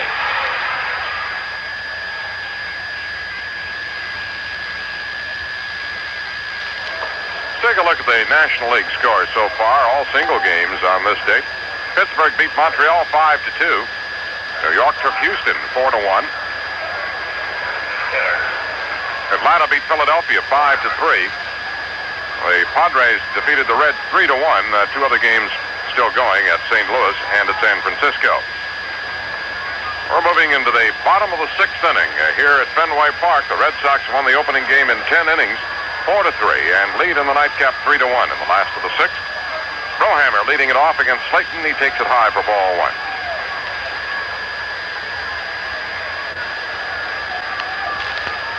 Yankees leading Toronto in the 9th inning of their second game 5-4. There's a ball high 2-0 to Brohammer. Yankees won the opening game 5-3. Mickey Rivers is homered in both those games. Strike called on Brohammer.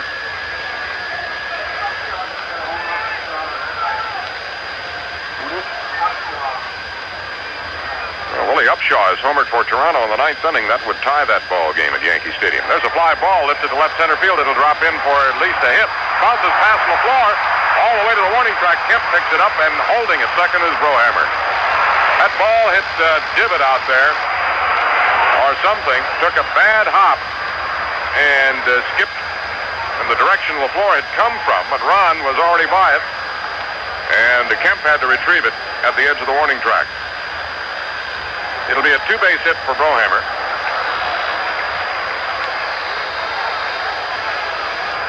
Here's Bob Montgomery. The reserve catcher is 0 for 2 in this second game.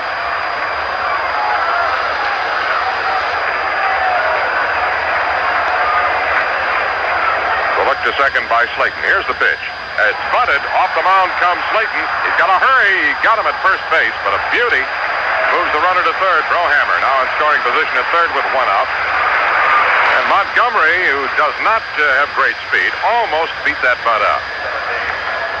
Sacrifice for Montgomery. They put out going 1-3. And Frank Duffy is the batter. Frank has flied to center and walked. Tigers are going to move their infield in close. Red Sox with a 2-run lead, 3-1. Brohammer at third, one away. Duffy, a right-handed batter. Here's the set. They pitch from Slayton. Outside and low, he was tempted, but he held off. Now the fans here waiting for him to put in Toronto's ninth inning score. Upshaw had that home run. That's all they got. They got one run to tie it up. There's a foul back off the facing of the press deck. 1-1 count on Duffy.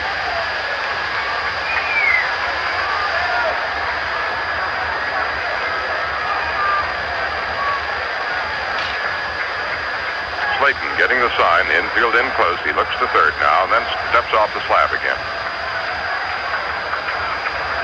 Ready to the belt, the pitch. A little too close. Ball 2, strike 1 on Frank Duffy. Now the fans being notified on the big board here that the Yankees are batting in the bottom of the ninth inning with the game tied 5-5. The pitch is swung on. They've got the runner hung up. It was the squeeze, and it didn't work. May goes back to Mankowski. Trammell backs it up. Now to Slayton. Slayton back to Mankowski, and he makes the tag. So the suicide squeeze didn't work as Duffy couldn't find it. And it hung up the runner, Brohammer, between home and third. Let's see. The play will go 2-5, 1-5. No, 6 has got to be in there somewhere. Because Trammell backed up the play. The ball got by Mankowski. It'll go 2-6, more than likely. And then 1-5 for the putout. Well, they're 2 out, bases empty. The pitch to Duffy. He swings, a fly ball lifted to shallow left center field. LaFleur coming in. He makes the catch, and that retires the side. No runs, 1 hit, no errors, and nobody left on. After 6 innings of play, it's the Red Sox 3, the Tigers 1. During this break in the action, here's an update from WJR News. If reason prevails, National Security Advisor Zbigniew Brzezinski told broadcast interviewers today on NBC's Meet the Press, a new strategic arms limitation treaty with Moscow is within grasp. Talks resume Wednesday in New York.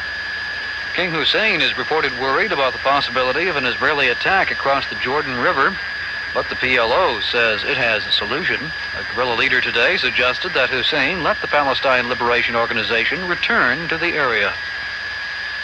Most of the French legionnaires who ousted rebel forces from Kolwezi in Zaire left today, but 150 remain because a renewal of fighting and looting is expected.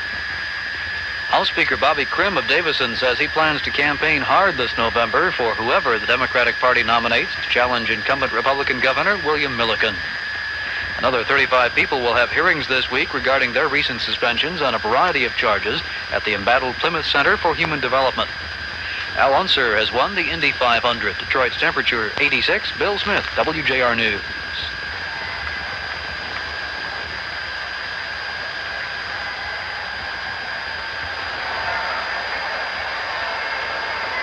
Now, before the Tigers bat here on the 7th inning, let's pause for station identification. This is the Detroit Tiger Baseball Network. Hi, this is Bob Hines inviting you to join me weekends right here on America's great radio station for the Great Weekend.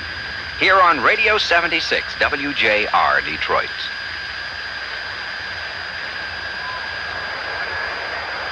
Rusty Staub leading off the 7th. Back for the microphone and the play-by-play, Ernie Harwell. Thanks, Paul. And there's a curve over on Staub for a strike as the 7th inning gets underway. The Tigers trail in this one 3-1. Boston won the opening game in 10 innings, 4-3. Jim Wright gone all the way. The right-handed pitches, and Staub swings and taps the foul out of play in the dirt behind the plate. 3 runs, 9 hits for Boston. They've had no errors. The Tigers have 1 run, 6 hits, and they've made no errors. Well, the Tigers in this doubleheader have been the victim of 7 double plays. 4 in the first game and 3 in this one. Outfield is straight up on Staub. 2 strikes to count on him. Wright checks his sign by the veteran catcher Montgomery. Goes into action, delivers. Here's a curve. It's in too close. 1 ball, 2 strikes. Staub with a couple of singles and 2 trips in this game. Leaning in, waiting on the next delivery. They sort of bunch him up the middle in the outfield. The infield is back. He swings as a fly ball straight away center. Lynn going back. He's at the warning track. He makes the catch about 3 feet in front of the wall. That one got up in the breeze. Lynn followed it all the way and didn't have a whole lot of trouble. Jason Thompson batting next for the Tigers. Jason is 0 for 2 in this game. He's flied to left and banged into double play. In the first game, he hit his 13th home run of the 6th inning. It came with nobody on.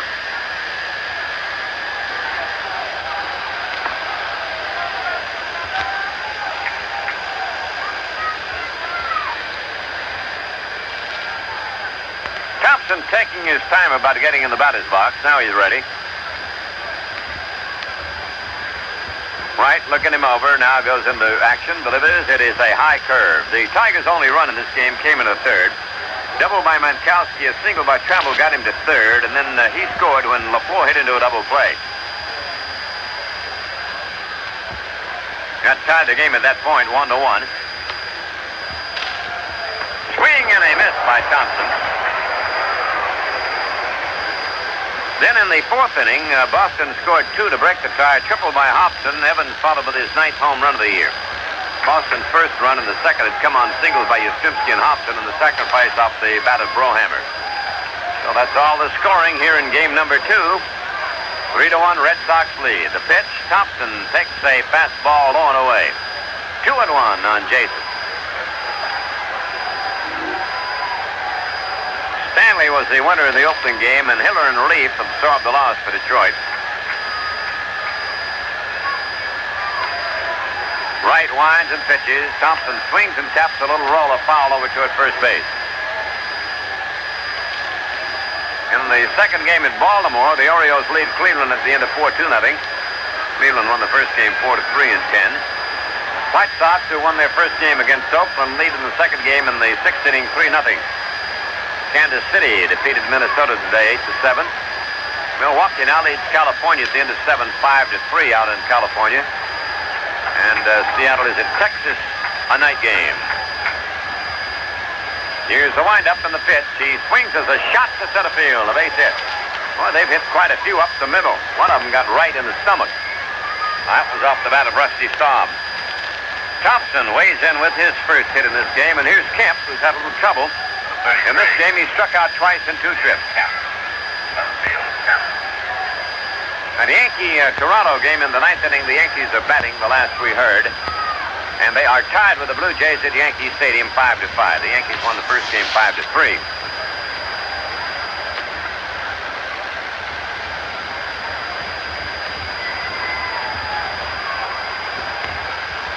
Tigers trail by a couple. They've got the tying run at the plate down the 7th inning. A man at first base and one away. Jim Wright ready to go. Sets, holds it at the belt. Pitches. There's a foul up this way. Strike 1, the count on Kemp. Clouds have moved in from over back of first base now. They've turned the lights on here. The sunshine has deserted us. Tigers play at home tomorrow night. It'll be family night, 8:40 starting time. The Tigers against Baltimore. There's a slow curve. It misses the mark. It was low, 1-1.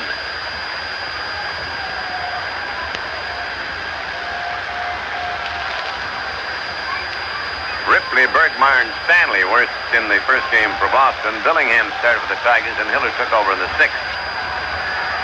Wright sets and pitches. Here's a drive to right field. It'll be extra bases. Chased down by Evans. The ball gets past him. Kemp is going for second. Rounding third. Headed home is Thompson. He'll score. Here comes the relay to Remy, and Kemp goes in standing at third. Evans had a little trouble with a slippery turf out there, and he fell as he went to the glove side, and the ball skipped by him to the wall. Now the Tigers got a run back. They now trail 3-2. They've got a man at third base and one man down.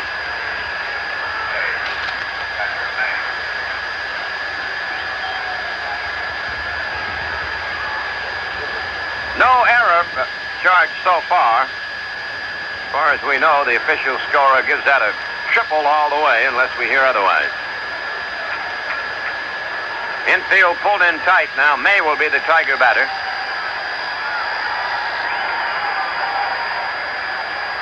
not been an error in this doubleheader yet.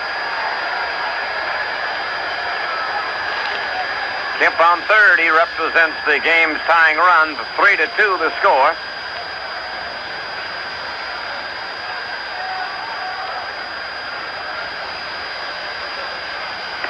May without a hit. He's 0 for 2 in this game. He went without one in the first game. Swings a tapper hit to Yastrzemski, and May stops, and Yastrzemski runs him down. Holding at third is Kemp. That is a big out for the Red Sox. As May tapped the one hopper to Yastrzemski, he's out unassisted.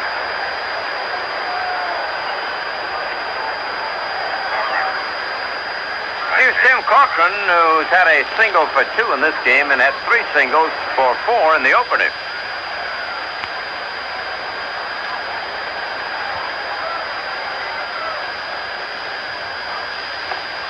Boston leads it 3-2. Tigers trying to get even in the 7th inning. 2 out, a man at third base. Hobson in close. All the other infielders are deep. Outfield is straight up on Corky. Wright still not ready. Now he gets his sign, goes into action, and pitches. It is a change-up over for a strike. 3 runs, 9 hits, no errors for the Red Sox. The Tigers have 2 runs, 8 hits, and they've made no errors.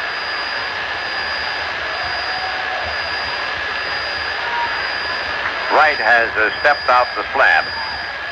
Blowing up on his pitching face for that tying run at third base. Corcoran waits. Here it comes. He swings and taps a roller foul to first base.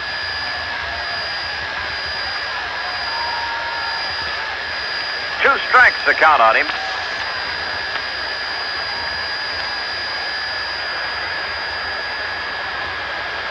Well, the Tigers and the Bostons have played some close ones here in their 8 meetings this year.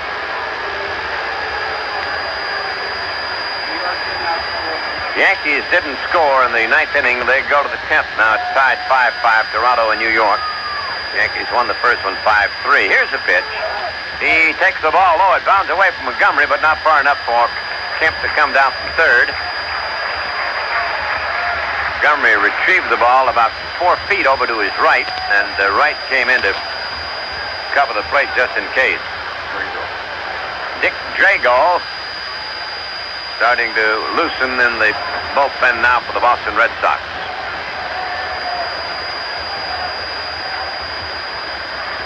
Corcoran not quite ready to step back in. He's got ball 1 strike 2 count on him. 7th inning, Boston leads 3-2. Kemp at third, keeping an eye on Wright, who again is working very deliberately out on the mound. And the left-hand batting Corcoran digs in. Here's the pitch. He takes the ball outside.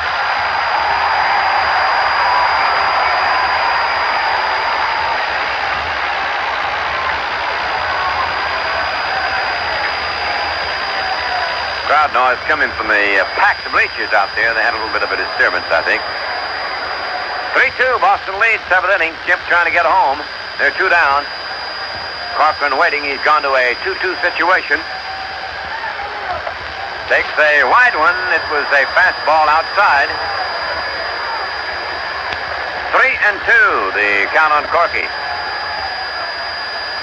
Mankowski waiting on deck for Detroit. The last pitch is right through. Is about the hardest he's thrown.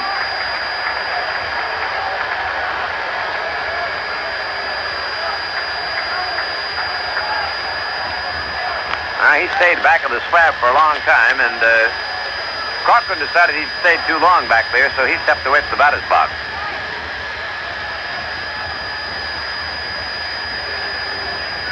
The 3-2 pitch coming up to Tim Corcoran. Here it is. He swings and fouls it away. Staying alive.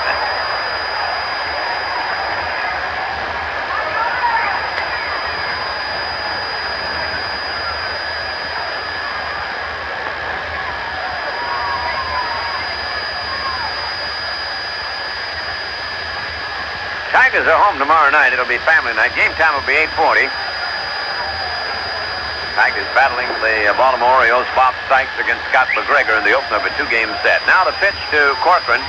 He swings and there's a line drive base hit that ties the game. A single to right field, and Corcoran has really pulled out of his batting slump. That's his 5th hit of the afternoon, 2 in this game and 3 in the opener.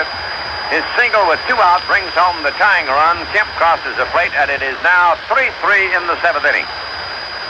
Here's Mankowski. He's hit into a double play, and prior to that, he doubled and scored the first Tiger run.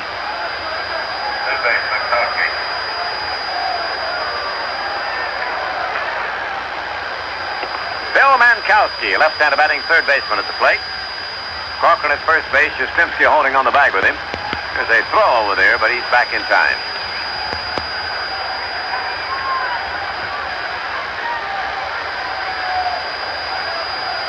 Drago still working in the Boston bullpen. Right pitches. It's a bounding ball to second base. Remy has a nice easy hop. Throw to Yastrzemski. The inning's over, but the Tigers tie the game.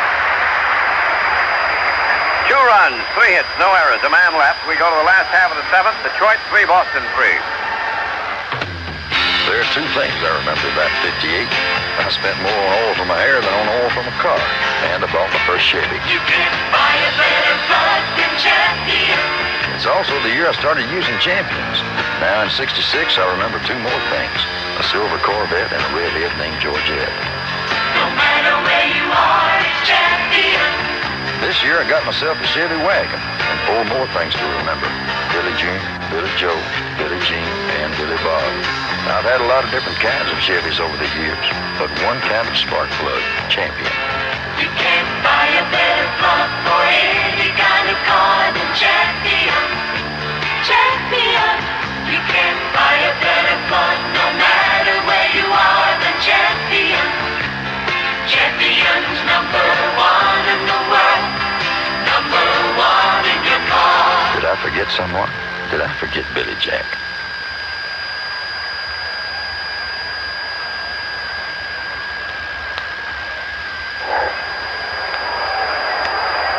Seventh inning stretch at Fenway Park in Boston. And we've got some National League scores for you now. These are all finals. Pittsburgh beat Montreal 5-2. New York over Houston by a 4-1 count. The Atlanta Braves beat Philadelphia 5-3. San Diego whipped Cincinnati 3-1.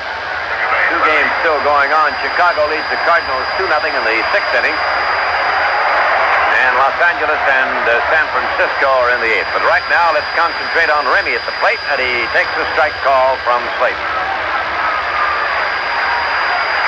6-5, the Giants are leading the Dodgers in the 8th inning at San Francisco. Remy leading it off. He's 0 for 3 against Jim Slayton, the Tiger right-hander. Batting in the leadoff spot this afternoon in game number 2. He batted second in the first game. Swings as they drive to right field. It may be trouble. Chased down by Corcoran. It's past him. Up against the fence. He may get 3 out of this one. Remy racing around second. Heads for third. And it is a triple as he slides in. Corcoran had pulled over a good bit toward right center. And the ball went between him and the foul line to deep right field. A 3-bagger by Remy. Well, the game tied 3-3. Boston has a man at third in the 7th inning and nobody down. Here's Fred Lynn. He's bounced to second and singled twice. 2 for 3 for Fred in this game. That is the second triple by the Red Sox. The Tigers have a triple from Kemp. This is not a ballpark where you see many triples, and we've had 3 in this second game. Here's a ball in too close on Lynn, ball 1. The hit by Remy is the 10th for Boston. Montgomery and Duffy, the last 2 men in the batting order, the only ones without hits. Infield pulled in tight. And Lynn takes a curve. It stays outside. 2-0 the count on Fred.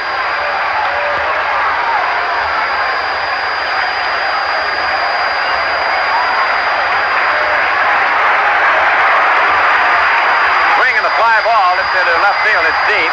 Kemp is going back of the wall. He makes the catch. Here's the tag by Remy. He heads home, and he makes it.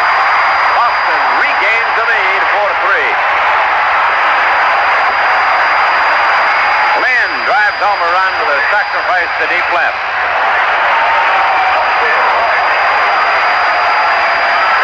Here's Rice coming up. His home run in the 10th inning won the first game for Boston, 4-3. And in this second game, he's had a single in 3 turns at bat.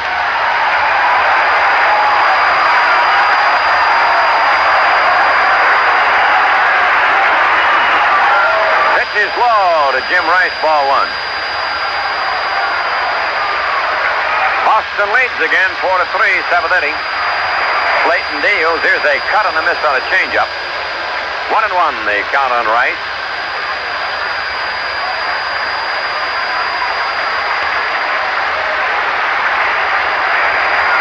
Slayton ready, has his sign. He pitches. Rice takes a strike above the knees, outside corner.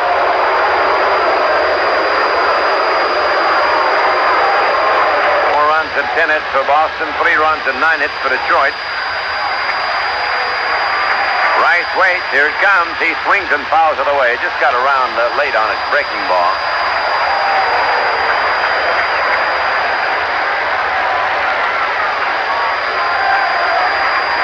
White Sox lead Oakland in their second game, 6th inning, 3-0. Chicago won the first one from the A's, 3-2. Now Slayton ready again, the 1-2 pitch. Rice swings at a bounding ball, deep short. Backhanded by Trammell. He falls down, gets up, throws late to first. It will be a single for Rice. Trammell made a good grab of the ball, but he slipped on the turf there just back of shortstop, and Rice beats it out for a single. Here comes manager Ralph Houk toward the mound.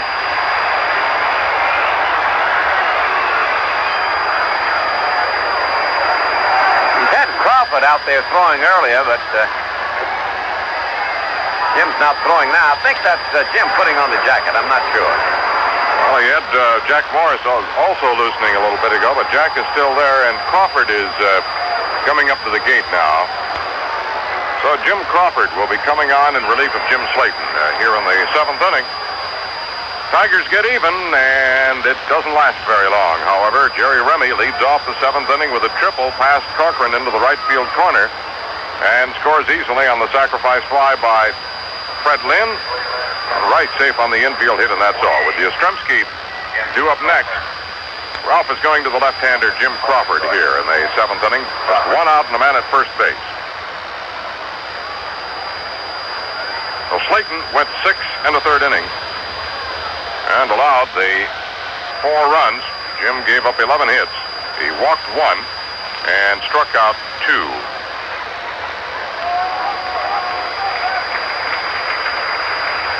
Slayton coming off the mound now and gets some applause, too, from the Boston fans. Well, they can afford to be generous, I guess, since their team is in the lead once again here, 4-3, after having won the opening game by the same score, 4-3 in 10 innings, on the Jim Rice home run in the 10th. For Crawford, this will be his 10th appearance, all in relief. Jim has won 1 and lost 2. No saves to his credit. In 15 innings of work, he has an earned run average of 3.60.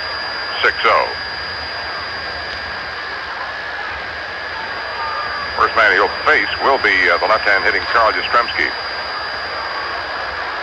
Don Zimmer has the luxury of being able to alternate left and right, pretty much. Although in this lineup he had, against the right-hander Slayton, Remy and Lynn, back-to-back left-hand batters, leading off. Then Rice, a right-hander, Yastrzemski a left, Hobson a right, Evans a right, Brohammer a left, Montgomery a right, and Duffy a right. As he was giving his regular shortstop Rick Burleson a respite here in Game 2, as well as Carlton Fisk, the regular catcher. Red Sox with a total of 11 hits. The Tigers have 9. They now lead at 4-3. Crawford says he's ready to go. Yastrzemski steps in. He's had a good doubleheader. 5 hits in the twin bill. Ernie? Well, here's Yaz stepping in, and it's Crawford's job to try to keep the Tigers close. Well, the Tiger bats can get a real shot at Boston in the last couple of innings. 4-3, Red Sox lead. The infield and double play depth on Yastrzemski. The outfield deep and straight up. Rice at first base, and the pitch is over, but it's low, ball 1. Now that's Thompson holding on the bag at first with Rice.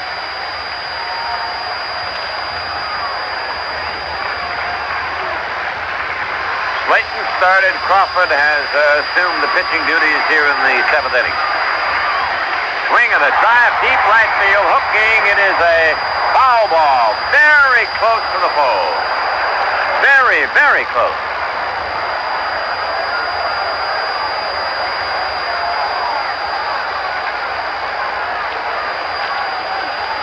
Rice goes back to first. Yastrzemski steps in again. 1-1 to count on him.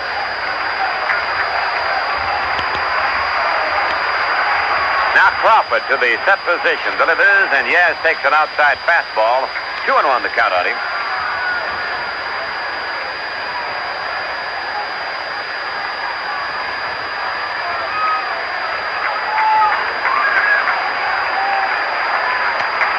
Left-handed batter waiting on Crawford. Here's a wide fastball, 3-1 on Yastrzemski.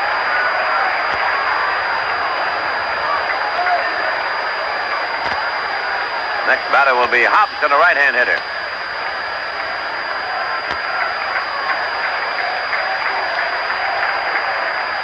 He takes low and outside, gets the base on balls. That'll move Rice to second. Yastrzemski at first, one man out, and Hobson will be up next.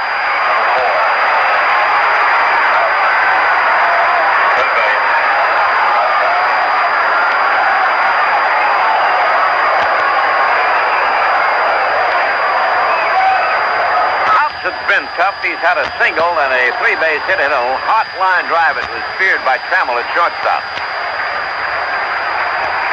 Outfield around the left, the infield up halfway, and he takes the curve outside from Jim Crawford. 4 runs, 11 hits for Boston, 3 runs and 9 hits for the Tigers. We're in the 7th inning. Boston has just picked up a run to regain the lead. Here's a high fly ball lifted to right center field, not very deep. LaFleur camps under it. He has it. Here's the tag by Rice. He heads to third, and the throw comes in. He is out at third. It's a double play. Rice to third base, but not in time, and LaFleur cut him down on a great one-hop throw to Mankowski. So that retires the Bostons after they pick up a run to take the lead again. And at the end of 7, Boston 4, the Tigers 3. When can you afford to throw money away? Not when I shop. Not when I drive. Not when I go to the bank. Small change can add up to big dollars. That's why there's a big difference between City National Bank and those other banks that charge you for writing checks. Nobody has got what City National Bank has got. Only City National Bank saves you money with combo checking. Keep a minimum $200 in checking or savings. You write all your checks without charge. All your checks without charge. Combo checking. No other bank in Michigan has it. No statement fee. No charge per check. At City National Bank, I feel terrific because I'm not throwing money away. Don't throw your money away. Open a City National Bank charge-free checking account now. Who's got it? Nobody but City National Bank. Also available at National Bank of Rochester and First Citizens Bank in Troy. Did you know that a line drive in baseball travels 100 yards in about 4 seconds? It does. I'm Dale Conquest with the WJR Sports Staff.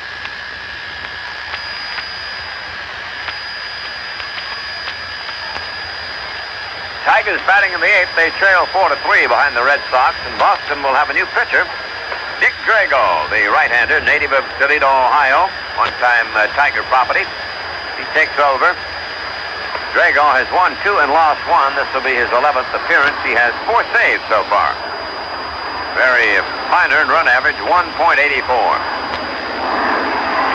Wright, the starter, leads the game with a 4-3 lead.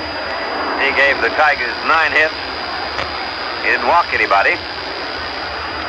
And he racked up a couple of strikeouts. So Dick Drago, the 32-year-old veteran, takes over.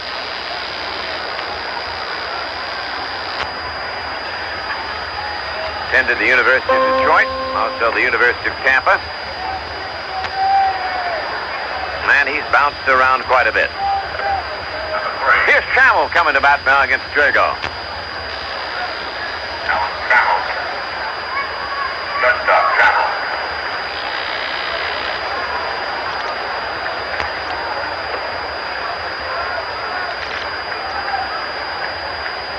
Trammell with a single and a bounce out to third base. 8th inning, the Tigers trying to get even now. They lost the first game 4-3. They are trailing in this one 4-3 in the 8th. Swing, there's a line drive to Rice. He's here to glove it. The ball hit hard, but the left fielder playing in the perfect spot to grab it, and Trammell is out. Here's LaFleur, who had 4 hits in the first game, but has gone 0 for 3 in this one. Number 8.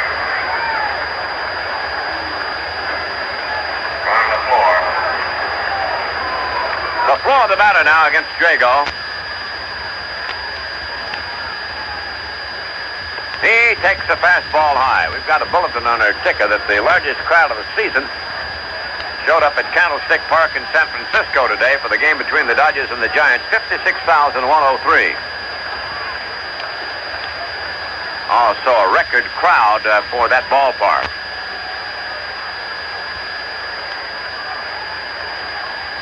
Ron LaFleur waits and Drago delivers. It is a foul to the screen. 1-1 the count on Ron.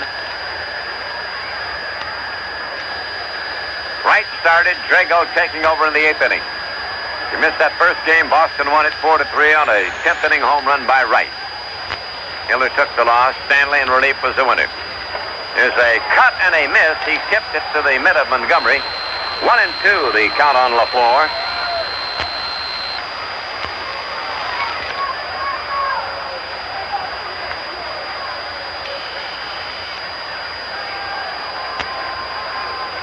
Ron out of the batter's box for a moment, now resets himself in there, standing forward. Whitaker will be the next Tiger batter.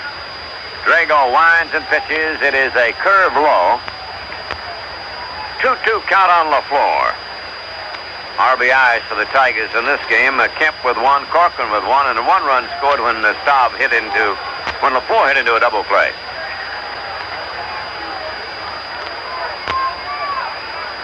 Here's the 2-2 delivery.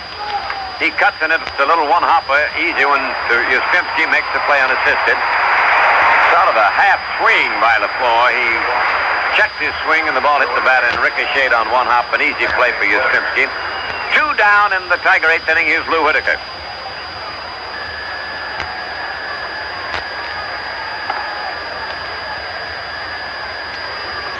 Lou with a single for 3 in this game. He's fly to left, single, and struck out. Left-hand batting, second baseman at the plate. Strike call, fastball over there. 1 strike.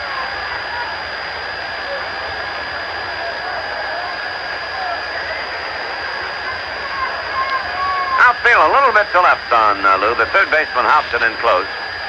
He takes a strike on the inside corner. 2 strikes to count on him.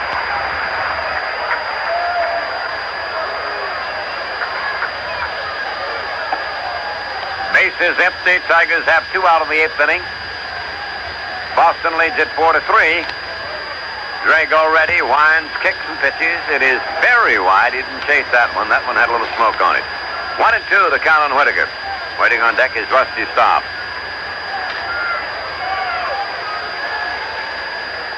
Tigers have hit in every inning except 2, and also in this one they don't have a hit. Here it comes. He swings and there's a foul. Lifted out of play. Back at third. Let's pause for station identification. This is the Detroit Tiger Baseball Network. Mark Avery drives the music home in the afternoon music call, Monday through Friday afternoon at 3 o'clock here on the Goodwill Station, WJR Detroit, Radio 76.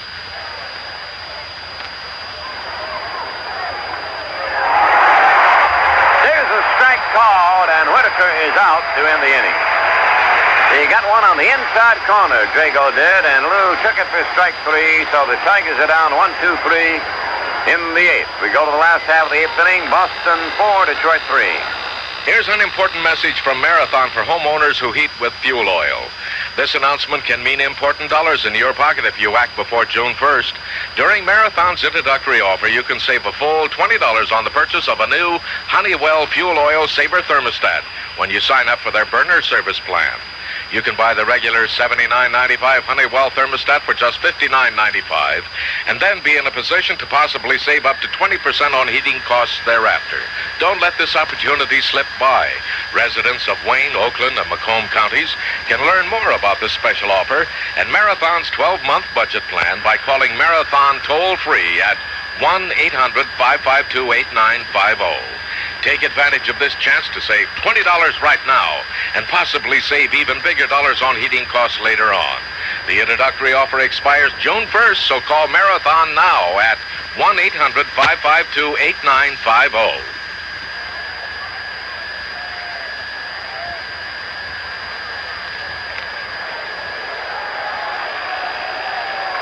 Well, Don Baylor hit his 13th home run at California for the Angels, but Milwaukee beat California 6-15.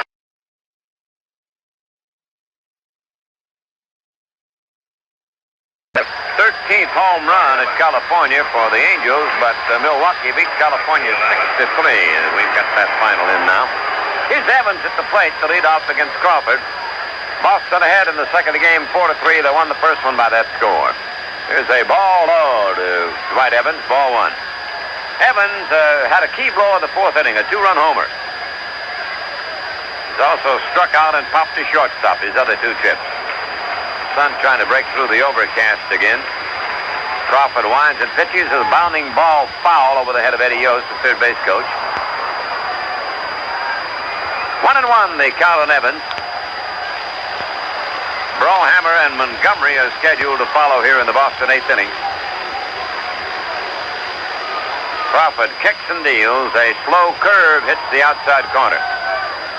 1-2 the count on Evans. Evans is played deep and around toward left. He swings and fouls it away to the screen.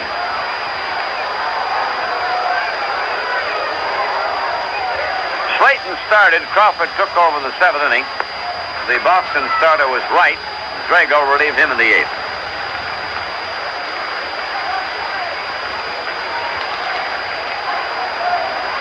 At Baltimore-Cleveland second game, the Orioles are leading 2-0 in the fifth inning. Cleveland won the opener 4-3. Crawford deals. There's a bounding ball to deep third. It's through for a base hit. To the left of Mankowski and fielded now by Kemp in left field and slips back into Trammell. Evans leads up for the single in the eighth inning.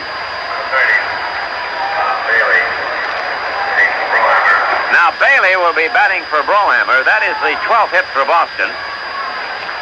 They have 5 men with 2 hits apiece. Lynn, Rice, Yastrzemski, Hobson, and Evans, who bat in order from the second position through the sixth. Bailey is batting for Brohammer with a left-hand pitcher in there. Bob Bailey takes a strike call from Crawford.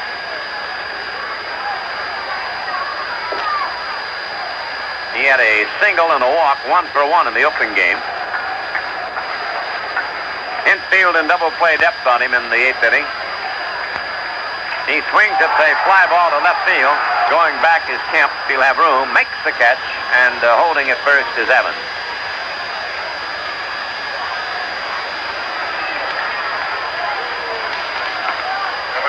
One on and one out, and here's the veteran catcher, Bob Montgomery. He's bounced the second fly to right and bunted out on a sacrifice. Toronto and the Yankees are tied in extra innings. They're in the 11th inning now, 5-5. Second game of their doubleheader. The Yankees won the opener 5-3. Montgomery cuts and misses on an outside pitch.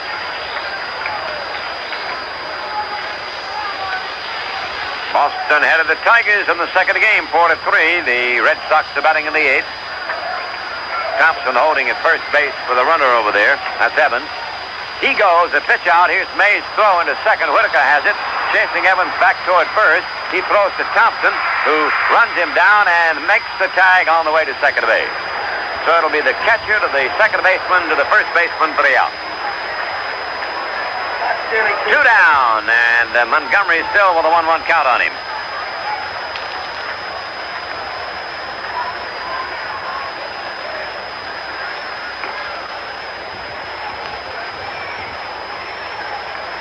Outfield deep and straight away on Bob Montgomery. Crawford looks him over, now winds and pitches. Monty swings a line drive, hit right to the...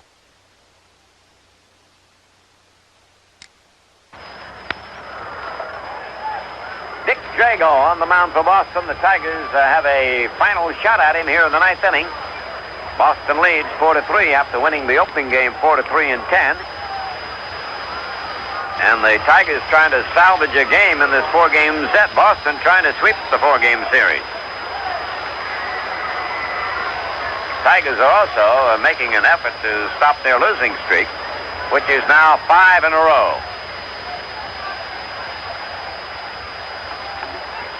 So here's Rusty Staub, who's had a single in the first inning, a single in the fourth inning, and he flied to center in the seventh. Number 10, Rusty Staub. Final from San Francisco. The Giants hung on and beat the Dodgers 6-5. Moffitt the winner, and Sutton takes the loss in that game. Forget Paul Carey will have all the scores on the scoreboard show when the game's over, so be sure to stay tuned. Here's Rusty waiting. And Drago delivers. It is a fastball outside, ball one on the left-hand batting Staub. Staub, Thompson, and Kemp, left-hand hitters, up there against the right-hander. Here's the windup in the pitch. He takes the strike. That one got the outside corner. 1-1 the count on Rusty. Red Sox have 4 runs, 12 hits, no errors. The Tigers have 3 runs, 9 hits, and no errors.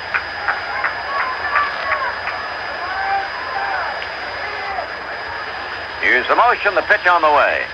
Swing and a foul, out of play. We've got a report from St. Louis. They had some rain problems there, but they did play 5 innings, and the game is a complete game and official. Chicago beat the Cardinals 2-0. Burris the winner, Denny the loser. Called because of rain after 5 innings, but it was an official game. 1-2 pitch to Rusty Staub. Swing and a line drive into the shortstop, Duffy for the out. The Tigers have hit a few of those today, and so have the Red Sox. Line drive to the glove. Here's Jason Thompson. Drago has faced 4 Tigers in relief and set them down in order.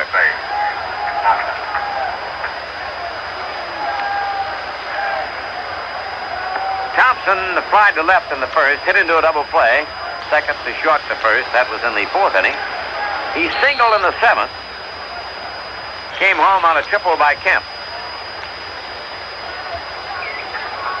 And Kemp scored the tying run in that seventh inning on a 2-out single by Corcoran. The Red Sox got one in their seventh to go ahead again. Here's a ball outside. It got by everybody and hit the screen. The Red Sox scored the tiebreaker in the seventh on a leadoff triple by Remy and a sacrifice fly off the bat of Fred Lynn.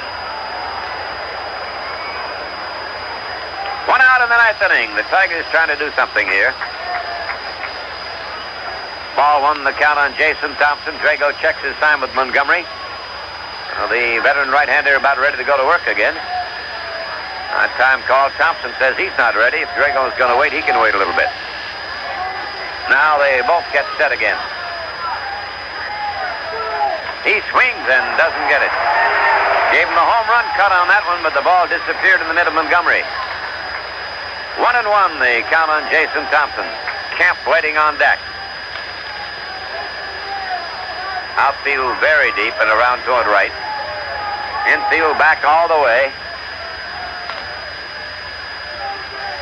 Here's the motion. Here it comes. He swings and it's a high pop-up into short center field. Should be caught. Remy going back. Lynn is under it now. The center fielder has it.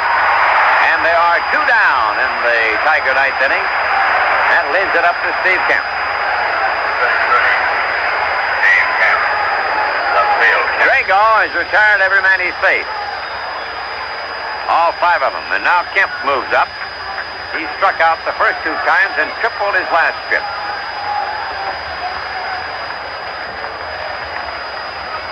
Red Sox 4, Tigers 3. Ninth inning, 2 out, the base is empty. Left-hand batting Kemp waiting on the right-handed Drago. Swings and fouls it away. Back of the plate. 1 strike on Steve.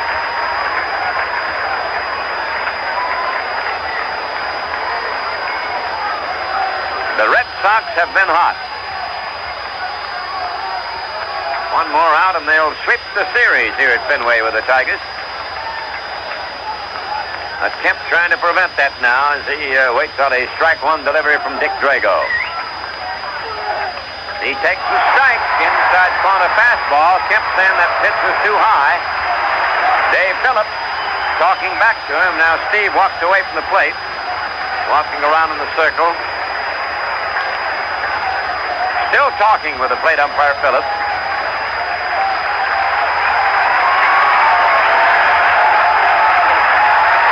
Now Drago up on the hill. The crowd beginning to yell for that final strike. guarding the plate. Here's the pitch. He takes the ball very wide. Fastball. 1-2 the count on Steve. Milt May waiting on deck. Ninth inning, 2 down for the Tigers. Crowd standing and yelling now. Drago has his sign. Works again. There's a fastball high. 2-2 on Kemp. Drago just trying to pour the smoke in there now.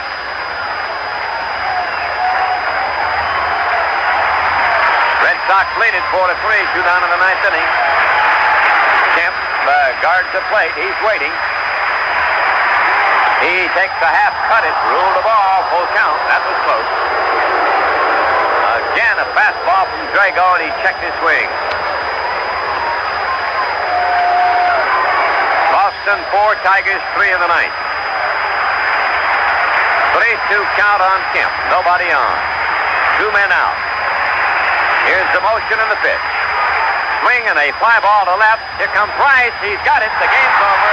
And Boston sweeps the series. In the ninth, the Tigers have nothing across. The final game and the final score in the second game. Boston 4 and the Tigers 3. The new Detroit News AM edition presents something for the jock in all of us. Sports insights from columns by the likes of Jerry Green and Mike O'Hara. Hot tips from our easy-to-read racing page. A summary of all sports in a new daily feature, appropriately titled All Sports. And an inning-by-inning rundown of most every Tiger game in our exclusive AM edition feature, Play-by-Play. The new Detroit News AM edition at newsstands at 6:30 every morning. It's the first good news of the day. Reading the Detroit News AM edition can make you smarter, and from now until June 30th, richer, with a new game called Joker Poker. You play it like poker, with cards that appear Monday through Friday in the AM edition of the News. 2 of a kind could win you $50. A Royal Flush, $5,000. Joker Poker, no purchase necessary. Rules and entries available through the Detroit News or in the new AM edition. Like they say, it's the first good news of the day. Only now, it's even more so.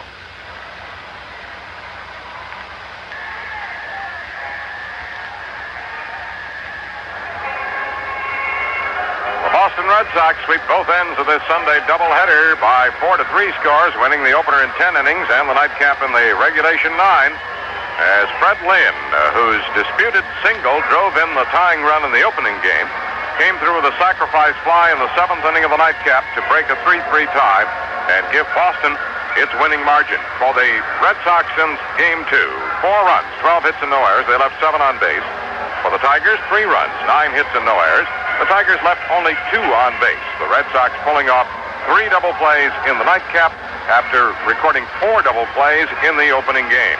The Tigers have now lost 6 in a row on this trip and finish off a disastrous swing to Baltimore and Boston, winning only 1 of the 8 games. And as a result, in 1 week's time, the Tigers have lost 6 games in the American League's Eastern Division race and are now 6 games back of these front-running Boston Red Sox. Looking at the second game, the Red Sox scored first, got a run in the second inning on a sacrifice fly by Brohammer. Tigers tied it in the third, scoring a run on a double play after Phil Mankowski had led off with a double and taken third on a single by Alan Trammell. He scored on the DP. And Boston got a 2-run homer from Dwight Evans in the 4th inning following a triple by Butch Hobson to regain the lead 3-1. Tigers tied it in the 7th inning when, with 1 out, Jason Thompson singled, scored on a triple by Steve Kemp. He scored on a single by Tim Corcoran. But the Red Sox untied it in a hurry in their half of the 7th inning against the starter Jim Slayton as Jerry Remy led off with a triple into the right field corner and scored on the sacrifice fly by Lynn. That was the final scoring of the ball game as the Red Sox turned in another 1-run victory over the Tigers, who have just simply played in terrible luck this whole road trip. Have met some good pitching without question. The bats were not very active. They began to react a little bit here in the doubleheader. The Tigers picking up a total of 21 hits. But they scored only 3 runs in each game, and they've not been able to score more than 3 runs since a week ago yesterday in a loss to Boston back in Detroit. The winning pitcher in the nightcap, Jim Wright, is 2-0. A save goes to Dick Drago, his 5th of the year, while Jim Slayton, the Tiger starter, suffers the loss. His record now stands at 4-2. I'll be back with more as we recap the opening game as well after these messages. I have a message for all my friends in the advertising biz around town. Of course, the rest of you can eavesdrop if you like. Here's the message. You guys and gals who produce TV commercials for your clients might not be aware that right under your very noses is one of the most modern, best-equipped videotape facilities in the United States. I'm talking about Wilding Video on Cadieux Road. If you're doing location shoots, Wilding has 2 fully equipped vans and 2 huge sound stages at Cadieux. Computer animation? Glad you asked. Wilding has the equipment right on the premises, along with computerized editing, film chains, 16 and 35 millimeter film to tape transfer, sound mix, plus a full staff of qualified video technicians to work with you. The point is, why make time-consuming trips to New York, Chicago, or the West Coast when top-flight TV commercial production is as close as Cadieux Road? Wilding Video has everything, and it's all under one roof, too. WJR congratulates Ron Sesvold, manager of the Tel 12 Mall and chairman of the Michigan Week program in Oakland County, one of the finest such programs in the state. Ron, we of Radio 76 salute you.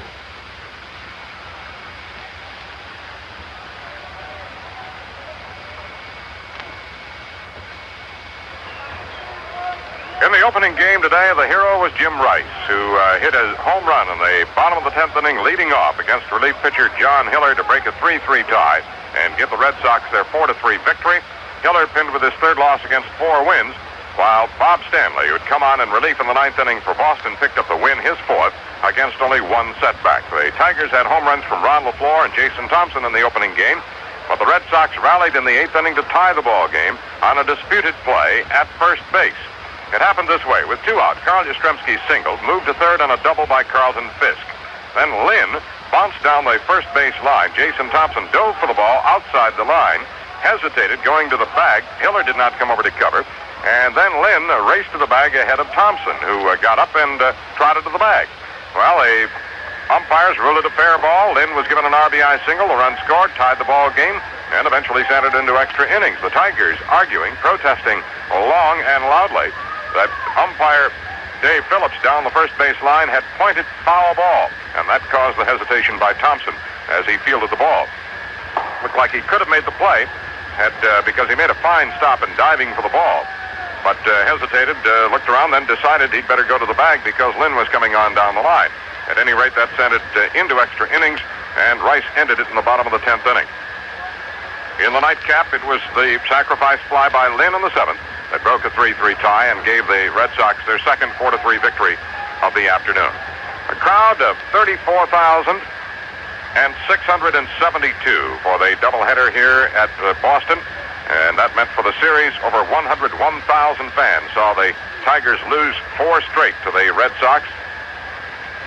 Well, the Tigers will head home for a 7-game homestand, meeting 3 different teams, Baltimore, Milwaukee, and Minnesota. Tomorrow night, they'll open up a 2-game set with the Baltimore Orioles, sending out left-hander Bob Sykes against fellow southpaw Scott McGregor of the Orioles. Our broadcast coverage will begin a bit late tomorrow because of national TV coverage. It'll be on the air at 8:15. That'll be the pregame show time for Ernie Harwell. Bad day in Back Bay here for the Tigers as they lose both ends of the doubleheader. First time this season they've dropped both ends of a twin bill. They've done nothing but split thus far until today. Now for Ernie, this is Paul Carey saying so long. Once again, the final scores today. In the opening game in 10 innings, it was Boston 4, Detroit 3.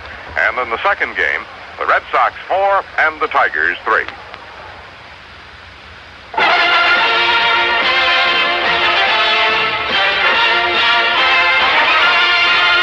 You've been listening to Detroit Tiger Baseball 1978. Brought to you by Labatt's. For beer at its finest, call for Labatt's, Canada's #1 beer. By your Marathon dealers and Marathon distributors, people who got together to do it better. By your Greater Detroit Chrysler Plymouth dealers, who've got Horizon, Motor Trend Magazine's Car of the Year. By Champion Spark Plugs. Treat your car to a fresh set of champions for super starts and better mileage and performance. Remember, you can't buy a better plug than Champion. By the Detroit News. For the first good news in sports every morning, read the Detroit News AM edition at newsstands at 6:30 every morning. By City National Bank, where you can get combo checking, 2 ways to check without charges. And by Little Caesars Pizza, a winner any way you slice it.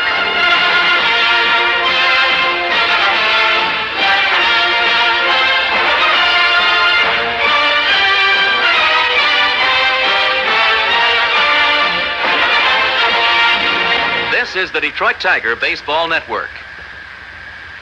What to do during a rainstorm? Look for some Sunglow. This is Ernie Harwell for Sunglow Pop. If you've been rained out recently, get yourself a little Sunglow. Sunglow Pop, the radiant refreshment. Sunglow comes in 11 luscious flavors: cola, orange, root beer, cherry, grape, tonic, grapefruit, punch, soda, ginger ale, and lemon lime. Available in cans or returnable liter bottles. It's refreshing, delicious, sparkling. So in any weather, remember that Sunglow brightens up the whole day. And now something new from Sunglow. Sunglow introduces a glass of lemonade in a can. Sunglow's delicious new lemonade comes in a can, ready to drink. There's no mixing, no stirring, no fuss. Just the pure natural flavor of lemons, enriched with vitamin C and ready to drink. Sunglow lemonade is non-carbonated and comes in convenient six-packs. Perfect for hot summer days, for picnics, barbecues, and, of course, baseball. Try new Sunglow lemonade today. It's a refreshing glass of lemonade in a can. Another fine beverage from Brooks Products. Welcome to the Paul Carey Scoreboard Show, brought to you by Radio 76, your power station for sports. Now, for the scores, the players who made news, and a resume of the action of today's baseball game, back to the stadium and Paul Carey.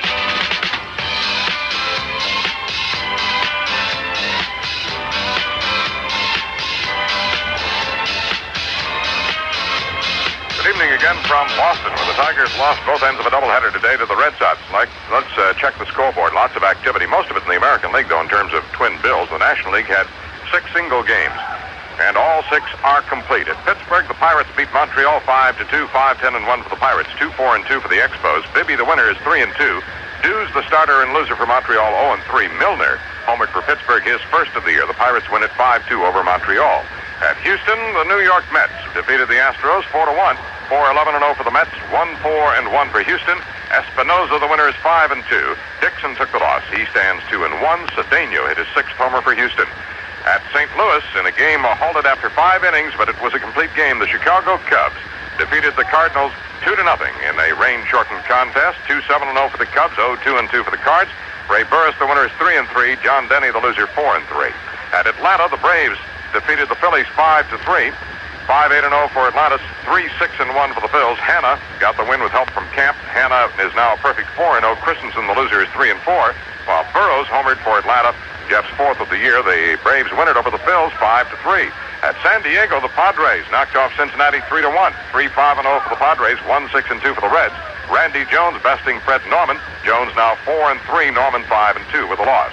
And at San Francisco, before the season's largest crowd in the majors, 56,103, the Giants came up with 5 runs in the 6th inning, 4 of them on a grand slammer by Mike Ivey, his 3rd homer of the year, and the Giants, who are sizzling, defeated the Dodgers 6-5. 6-12-2 for the Giants, 5-10-1 for the Dodgers. Moffitt, the winner in relief, is 4-1. Sutton took the loss. He's 4-5.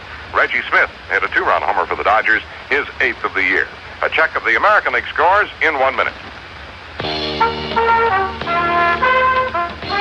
The end of school can also mean the beginning of more dirty finger marks on your walls and woodwork. So True Value Hardware stores are offering True Test Easy Care Latex Flat Enamel at a special price for just $9.97 a gallon. Easy Care has a scrubbable enamel hard finish, yet it has a flat latex look, so it's ideal for walls and woodwork in any room. True Test Easy Care Latex Flat Enamel from True Value Hardware stores has earned the Good Housekeeping seal, and it comes in white plus 44 decorator colors for just $9.97 a gallon. So take advantage of the values on True Test Easy Care and many other True Test paints during National True Test Paint Week, now until June 4th, exclusively at participating True Value Hardware stores and home centers. True Value Hardware, it's more than just a name. It's a way of doing business that means True Value.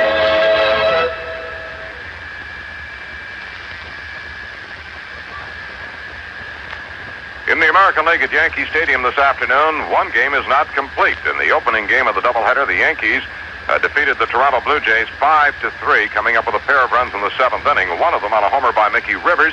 They added a run in the 8th inning and won it 5-3. 5-12-1 for the Yankees. Toronto 3-6-0. Ron Guidry all the way for his 7th straight win. Jesse Jefferson was the starter and the loser for Toronto. He stands 3-6. In the nightcap, the game is tied now in the 12th inning. According to our last information, it's all tied up at 5-5. The Blue Jays tied it in the top of the ninth inning on a home run by Willie Upshaw, his first of the year. And it's in the 12th, still tied 5-5. Levanchik started for Toronto, relieved by Moore in the 9th, Murphy in the 11th. Clay began for New York. Lyle came on in the 3rd. Gossage in the 7th. Rivers also homered in the nightcap. It came with a man aboard, his 3rd of the year. At Baltimore, one game complete. The opening game went 10 innings, and Cleveland came up with a run in the 10th inning to beat the Orioles 4-3. 4-8-0 for Cleveland, 3-7-1 for the Birds. Monge, the winner in relief, is 2-0. Stanhouse took the loss in relief. He's 0-4. Lopez hit a 2-run homer for Baltimore, his 2nd of the year. The second game through 6 innings of play, Baltimore was leading Cleveland 2-0. Palmer going for the Birds against Paxton of the Indians. At Chicago, the White Sox ended a 6-game losing streak and swept both ends of a doubleheader from the Oakland A's, winning the opener 3-2, and the second game 4-0. 3-10-0 for the White Sox in the opener, 2-4-2 for the A's. The win going to the starter Kravik for Chicago. He's 2-4. Keogh, the loser, also 2-4. Orta homered in that game in the bottom of the 8th inning, and that turned out to be the winning margin for Chicago in their 3-2 win. In the second game, the White Sox won it 4-0, 4-11-0 for Chicago, 0-2-1 for Oakland. Francisco Barrios going the distance with a 2-hit shutout for his second win against 5 defeats. Steve Renko, the loser, is 0-1. At Minnesota in a single game, a 12-inning affair. Kansas City edged Minnesota 8-7. As Mike Adams had sent the game into extra innings in the 9th inning with a home run for Minnesota, his 2nd of the year. Well, they win going to Gura in relief. He stands 3-1, while Mike Marshall, who took over in the 9th inning for the Twins, suffered the defeat, his 2nd against 1 win. At California, Milwaukee got 4 runs in the 7th inning and defeated the Angels 6-3. 6-5-0 for Milwaukee, 3-8-2 for California. Lizcano homered for Milwaukee, while Baylor, Lansford, and Mullenix all hit solo home runs in the 2nd inning for California, and that accounted for all of their scoring. Replogle started for Milwaukee, and McClure came on in the 8th inning. Replogle, the winner, is 3-0. Ryan, the loser, Nolan, is now 3-4. Coming up tonight, Seattle.